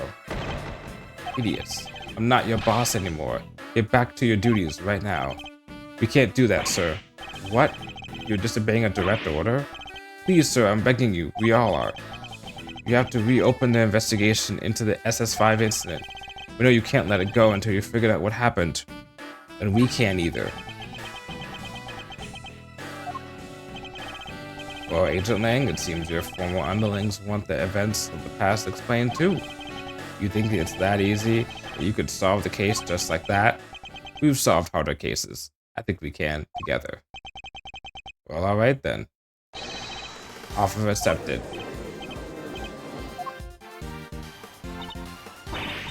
I guess it's my turn to step up. I'm sorry, Kay. You're looking into a case in the past, right? Just happen to have something that'll help with that. You mean the thief, Mr. Thief. You can give me the details of the incident, I can rustle up a little simulation for you. Sadly, we don't have the files relating to the case. Huh? How come? Access to those files is restricted. They're top secret. Really? Why? Beats me, somebody must have something to hide. Even I've never seen them. Everything I know I read in newspaper articles from the time. That's fine. Just tell us what you can. Alright. The SS5 incident happened on a winter's day 12 years ago. February 10th to be precise. The police received a call directly from the kidnapper. I've got the president of Zhangfa. So he was kidnapped? Yeah, SS5 is the official destination of the president's kidnapping case. The kidnapper wanted $100 million. 100 million? How much money even is that? It's 100 million. The last person to see the president that night was my father. They were together at the embassy of Zhangfa until midnight on the 10th. And nobody knows what happened with the president after that until he was kidnapped. Our government did everything they could to scrape together the money. They were desperate to save him. And in the end, they succeeded. The money was handed over and the president came home safely. So President Wang was head honcho even back then? Wow, go, Mr. President. The length of time he stayed in power isn't even close to the most impressive thing about him. I assume the kidnapping was thoroughly investigated. It was, but the investigation was top secret, as was the trial. The trial? So a suspect was arrested? Yeah, none other than our friend Fifi Lagarde. What? What? Is that why you visited the prison? It is. I was put on what you might call extended leave from Interval, so I thought I'd use the time to look into what happened 12 years back. I wanted to see who I was dealing with. She was found not guilty then, wasn't she? Yeah. My father was in charge of the president's security at the time, but they held him responsible for the kidnapping and stripped him of his duties as presidential bodyguard. He stayed on the force though, and he worked on the case alone. So eventually he found a suspect, Lagarde, and even if he thought she did it, there's no way she was innocent. Right. And if he thought she did it. Right. But they declared her not guilty and the case went cold. My father couldn't take it. He was broken mentally and physically. Finally, he quit the force altogether. So he had a solid ground to suspect Warden Lagarde. He must have had evidence. He wouldn't have charged her otherwise. But I've never been able to see the materials from the case. I'm sorry, but that's all I know. What do we do, Mr. Edgeworth? This is useful information, but I don't think it's enough for Little Thief to recreate the scene.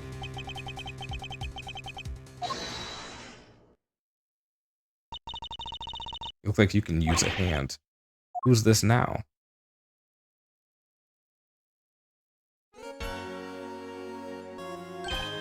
Francisca? Hey, Mr. Fender.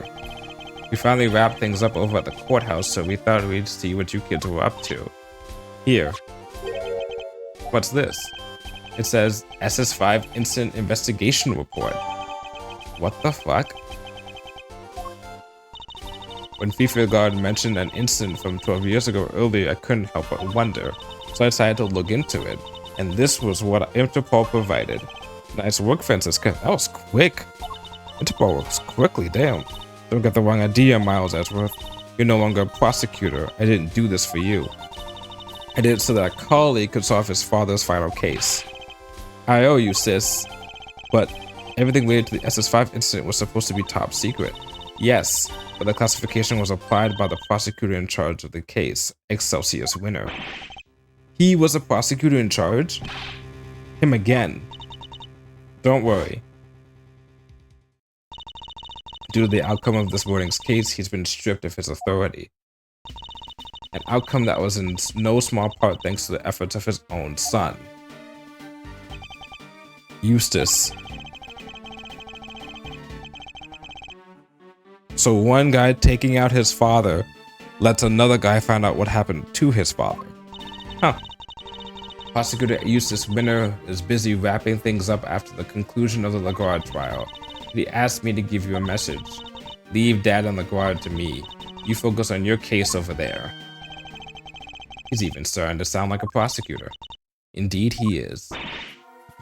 Alright. Now that we have the case file, I can recreate the scene, no problem. Excellent, let's get started.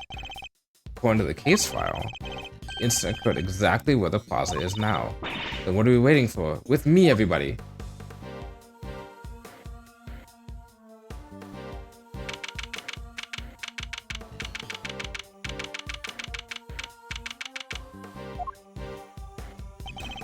Alright, Kay, if you could set Mr. Beef in motion. So there's more than enough here to work with. Where do you want to start? Good question. Let's see. It seems there is an eyewitness. A freelance journalist by the name of Alf Alden. Alf O'Dowd. What's the pun? He was killed by the culprit for witnessing the kidnapping. So this is where he saw it all happen, huh? Here? As in the big building? No, construction of the big building only began a year ago. Before that, it had been a piece of abandoned property. Before that... Now we're getting into the stuff I know. 12 years ago, this place would have been the Happy Family Home. Like for retired people? No, it was a place for children without parents. Oh! So... that would make Bronco Knight if he's that one kid, and then the other kid, then who's the other orphan? Because it was kidnapped from an orphanage? Yeah, and the place was run by FIFA Lagarde. She called it her happy little home. As a proprietor of the institution, I suppose it's understandable that she came out of suspicion.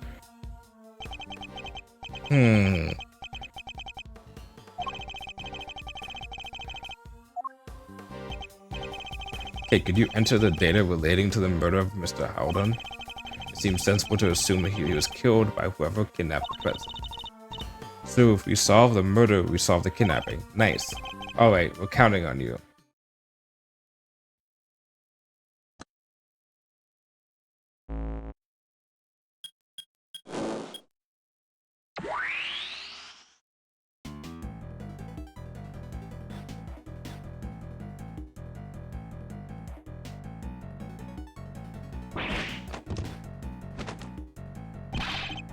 What the heck is this?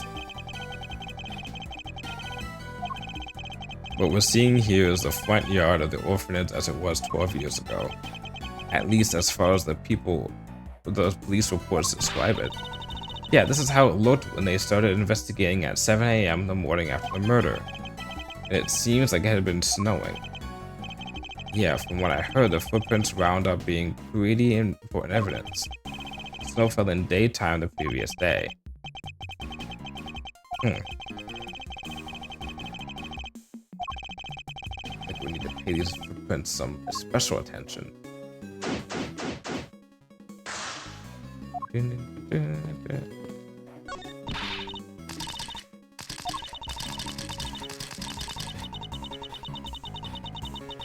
Didn't we do Little Thief around you before?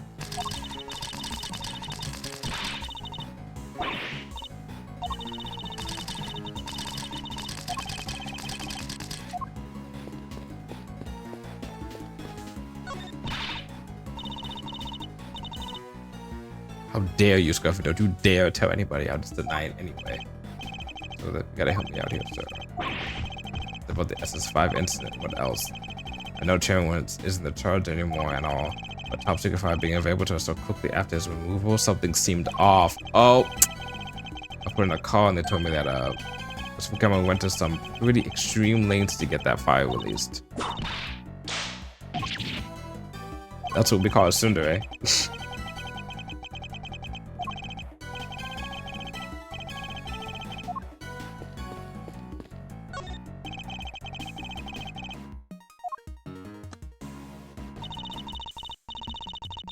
According to the case file, they're thought to be the killers. They're about size 9, pretty average in other words. It seems the police weren't able to track down who the murderer was from then, though.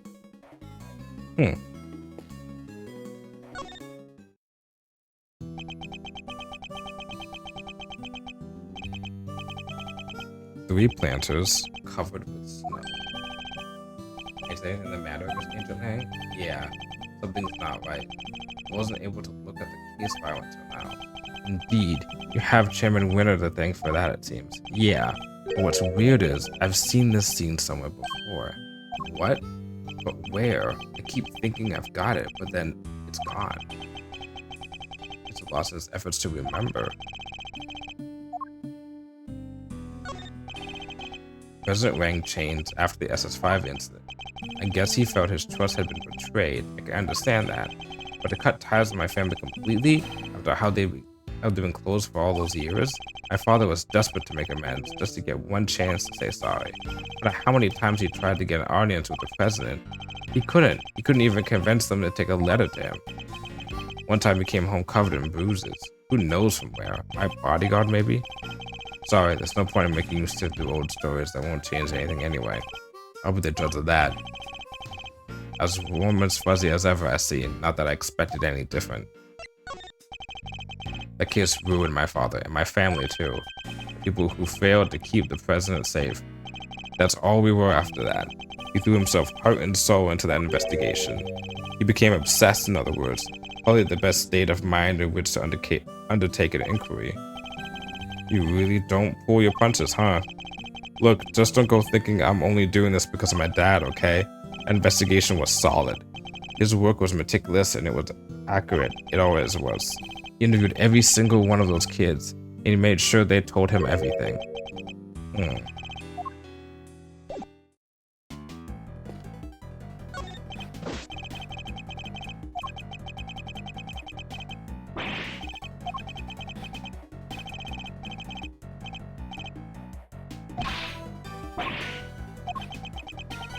Count off 1.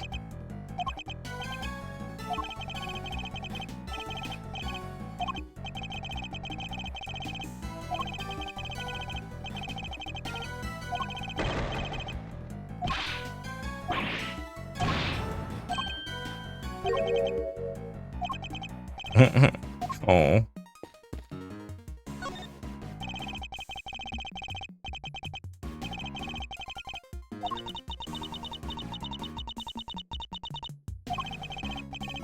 For you, K-Meister.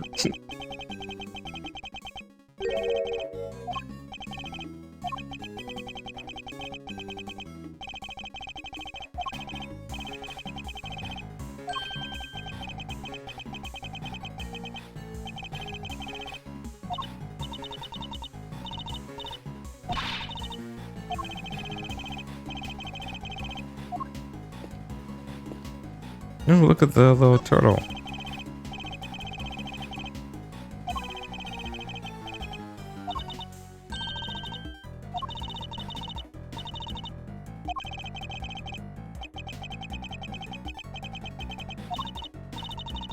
His favorite running shoes were stolen by the Yatagarasu.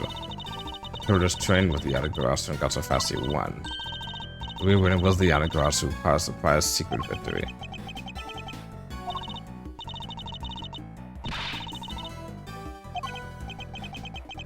3.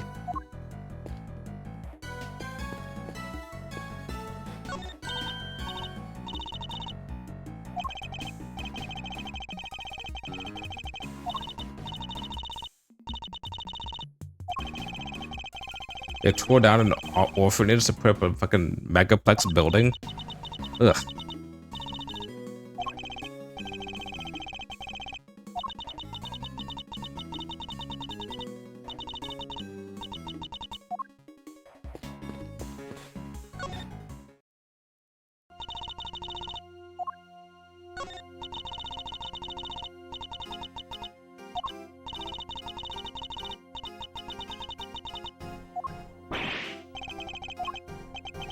I'm sorry.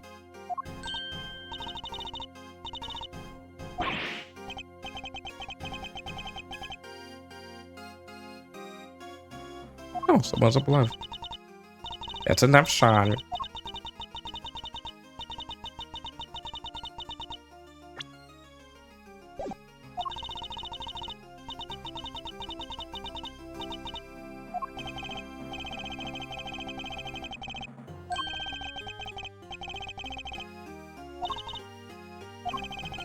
Fair judgment requires personal circumstances to be taken into account. Mm-hmm.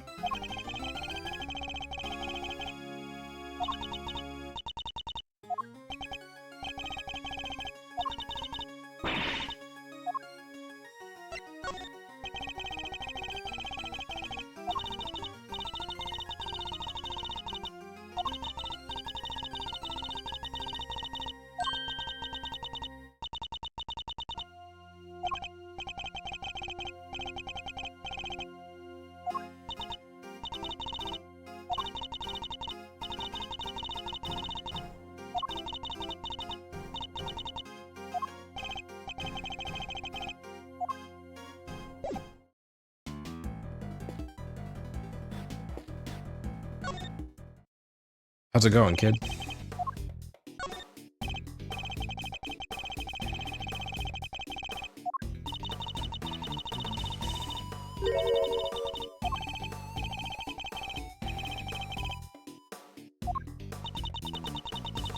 Hear that, Mr. Edgeworth? I think he's starting to warm to you.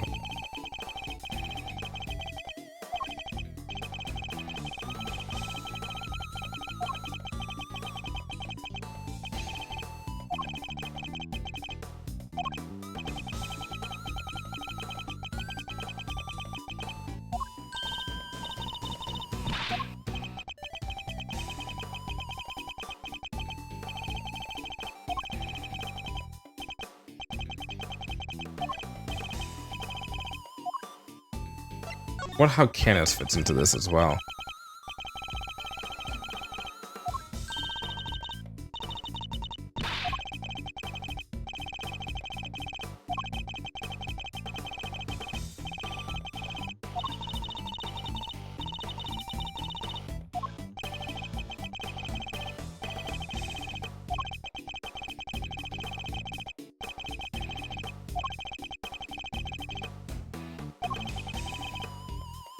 Interesting, they didn't take your phone for any reason.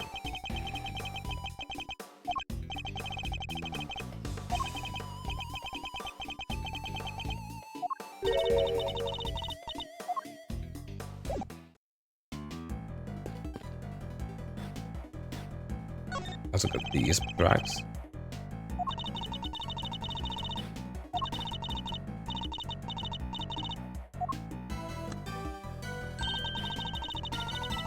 They were the same size as his shoes. It's a match. So this will probably be his shoes.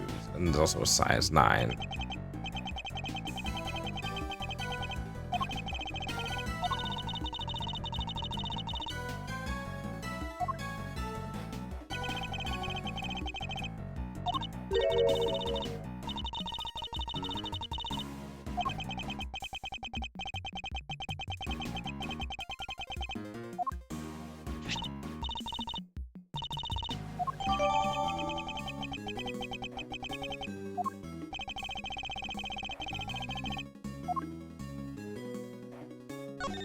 Okay, that's the flower.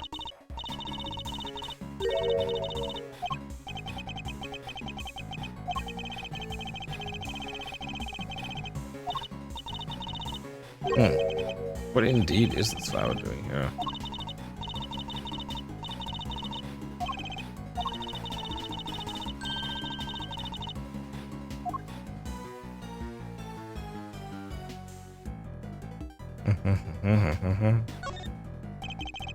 The cell phone must have gone to the victim. And they found it on the victim?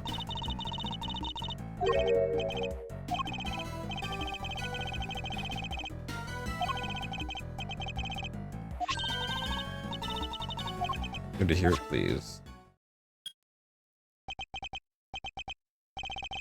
Oh. Shit. Rosie Ringer?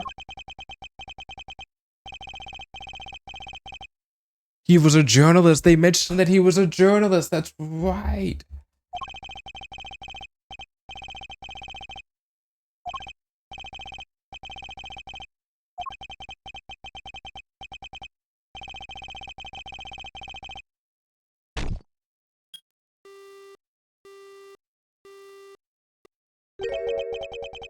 What were those sounds at the end? He must have been attacked while he was still on the phone. Agent Lang, can I ask you something? Miss Alden's girlfriend, what was her name? Ringer. Rosie Ringer. At least that's what I heard. Just as I thought. Wait, you mean her revenge for what happened 12 years ago?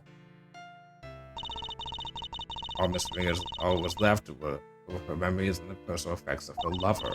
And so, seeking revenge on Chairman Winner, she made her appearance at the auction. So she really was out for revenge on Chairman Winner, wasn't she? Perhaps it was for his suppression of the kidnapping. Perhaps it was because she thought he was one of the kidnappers.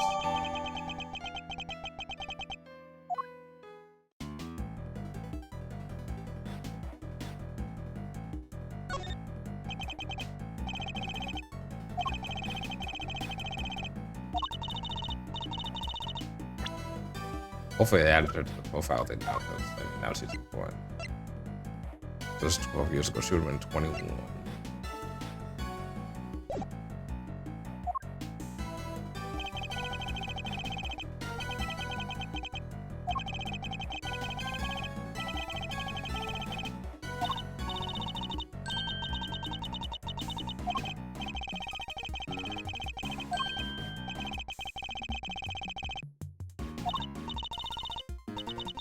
Let's see. There's a button. A button? Torn from the attacker's clothing.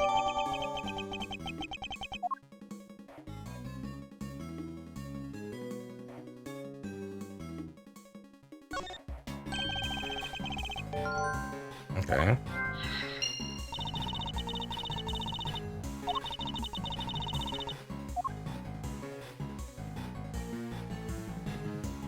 The camera. Any pictures?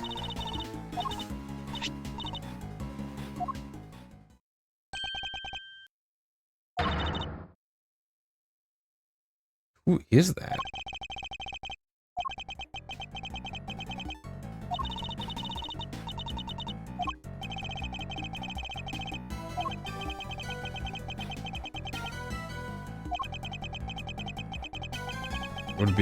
Wouldn't required.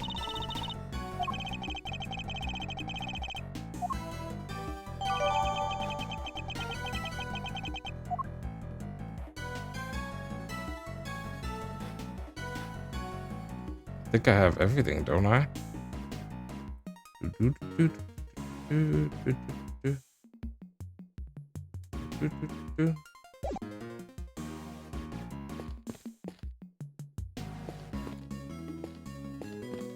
I guess not, because usually it would say something like, oh, you've seen everything.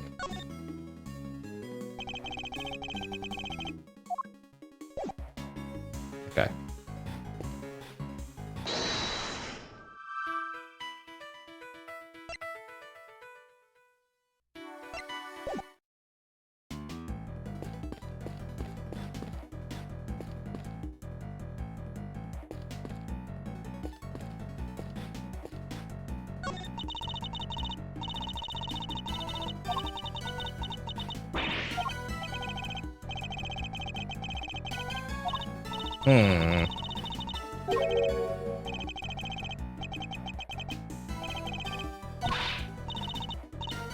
Bigaloo.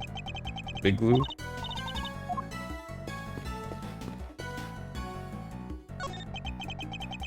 This looks like a snowman, but it's mostly melted. It's no wonder it's all slushy. He's wearing a hat and a scarf. He must have been mostly toasty. This cute little button just lying there.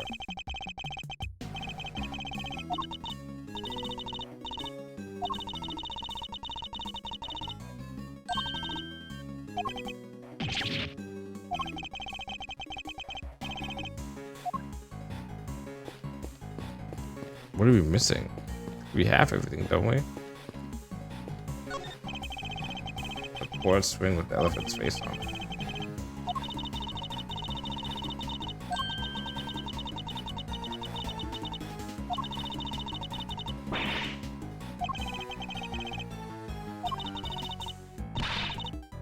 Nothing ventured, nothing gained is true. Just gotta live life like that. I feel like I have everything though.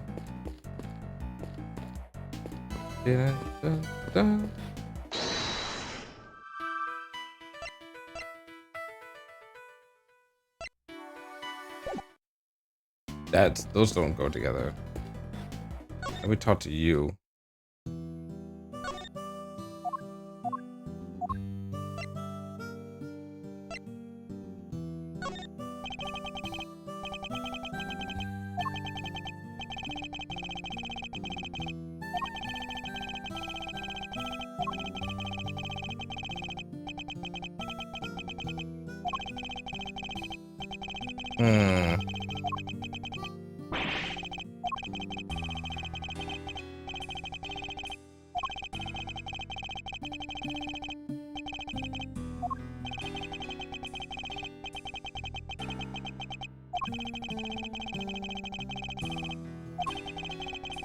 Okay, let's bring this case to its conclusion at last.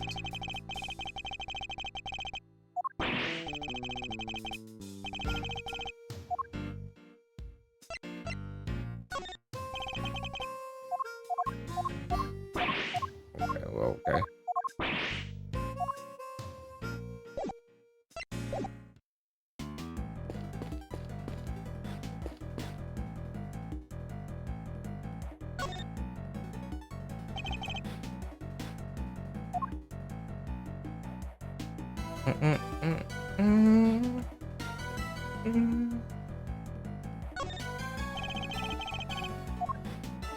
So I really have gotten everything here, haven't I?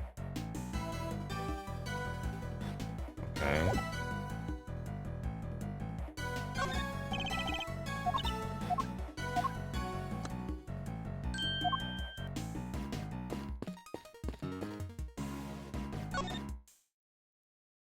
I think I'm almost stuck.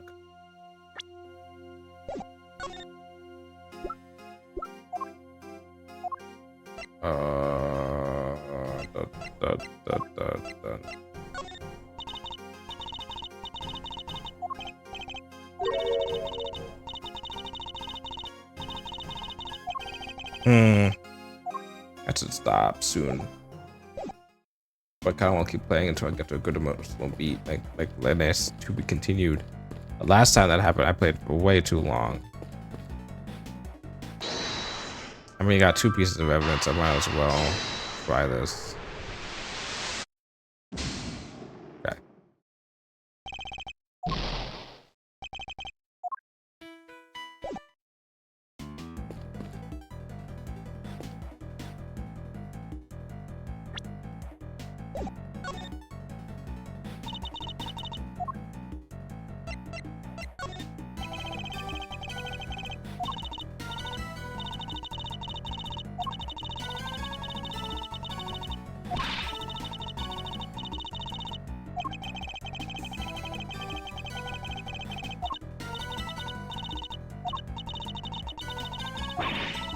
We can gather enough intel to create your estimation of a different span of time.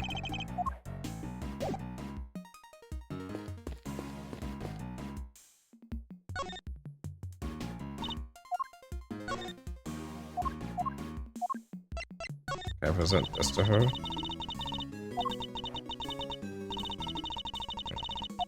It's clear that that snowman was still a thing.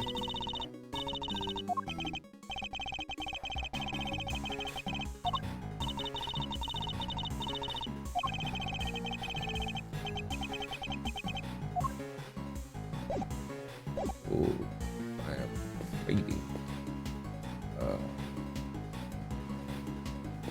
There's that. This.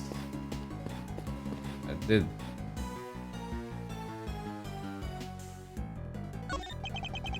There are burn marks on this pillar here. Oh. There we go. A fire?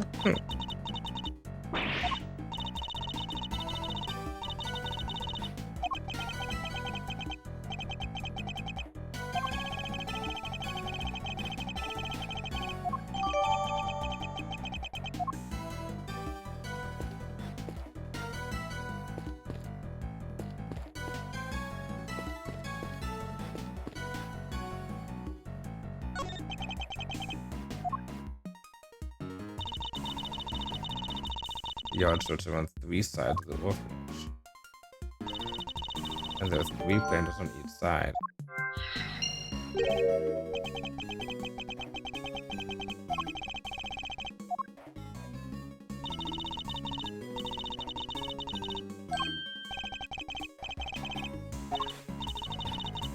There's only 1 flower. That's a lion lily if I'm not very mistaken. I'm much very mistaken. A rare member of the family like Lily K. Yeah, didn't yet. George Gavin gave her a present of lion lilies. This particular cultivar is from Asia, where it's said to symbolize the bond between parent and child. I wasn't aware you were so knowledgeable when it comes to flowers, Francisca. Well, I just told you it's common knowledge. Perhaps you just need to read a little more. Wait, parent and child? Was he her father? Like, adopted father?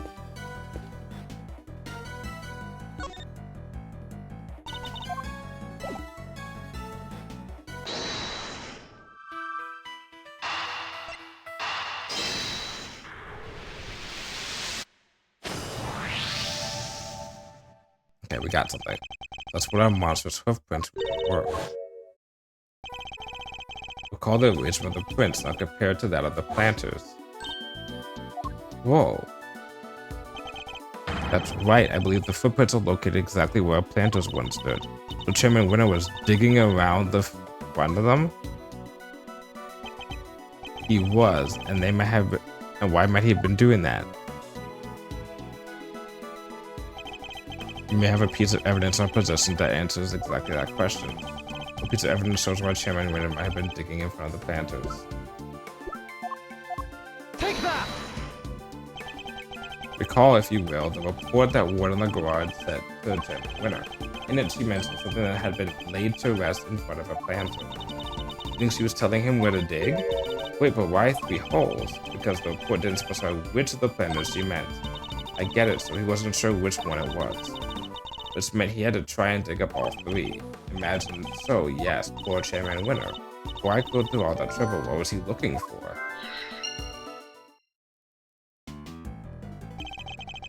That's about all we can learn from the scene for now. Alright, how about I show you how things looked earlier that night? It would be very much appreciated. Could you take us back to the moment at which the victim witnessed the kidnapping?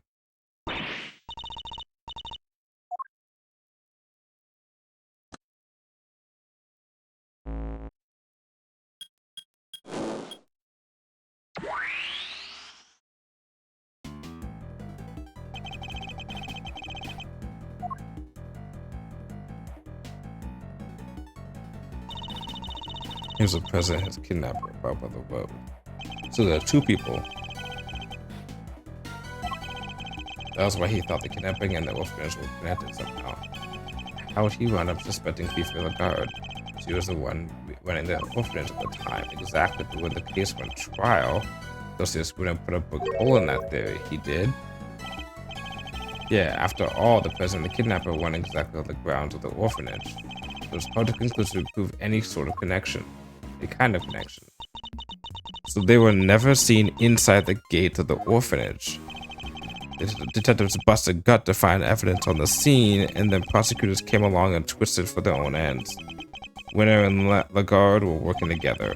They had some kind of deal, I'm sure of it. You're saying that Chairman Winter was working with Kidnapper? Your father was convinced that the guard was the culprit, correct?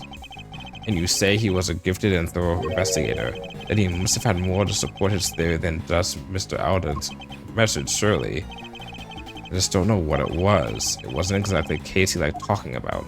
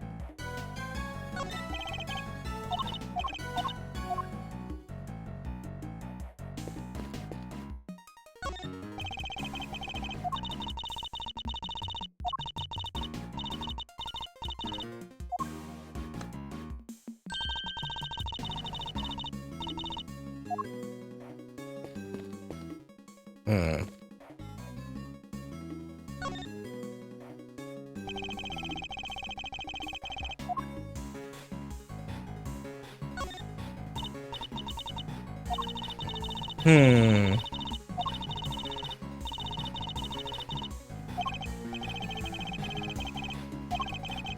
Well, not entirely. I can still see one thing that's missing.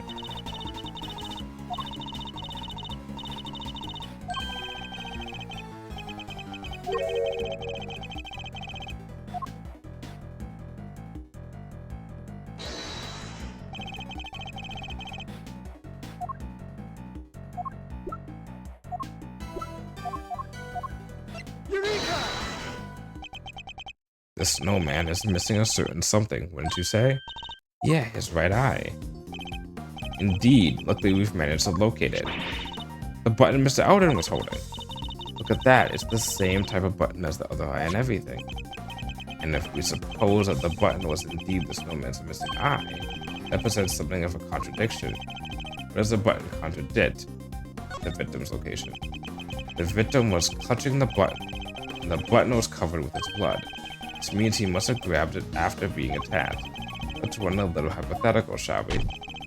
What if after being struck, Mr. Alden lost his balance, reached out to grab something to steady himself, and the snowman? The snowman wouldn't have supported him, so he would have grasped the button and continued falling. I get it. So you're saying that he was near the snowman when he was attacked? I am, without an arm's reach to be precise. He's currently nowhere near that close. Right, but his footprints only go as far as the planter. He never came back this way. What if they weren't his footprints? Look, we need to look at the prints again. Let's take us back to the scene where his body was found.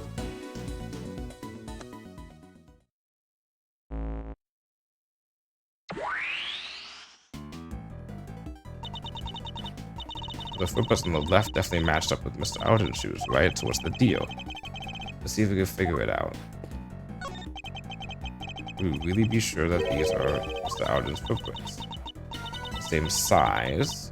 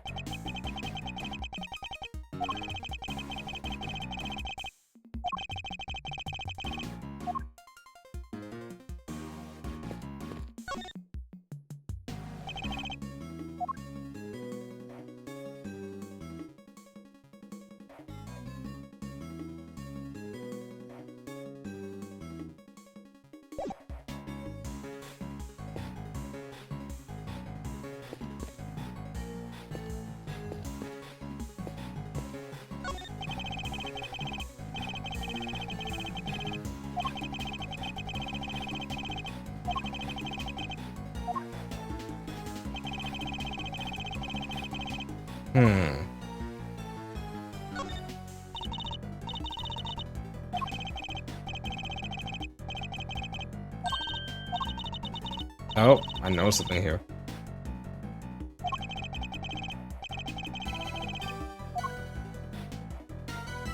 Right there.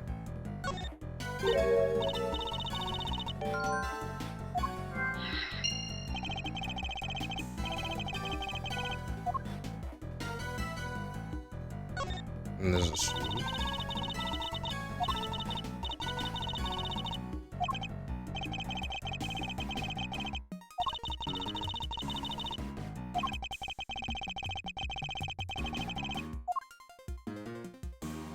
I think I got everything.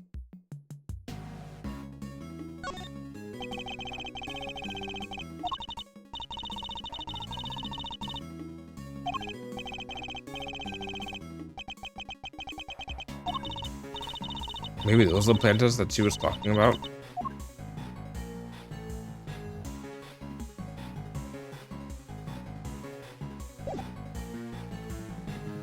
Okay, well.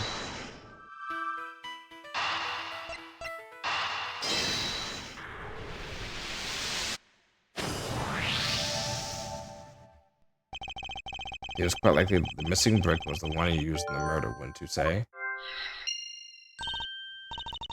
Now that you mention it, they're the same exact shape and size. Okay.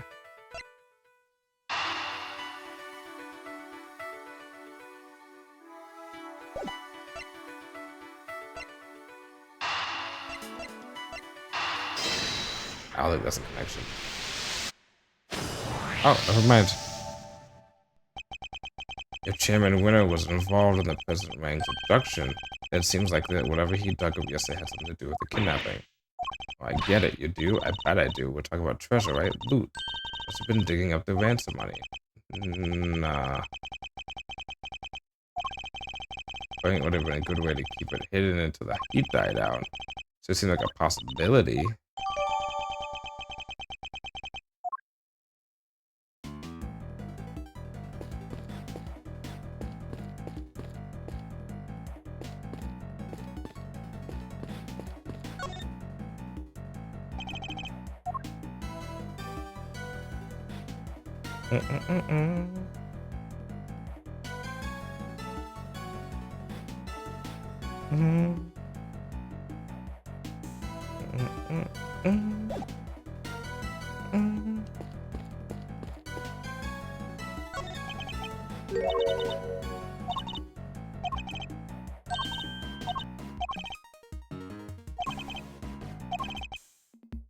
Perhaps we should take another look at them.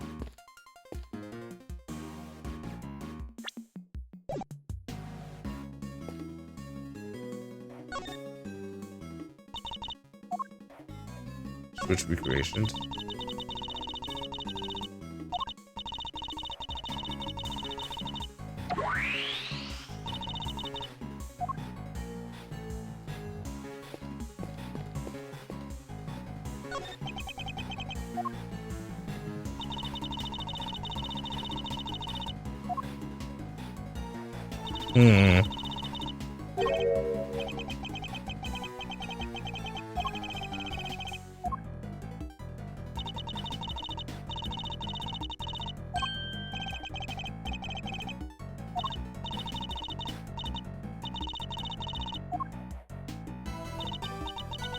Did we just go over this?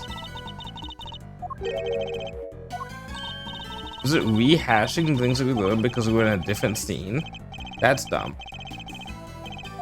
I can't skip forward because it thinks it's new information, but it's not new information.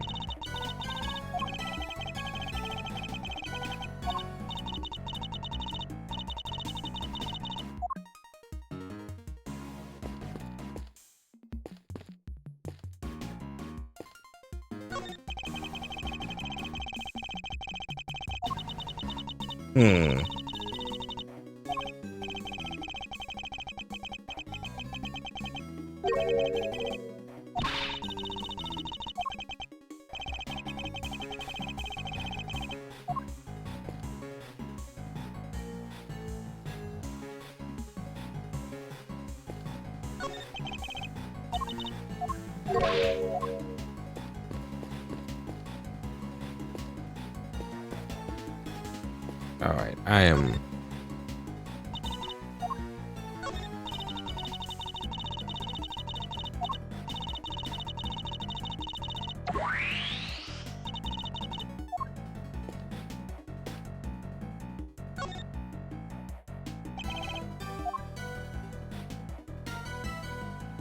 Oh, now it's saying I must scour this place.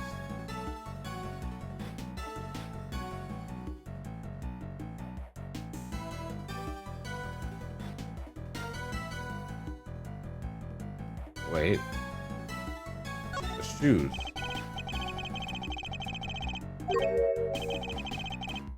These aren't the victim's shoes, I'm sure of it. Look at how the laces are tied. They look a little strange to you. What's more, they don't appear to fit properly. Okay. The prints to go right up to where the victim was found, and they stopped right by his feet. They didn't actually belong to him. So the prints are his. So the prints by his head his? So neither set belonged to him?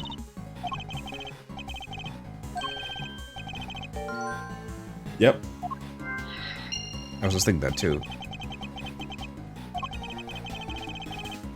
Nope.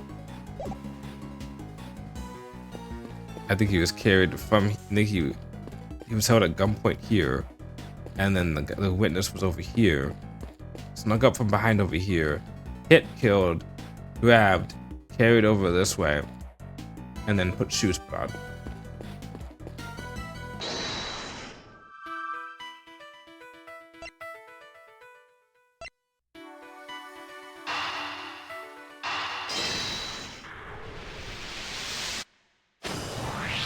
Yep.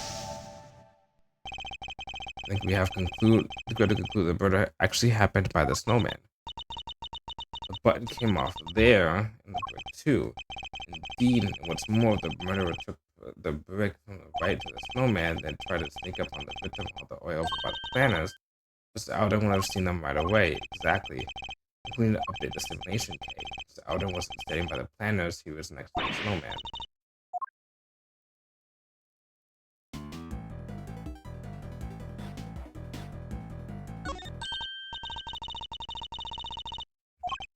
Indeed, everybody who was present in this is exactly the same spot. So what are we going wrong?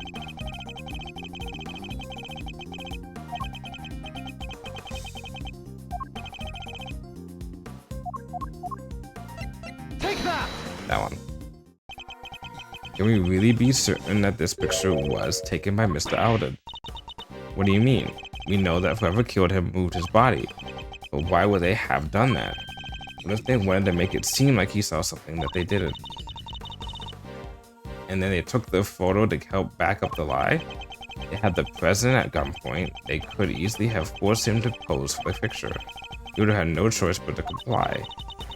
Now that you mention it, we only recovered one picture from Mr. Alden's camera, right? Indeed, imagine this kid probably moved the film that was already in there, then placed it with another, thereby ensuring that the only picture found was the one that staged. That makes total sense. It makes that no journalist who sees this happen, it only takes one picture. Even if they got killed in the middle of it.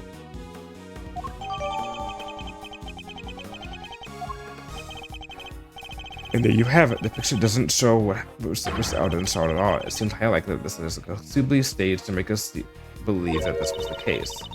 So where was the president when Mr. Alden thought he was being kidnapped? Luckily, the photograph is not only piece of evidence we can use to figure that out. He did. I think we should listen back to it one more time, don't you?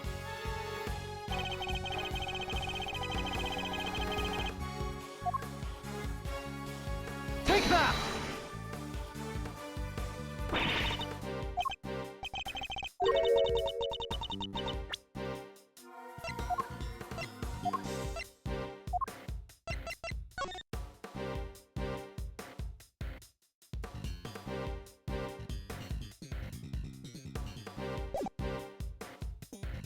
The lights out.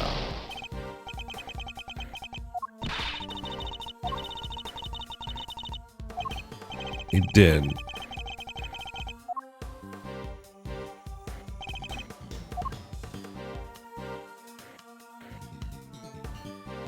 Take that! Recall the statement from Mr. Alden's voicemail. Damn it, the light's out. Two of the lights here in the yard are broken. Yeah, he must be talking about the one over by the building. Alright, could you update the stimulation to reflect everything we learned? Sure.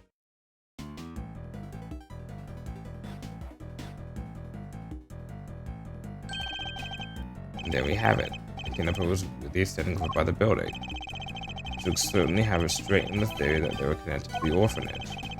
So they moved the body and staged the photograph to distort the picture made by the voicemail. It was to undermine the idea that the orphanage was involved when the case went to trial. Well, that certainly changes what this particular part of the simulation tells us. It might also affect our understanding of the scene from when the body was found. The switch. Huh.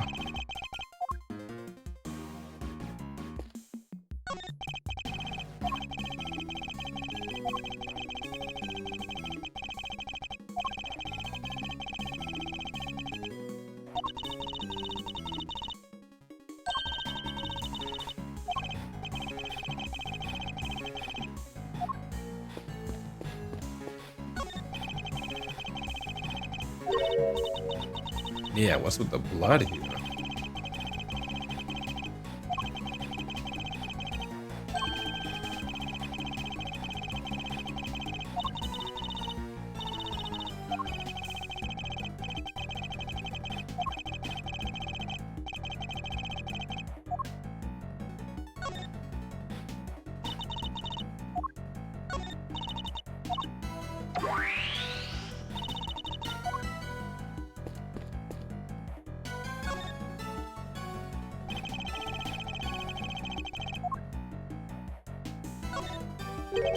Okay, but on the snow, a lot of it.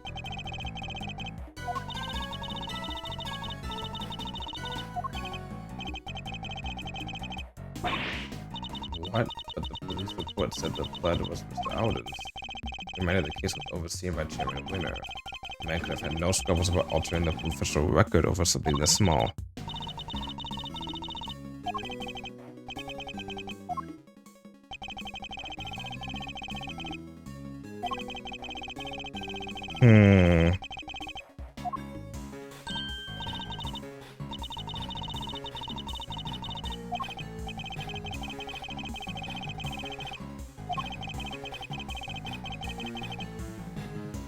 That's smart. It's like putting the forest for the trees, whatever the saying is. Quite easy to falsify the results of any such tests when they came back in. You don't completely hide the evidence, you just change it up.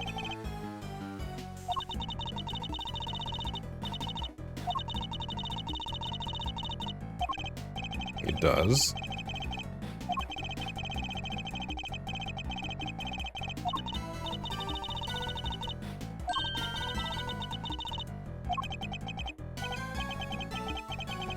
That's the case. Doesn't that present something of a contradiction?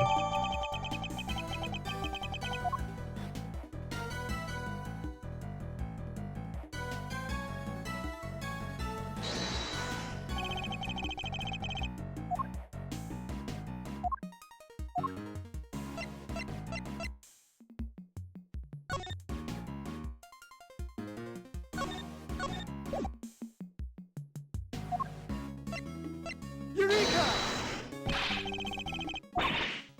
Hmm.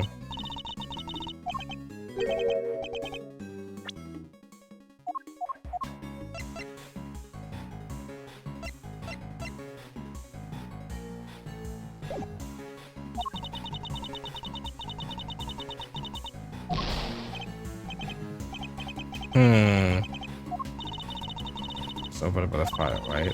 And where did the fire happen? We need to take another look and think about that.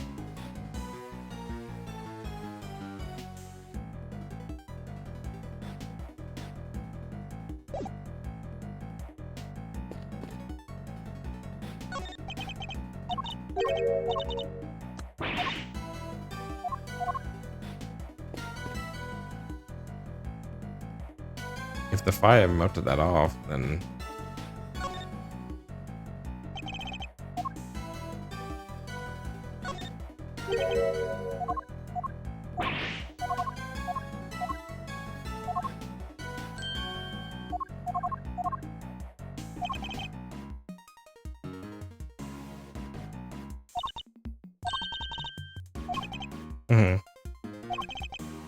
there's a little contradiction.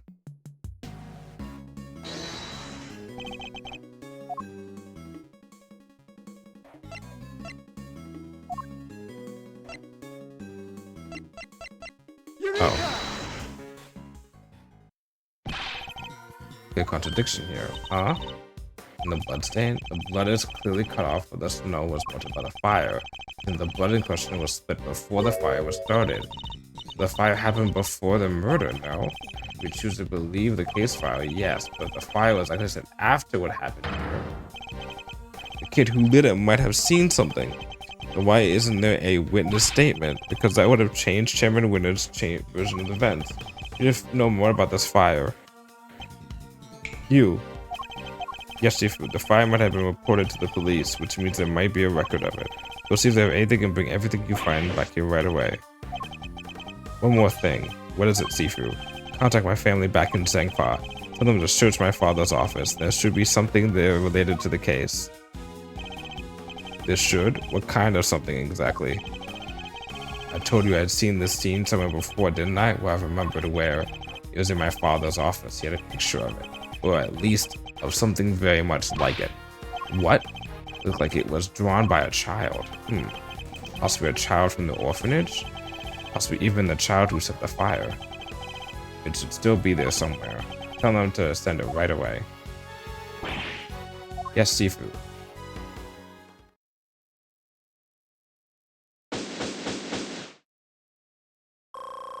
Holy shit, that took forever.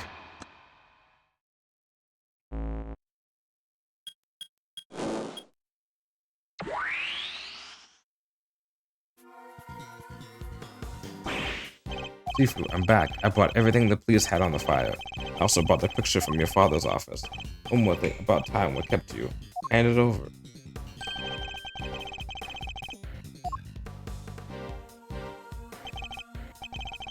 That's it, the picture I remember. Oh my god, it's Candace.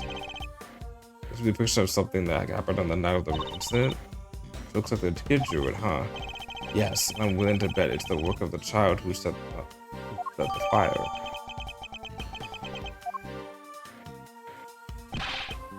Sifu, there's... What now? Look, I'll have to wait, okay? Well, Prosecutor... Why do you think my father kept this? Imagine he acquired it at some point during his investigation. I have no idea why he would have chosen to keep it to himself. Do we see the case file for the fire too? Sure, here. You just give me a moment to read through it. Seems the boy who saw the fire snuck out of the bed on the evening of the incident.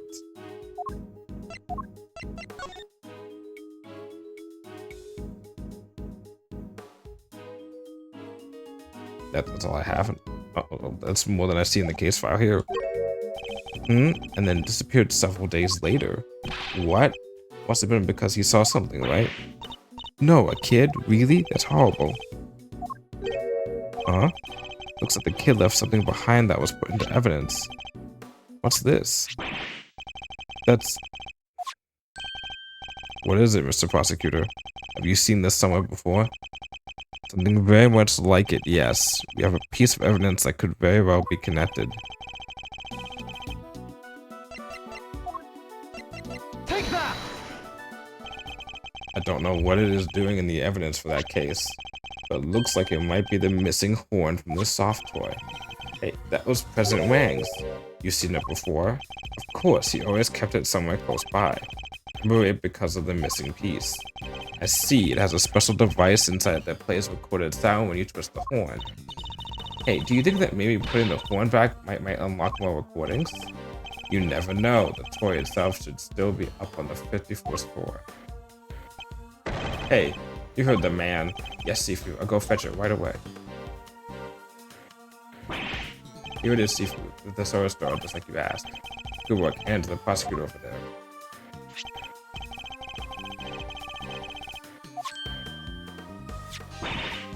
Fits perfectly. And any more recordings on there?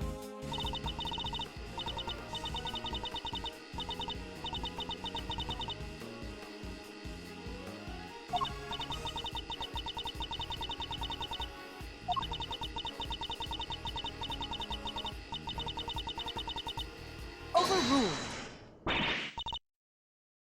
Got him. Just got into Judge Gavel. Are you okay? Just turn it off, please. You see, I had a baby, a beautiful little boy. You beautiful little boy. Sorry, that's pretty much all I wanted to tell you. Oh, except I called him Sean. Sean Fenn. It has a nice ring to it, don't you think? I knew that was his son. Let's fucking go. The moment they were like, she's meeting with him and she doesn't want to say, and she specifically doesn't want to say when she's in front of the kid. The kid? And also that I'll be at the orphanage on the evening of the 9th. I'll be waiting in the front yard. I thought you can meet him if you like, even if it's only just this once. I know you're a very busy man, but anyway, that's where we'll be. Goodbye.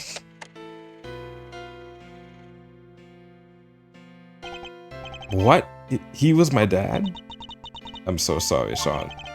Care to explain what the heck is going on, Gavel? Sean isn't my biological son, of course not. They were gonna make a 13-year-old mother in this type of games. I adopted him. And he was aware of this? Yes, of course. His mother, Amelie Fenn, she died 5 years ago. We were cousins. We were also friends, the best of friends. People often mistook us for sisters. And so, when she died, it seemed only natural that Sean should come live with me. Of course, we had to keep his father's identity secret. I decided that the best way to do that would be for him to never know in the first place. So he knew he didn't have a dad. He didn't know his dad was him.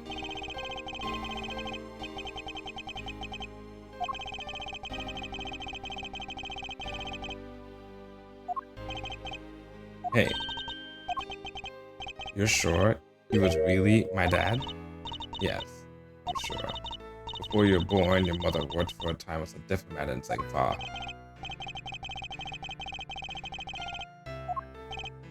What? You told me she worked at the orphanage. She did, but only after she returned. After she quit the diplomatic service. She always loved helping others. The orphanage was perfect for her. Not so fast! Sorry, Judge Gavel, but I have to ask. Amelie, the lady who asked the president to come, why didn't she show up herself? Why isn't she anywhere on the files related to the SS5 incident? She never made it to the rendezvous that night. Someone was tailing her. I'll bet that was Chairman Winter's doing. Though sadly we can't prove it. And because she couldn't make it, she never saw the president again.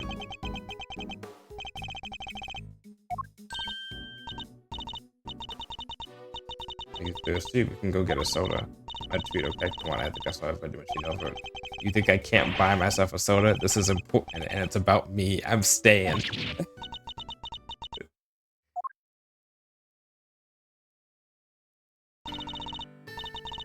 Perhaps now you can guess why I met with the president 2 nights ago. I wanted to tell him face to face that Amelie was gone, but that you were alive and well, more than well. But it makes sense now. No wonder Judge Gavel was so keen to avoid sharing the details of the meeting. Yeah, she would have had to share the truth about Sean too. That was why I took the line lilies with me, so there would be no doubt that I knew Amelie and that I knew her well. The flowers bore a special significance for the two of them, you see. President Wang gave Amelie a bouquet of lion lilies in the early days of their romance. But now he too is dead. If only he had lived. Sean might finally have been able to get to know him.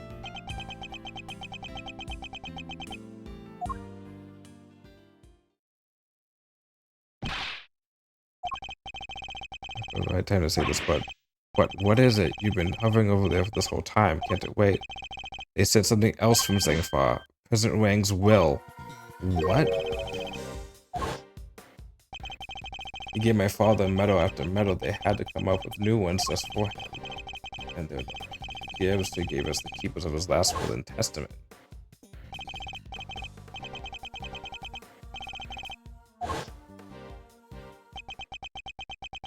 Did they all go to his kid? This is... What is it, Agent Lang? Does it have anything to do with our current case?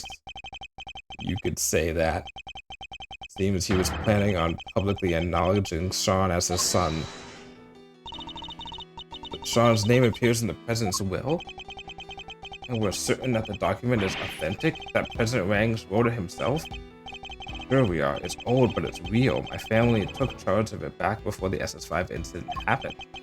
They'll want to analyze it back home to be sure, but I'd stake my name on it being the genuine article. A child nobody is sure would cause a stir, and he chose to mention the child in his will nonetheless. Well, that's that, I guess. I still can't quite believe it, but the president confirmed it with his own hand. There's no denying it. Sean, you're President Wang's son.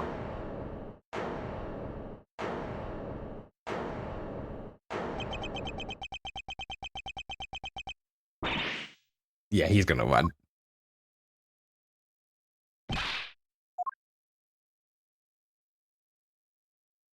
Oh, thank God. A place to stop. And that is a damn good place to stop. Middle? Middle? Are you asking me right now? Middle? Oh boy.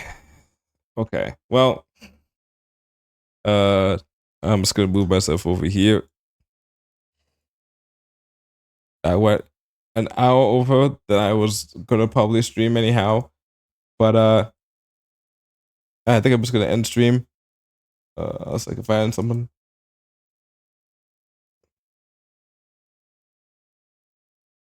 Yeah, I'm just gonna end stream. That's what happens when I stream and stream so flipping late. There's no one around to raid. But I will be doing more of this tomorrow. I think I will beat this tomorrow. I'm not sure though, because this is a long case, and I just got to the middle part, according to this game. So we'll see how that is. I mean, there were like 3 beginnings to this game, so I'm not sure. And then we have more Game Awards bingo prep, and then the Game Awards, and then maybe a stream, a wildcard stream, maybe Arkham Origins, maybe even Marvel Rivals if I decide to do that. But until then, I will see everyone later. Bye.